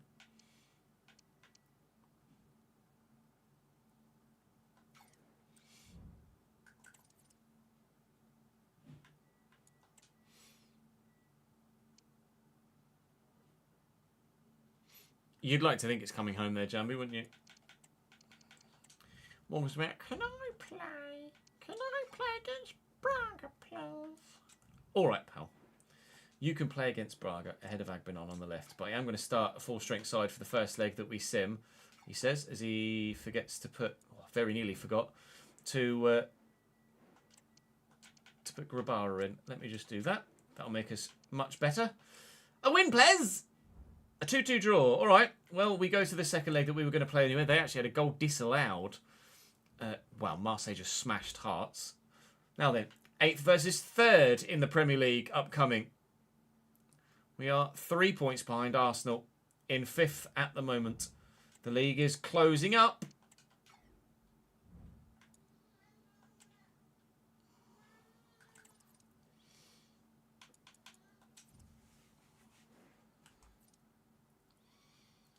It was another home game, wasn't it? Yes.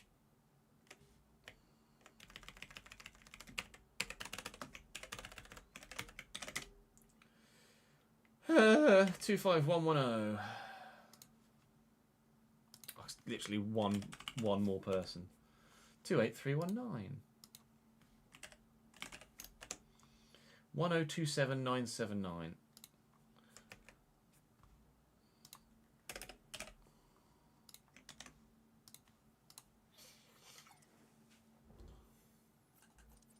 Oh, shirt sales.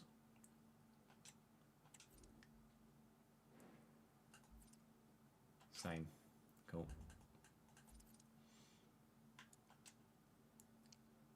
And on the Sunday, we'll have another set of wages and shirt sales, I think. Ready indeed.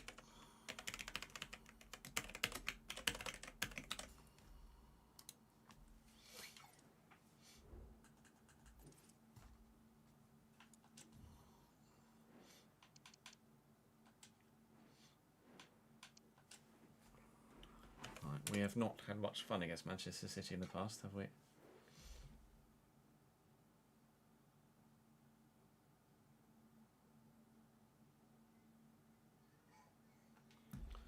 Good. Zacharian, Shaw, Haaland, Foden. Oh, they had They had another 93 rated guy, didn't they, on the wing? They must have sold him.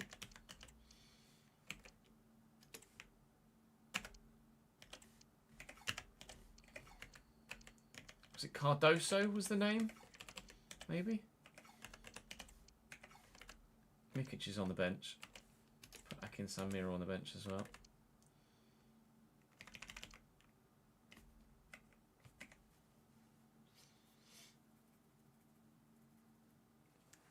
I know, tell me about it, ads. Many sads. Many sads.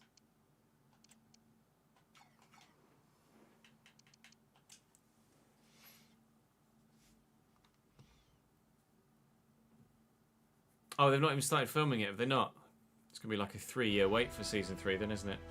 How long has the wait been between Season 1 and Season 2?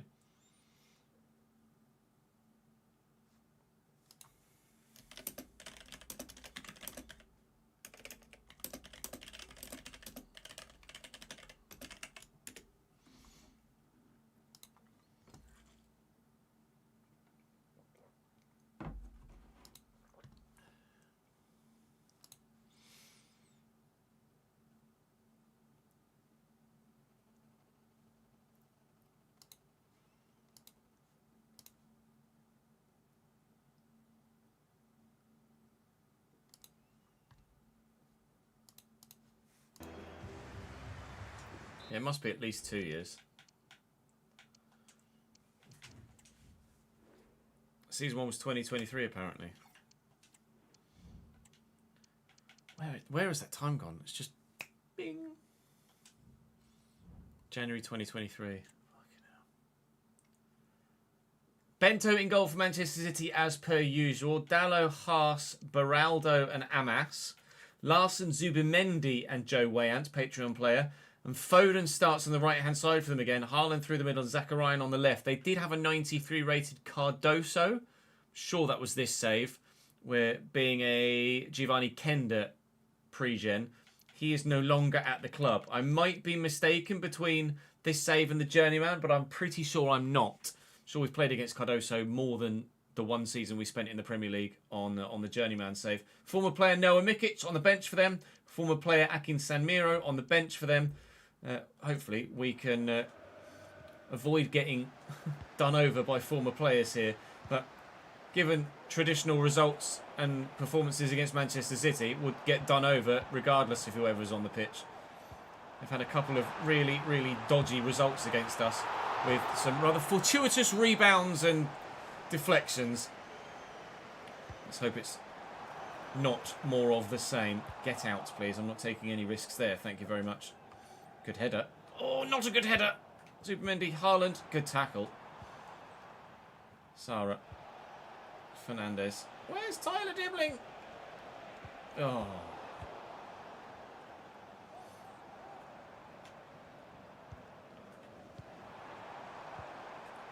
Haaland safe. Well hit by Erling's right foot, but saved nonetheless. Where are you bringing defenders out of position? Erling. Good block. Good block. Safe. And breathe.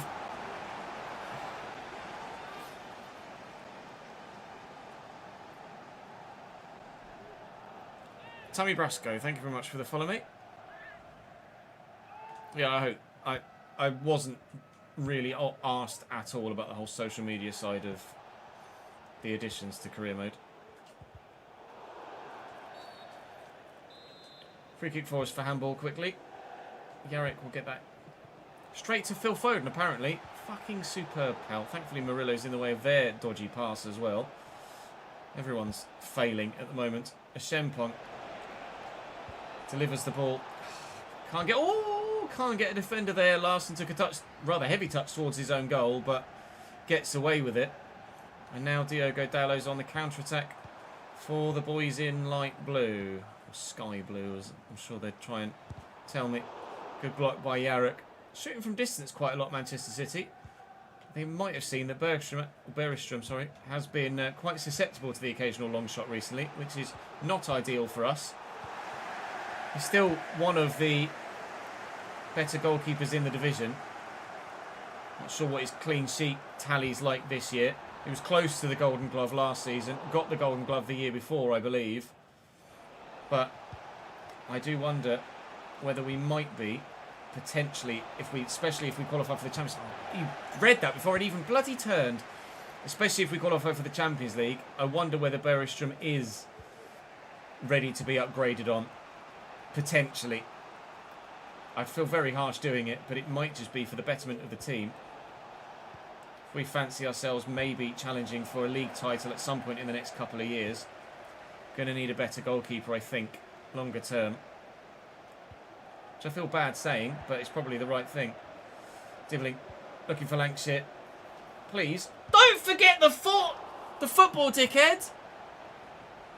You're playing one-on-one, and he forgets that he's a footballer. It's like, what's that thing on the floor, that round thing? Am I supposed to do something with that? Yes, mate. Engels over the bar. Contested headers feel like they're slightly better, but I still haven't had anything on target.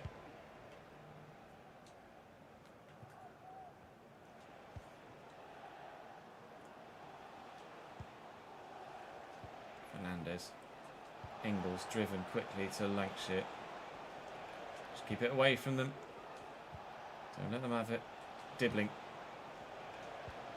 And Fernandez. Oh, it's a good block. That opened up quite nicely there. Jarek's got there ahead of Erling. Arne Engels stumbles over it, but Sara recovers.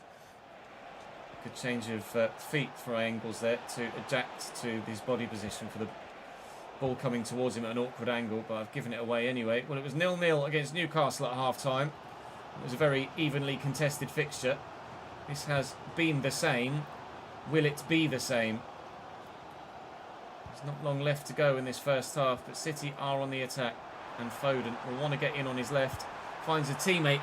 Oh, Bergström very nearly wrong-footed by that, but makes the save. Zakarian will take the corner. We should win this. We haven't, but it's over the bar. Still waiting for a header from a corner to go on target, I think, from anyone. So we might have had one in the previous game. But that was for the opposition. Oh, for fuck's sake. Go away.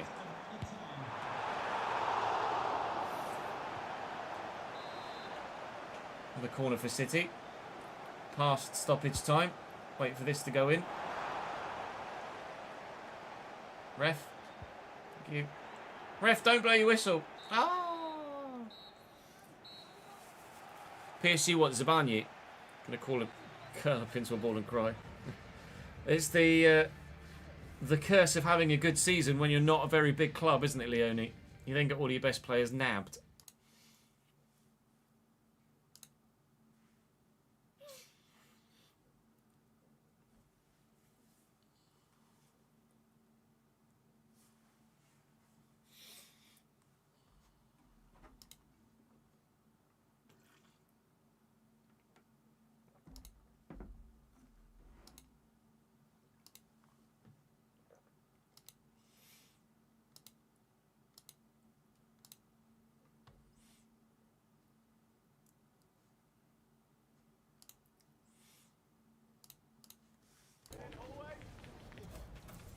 Club apparently have no plans to sell unless it's big money. It may well be, but fair play to the club for standing their ground. Obviously ambitious and serious about developing and becoming a consistent top half challenger in the Premier League. Foden. Probably back heel to Zubamendi. Dalot, Zubamendi, Foden. Don't start this whole untackleable tiki-taka shite. They have started it, but the keeper's behind the effort from Erling, thankfully. Could quite comfortably have ended up in the back of the net. That we've won the first header. Alright, Harry Amas. Thank you for the clearance and the secondary clearance, and Agbenon will complete the clearance. Man in the middle's not going to come anywhere near me, is he? No, I can't. That one would have felt too harsh. That said, we have worked it very well regardless, and Tyler Dibbling is in the box here, and Tyler Dibbling doesn't give us a 1-0 lead. Bento with a good save. I would have felt too cheesy running through with Agbenon there. Jarek's up. I just don't think he's the man. I'm going to have to tweak my tactics for corners because Yarrick is not the one to be on the end of those crosses. Does anyone have power header trait? What's heading accuracy for Yarrick? 88 heading accuracy. Doesn't fucking look like it, does it?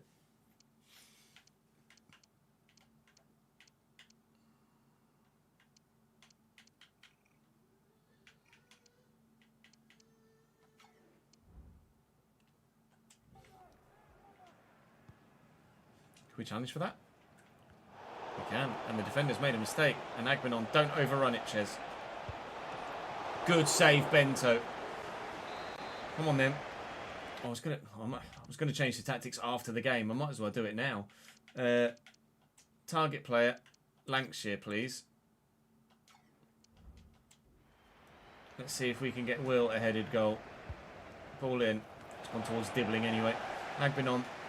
Mateus Fernandes, well struck. Another corner. Come on, then. Will, get on the end of this, please. To keep playing it to everybody other than the man I've just changed the target player to. God, uh-oh. In trouble. Foden on the breakaway. I will bring a player across to deal with it. And that man in the middle paid no attention to Erling Haaland whatsoever. Oh, I'm so sick of City and their bloody rebounds. And Sarah just paid no attention to Haaland sprinting next to him and just walked. Bang. 1-0 City. Celebrating with Mikic. Lovely. Good.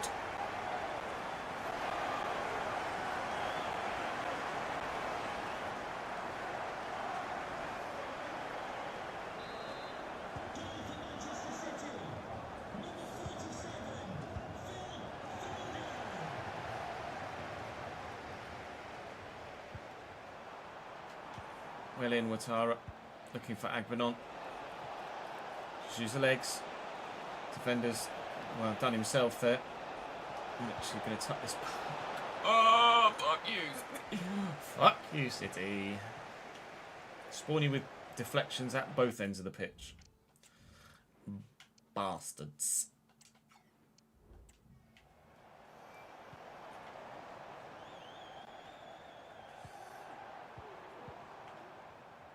Wayant. Spins me well. And even... Remember Joe touching the ball prior to that moment, actually. I don't think I've said his name at all. He did start the game. Been on the pitch the whole time. Lovely footwork by Engels. Ouattara steps away. Do I look for Agbenon? It's really my only option, isn't he? That is not Agbenon. Oh! What have I got to do to get a bit of luck against Manchester City, eh? More than I'm doing, evidently. Lots of light blue shirts forward here. Yarrick in the way again. Deflection falls straight to Haaland. Wayant, Haaland, Foden. Yarrick in the way again. His defensive positioning is so good. He's in the way of everything, Yarrick. I love it. I always love when an unfamiliar player, a player we've not heard of before, really shows up in career mode. Great block by Beraldo. That could have been the moment to equalise. It hasn't been. City peppering my goal with shots, though. A minute. Well in, Murillo. Haaland runs across, but Engels gets away with it. And that will thankfully fall for me. Break again. Dibbling on the shoulder of the defender. Inside into the channel. Looking for Lancashire. Lancashire in a good position. Lancashire! Yes. Your Premier League top goal scorer last year. 21 goals for him now this season. Might not be top goal scorer, but he's certainly up there. I think Erling actually might be top goal scorer in the Prem. But that is a great finish. We're level.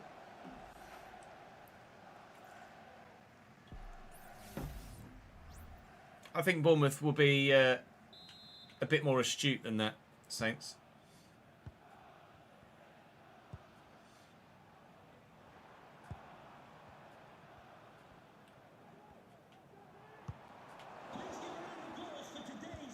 Murillo, Engels, looking for and finding Raskin. Foden just got man the match for City here. I don't know who's going to be man the match for us, really, or who I'd give man the match to us to. Yarrick, probably, the way that it's played. with his blocked efforts. Please stop Erling Haaland. Oh no. Oh no. Good save, Bergström. Thank you, mate. Desperate for that. Get out. That'll be game. That'll be game. I'll take the point. I'll take the point every day of the week against Manchester City. That's the first time we haven't lost to them in as long as I can remember.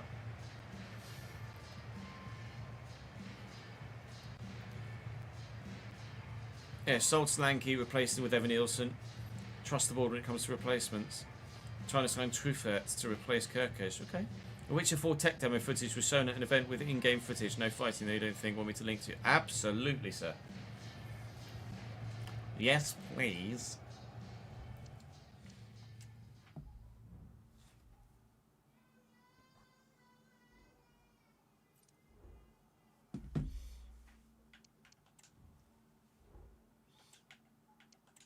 It's alright, Nick.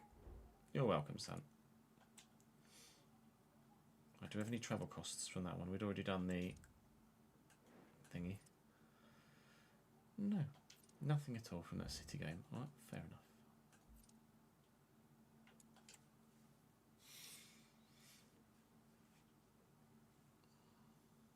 Right, Wolfsburg 3. Sorry, Wolfsburg 5. Copenhagen 3. If that was just the second leg, that's nuts. It wasn't even this competition. Alright, what competition was it? It was the Champions League, and it wasn't. Oh, it was 5-3 on penalties. Oh, for God's sake. It was 5-3 on penalties. The spectacle of the neutrals is on display in the Champions League as Wolfsburg beat Copenhagen 5-3 in a high-scoring affair. No! They didn't! To be fair, it did say Champions League in that thing, though, so I should have noted that, but... It was 3-3 in aggregate. Not 5 fuckers around feeding that back.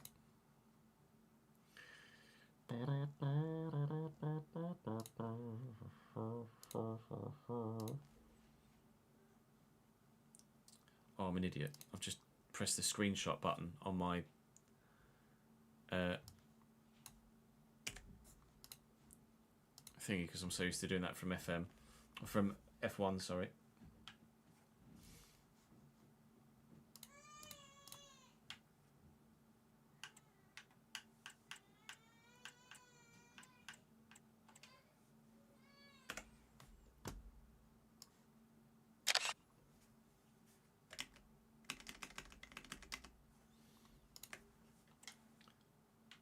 They've just updated the social stuff and it's broken already.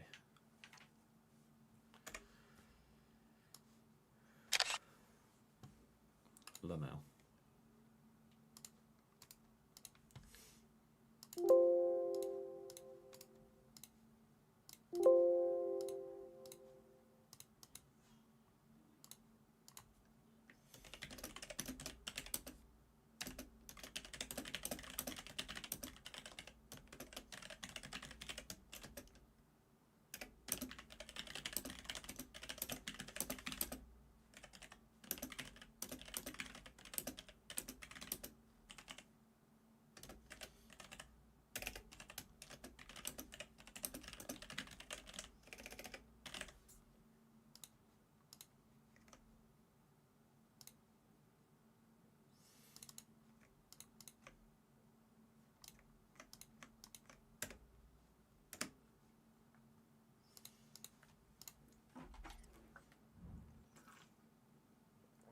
The article there says that the game between Copenhagen and Wolfsburg was 5-3.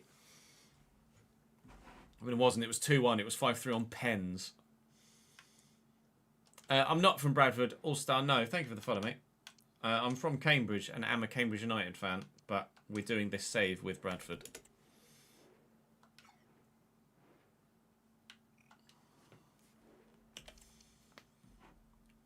Oh, they're playing... Oh, it's slightly off kilter. 4-3-4-3. This is weird.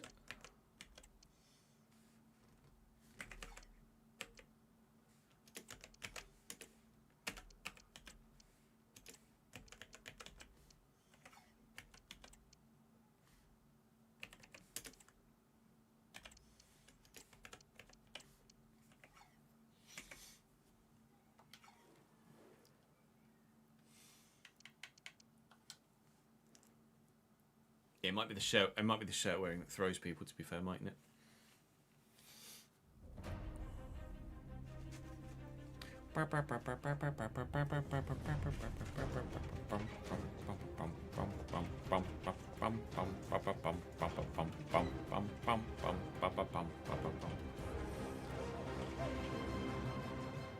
Yes, ads basically.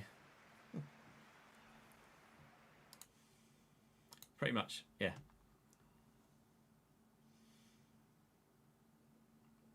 Oh, it's an Unreal Engine game, is it?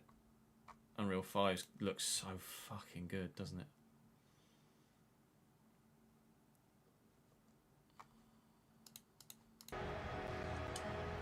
Righto.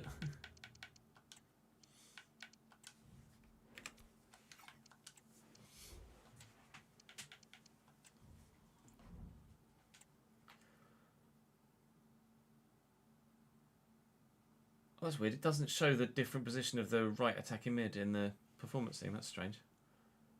Braga are playing the Watford formation, so this might be a bit Sheffield Wednesday in the FA Cup-esque. Alternatively, it might not be. It might be a bit more Man United, and they're actually half decent with it. Peter Vindal in goal, or Petter Vindal. Seth Martin at right centre-back. Kim Ju-sung at centre-back. And Rick Mason at left centre-back. Amari Forson on the right, Helguera and Cadlets in the middle with Jacob Ramsey on the left. Then Ismail Garbi on the right, Zalazar on the left of the attacking midfield duo with Rafa Cruz up top at striker. On the bench, they've not much. We're playing the rotated 11 because they should still be strong enough to be able to get a result here. But Braga might cause some concern. It's certainly a better team than Sheffield Wednesday put out when we just walked all over them. But it might still not quite work for Braga. I think to make this formation work, you need to have like elite of the elite in terms of your playing staff. Otherwise, well, seemingly Lewis Hayward is just going to wipe the floor with you because he did against Sheffield Wednesday. And Ribeiro can't stop scoring in cup competition. So we'll see what happens here. Ribeiro's got loads of goals in the Conference League. And obviously, Lewis combined together here, maybe.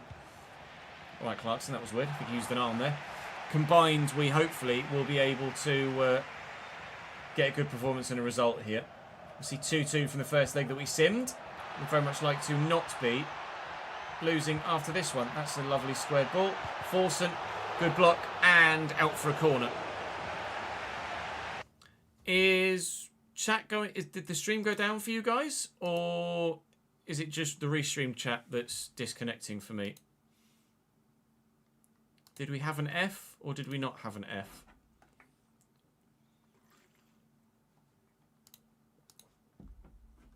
The stream buffered.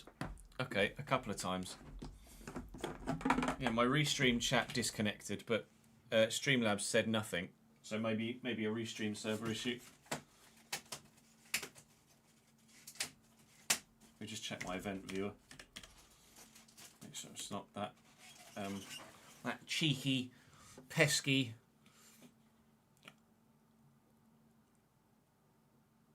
Warning, DNS client events. It was that cheeky, pesky DNS client event.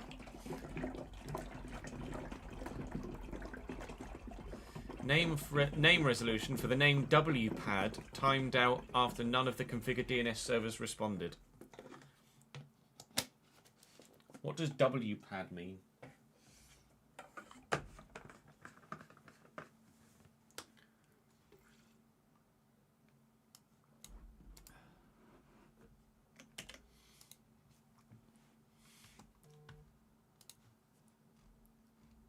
Oh no, we thought we'd fixed it.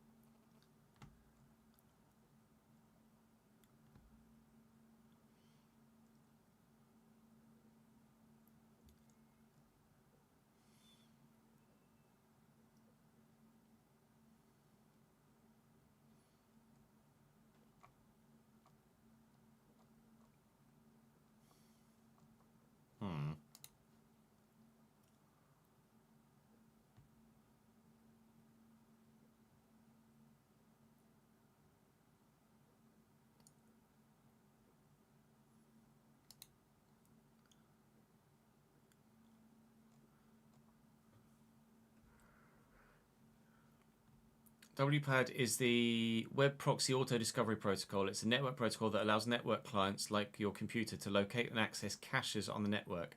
The error message you see means that your computer, or more likely your web browser, can't find a cache that it's looking for.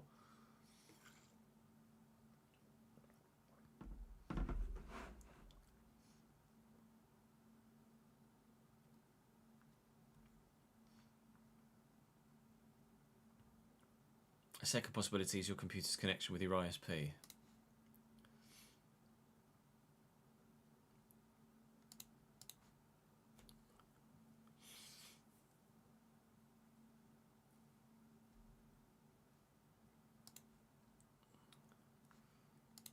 No, it's not Chrome doing Chrome things again.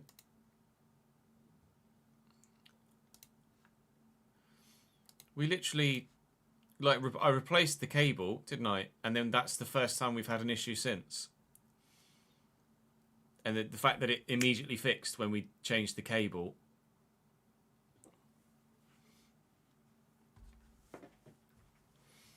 No, I wasn't using Chrome. We were literally just playing. Oh, it was whilst I was playing and doing a highlight, I noticed that the restream chat disconnected.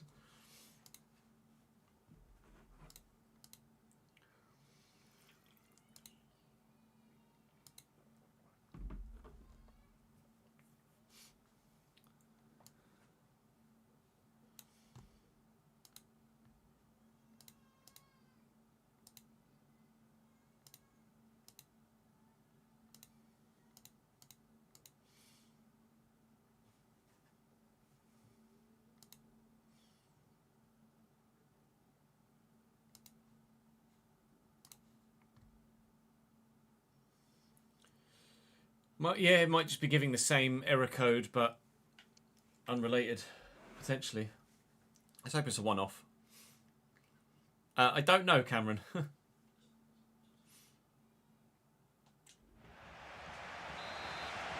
Corner for Braga.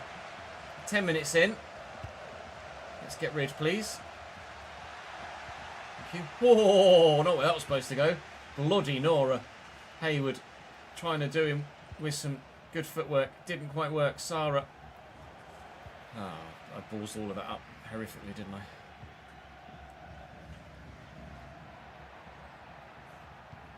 Well intercepted. Very well intercepted by Thierry Correa. He might be 33, but he's still got 92 pace. So that's why we bought him. Because that pace is not going to decline too much, is it, between now and the end of his effectiveness. Morgan Rogers! Bags a goal from the left-hand side, and Bradford lead by 1-0 and 3-2. Good. About time Morgan Rogers did something genuinely positive, and that is genuinely positive.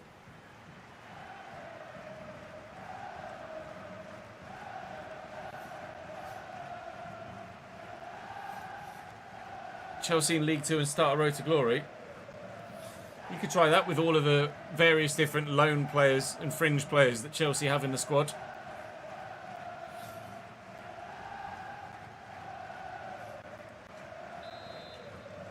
He was whinging to start this game, yeah, you're right.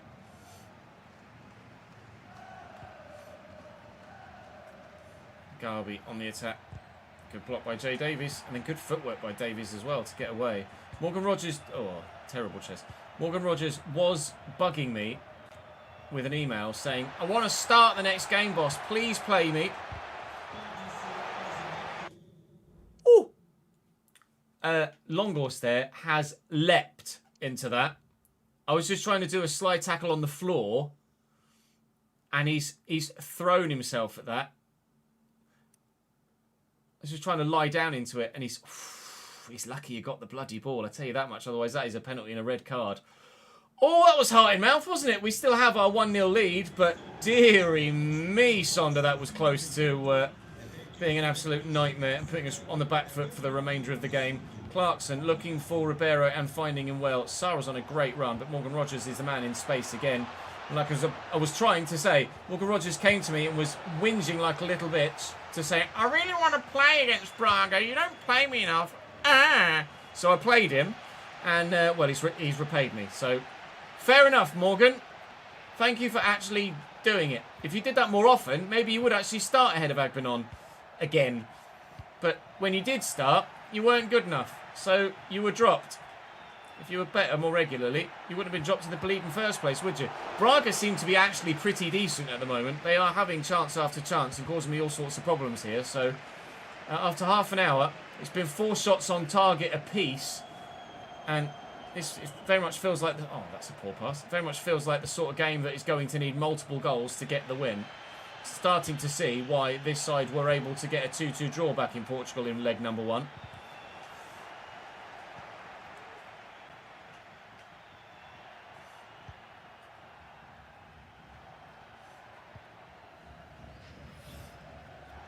I'll have a look, Ryan.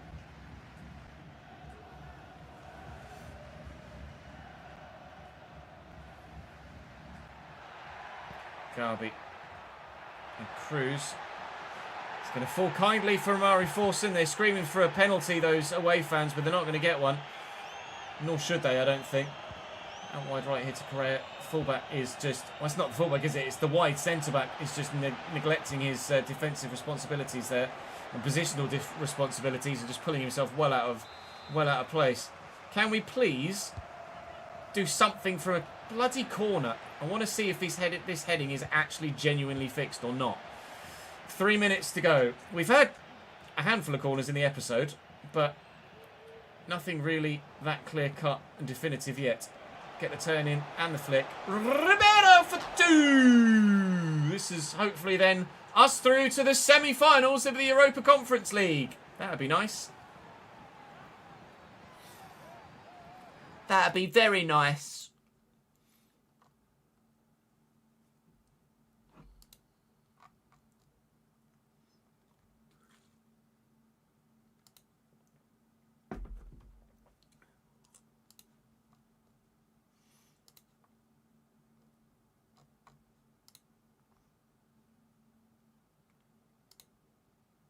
Your bug is saying pit window lap 32.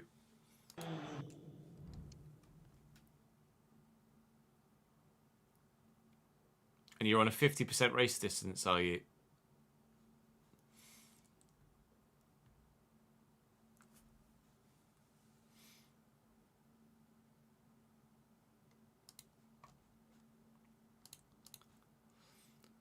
Yeah, sneaky little backhill pass assist was quite tidy, wasn't it, from Sarah?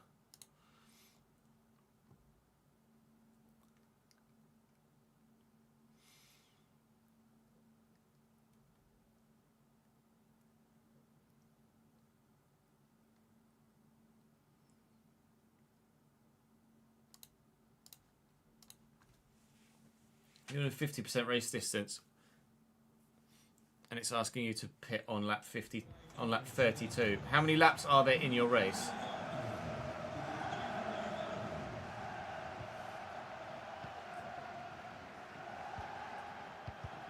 Good block. Oh, they're going to get a deflection. It could be in. They are in. They very nearly scored. Good save by Grabara. Braga fighting hard. Now, they have been good in this game. Genuinely surprising. Like we say, this formation either works or doesn't work. And at the minute, it's working for them in terms of chance creation. They just haven't had the quality of player to actually finish the chances off. They've still been a bit open at the back, but not so much so that it's been like that Wednesday game. Or the Watford game. So, fair enough to them. They're giving it a good old go, but I just don't quite think they've got the quality to pull it off at the moment.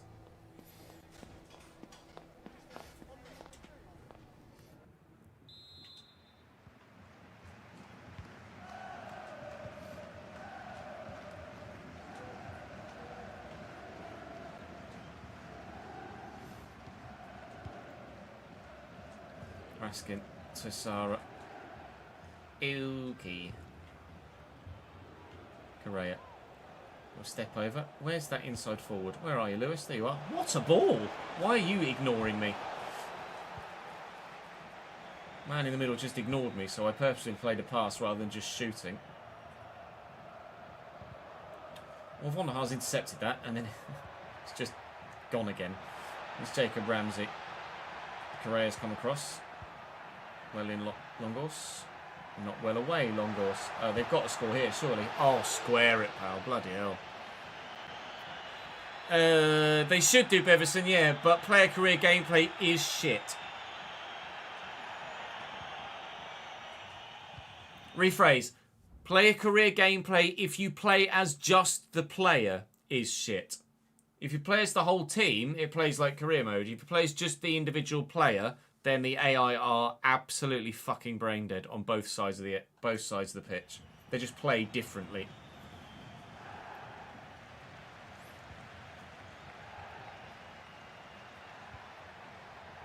Garby is away from me. And Cadlet's strike. Again, comfortable for Grabara, but was a decent strike. Raskin and Ribeiro. And Ribeiro. Oh, Sarah. Oh, go on then, Lewis. I've fucked that up. It's happened again. Wi-Fi's just turning... Well, not Wi-Fi. The...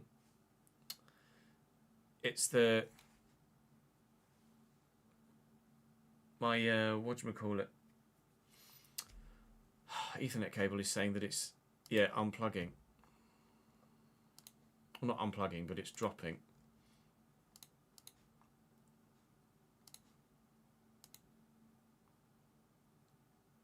Okay, back after... Yeah, it's reset the stream. It says 20 seconds that I've been live for. Which is obviously nonsense.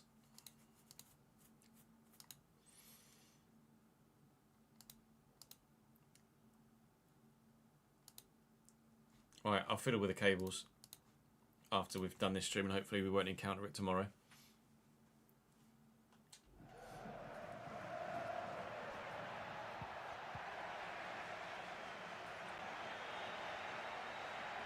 Garby. Is he onside? Forson? He is. He's picked out his teammate on the other side. It's a lovely take by Jacob Ramsey. Cadlets returns the ball well into the channel. They're having chances, Braga. They're just not very clear-cut ones, or very obvious goal-scoring opportunities. They're more just kind of pop shots from the edge of the box. Oh, you've got to hold that up better, Ribeiro. You really got to hold that up better, mate. That was me in Lancashire mode. Evidently can't do the same with Ribeiro that we do with Lancashire. Well intercepted by Jay Davies there. Clarkson just going to keep possession and work it around. There's 20 minutes to go.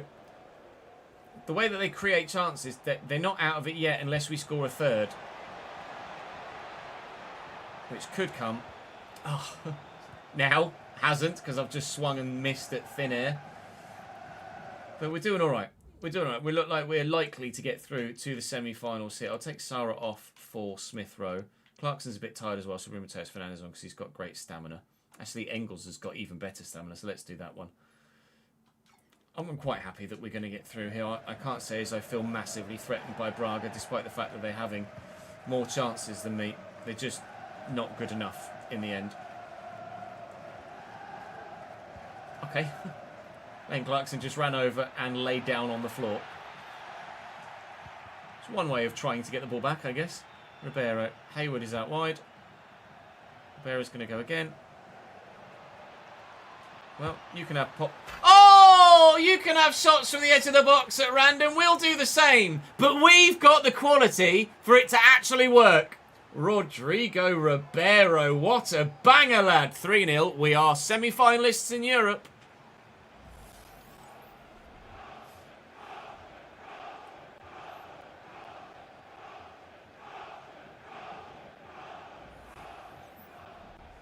Bloody Nora. That were a bit good, weren't it?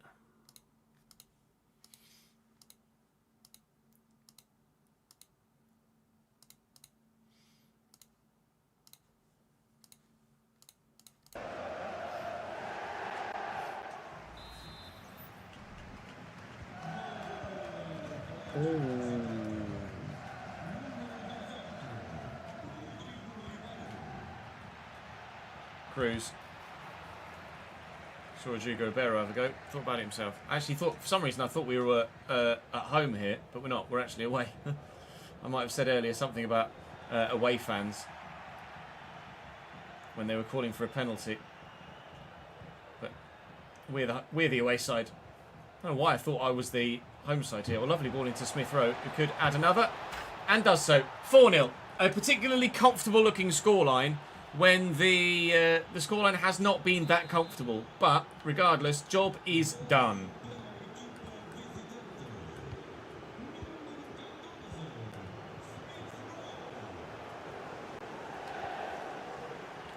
Tackle. Shut up, ref. Never in a million years. Zalazar with a free kick. Raskin wins it well. Hayward will get there. Hayward won't get there. Oh.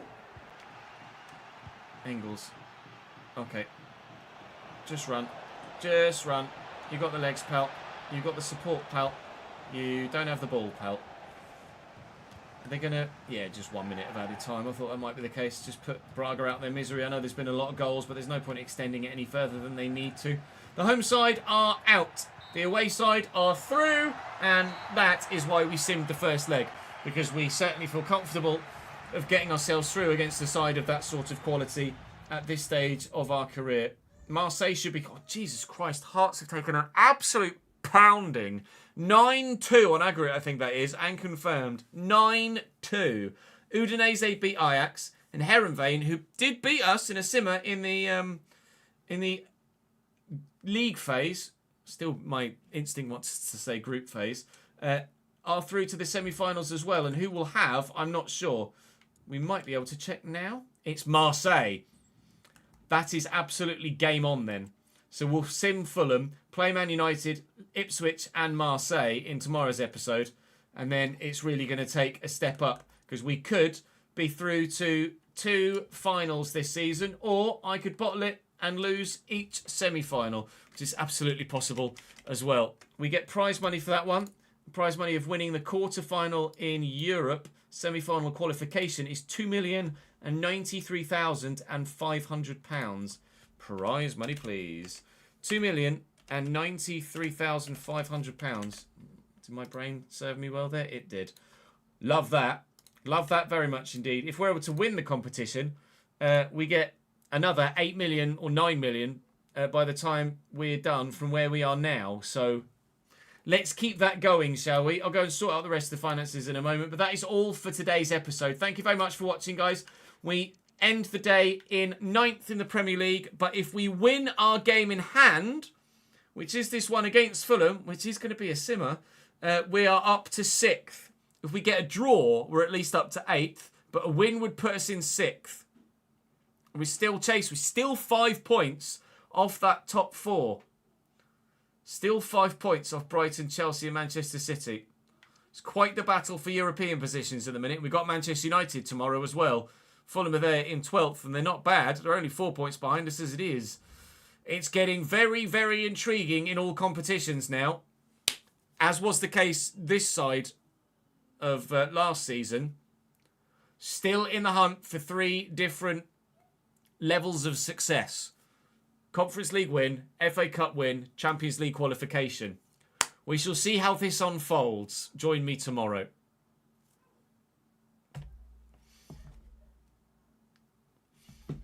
Right, let's just quickly update the spreadsheet with everything from budget. Travel cost of £88,000 and that's it. Okay, fair enough. We'll take it. Right, chat. That is going to bring me to a premature close today, I'm afraid. Jude needs an early bath time. So, I will see you guys... Do we dare sim Ipswich? No. Absolutely not. Not after last time. That is going to be all for me for today. I am live again tomorrow. Oh, it's got... Fucking stream's gone down again. Right, something's happening. Something's happening somewhere. I'm going to go and try and fix it. Thank you very much for watching today, guys. There's evidently a technical issue that needs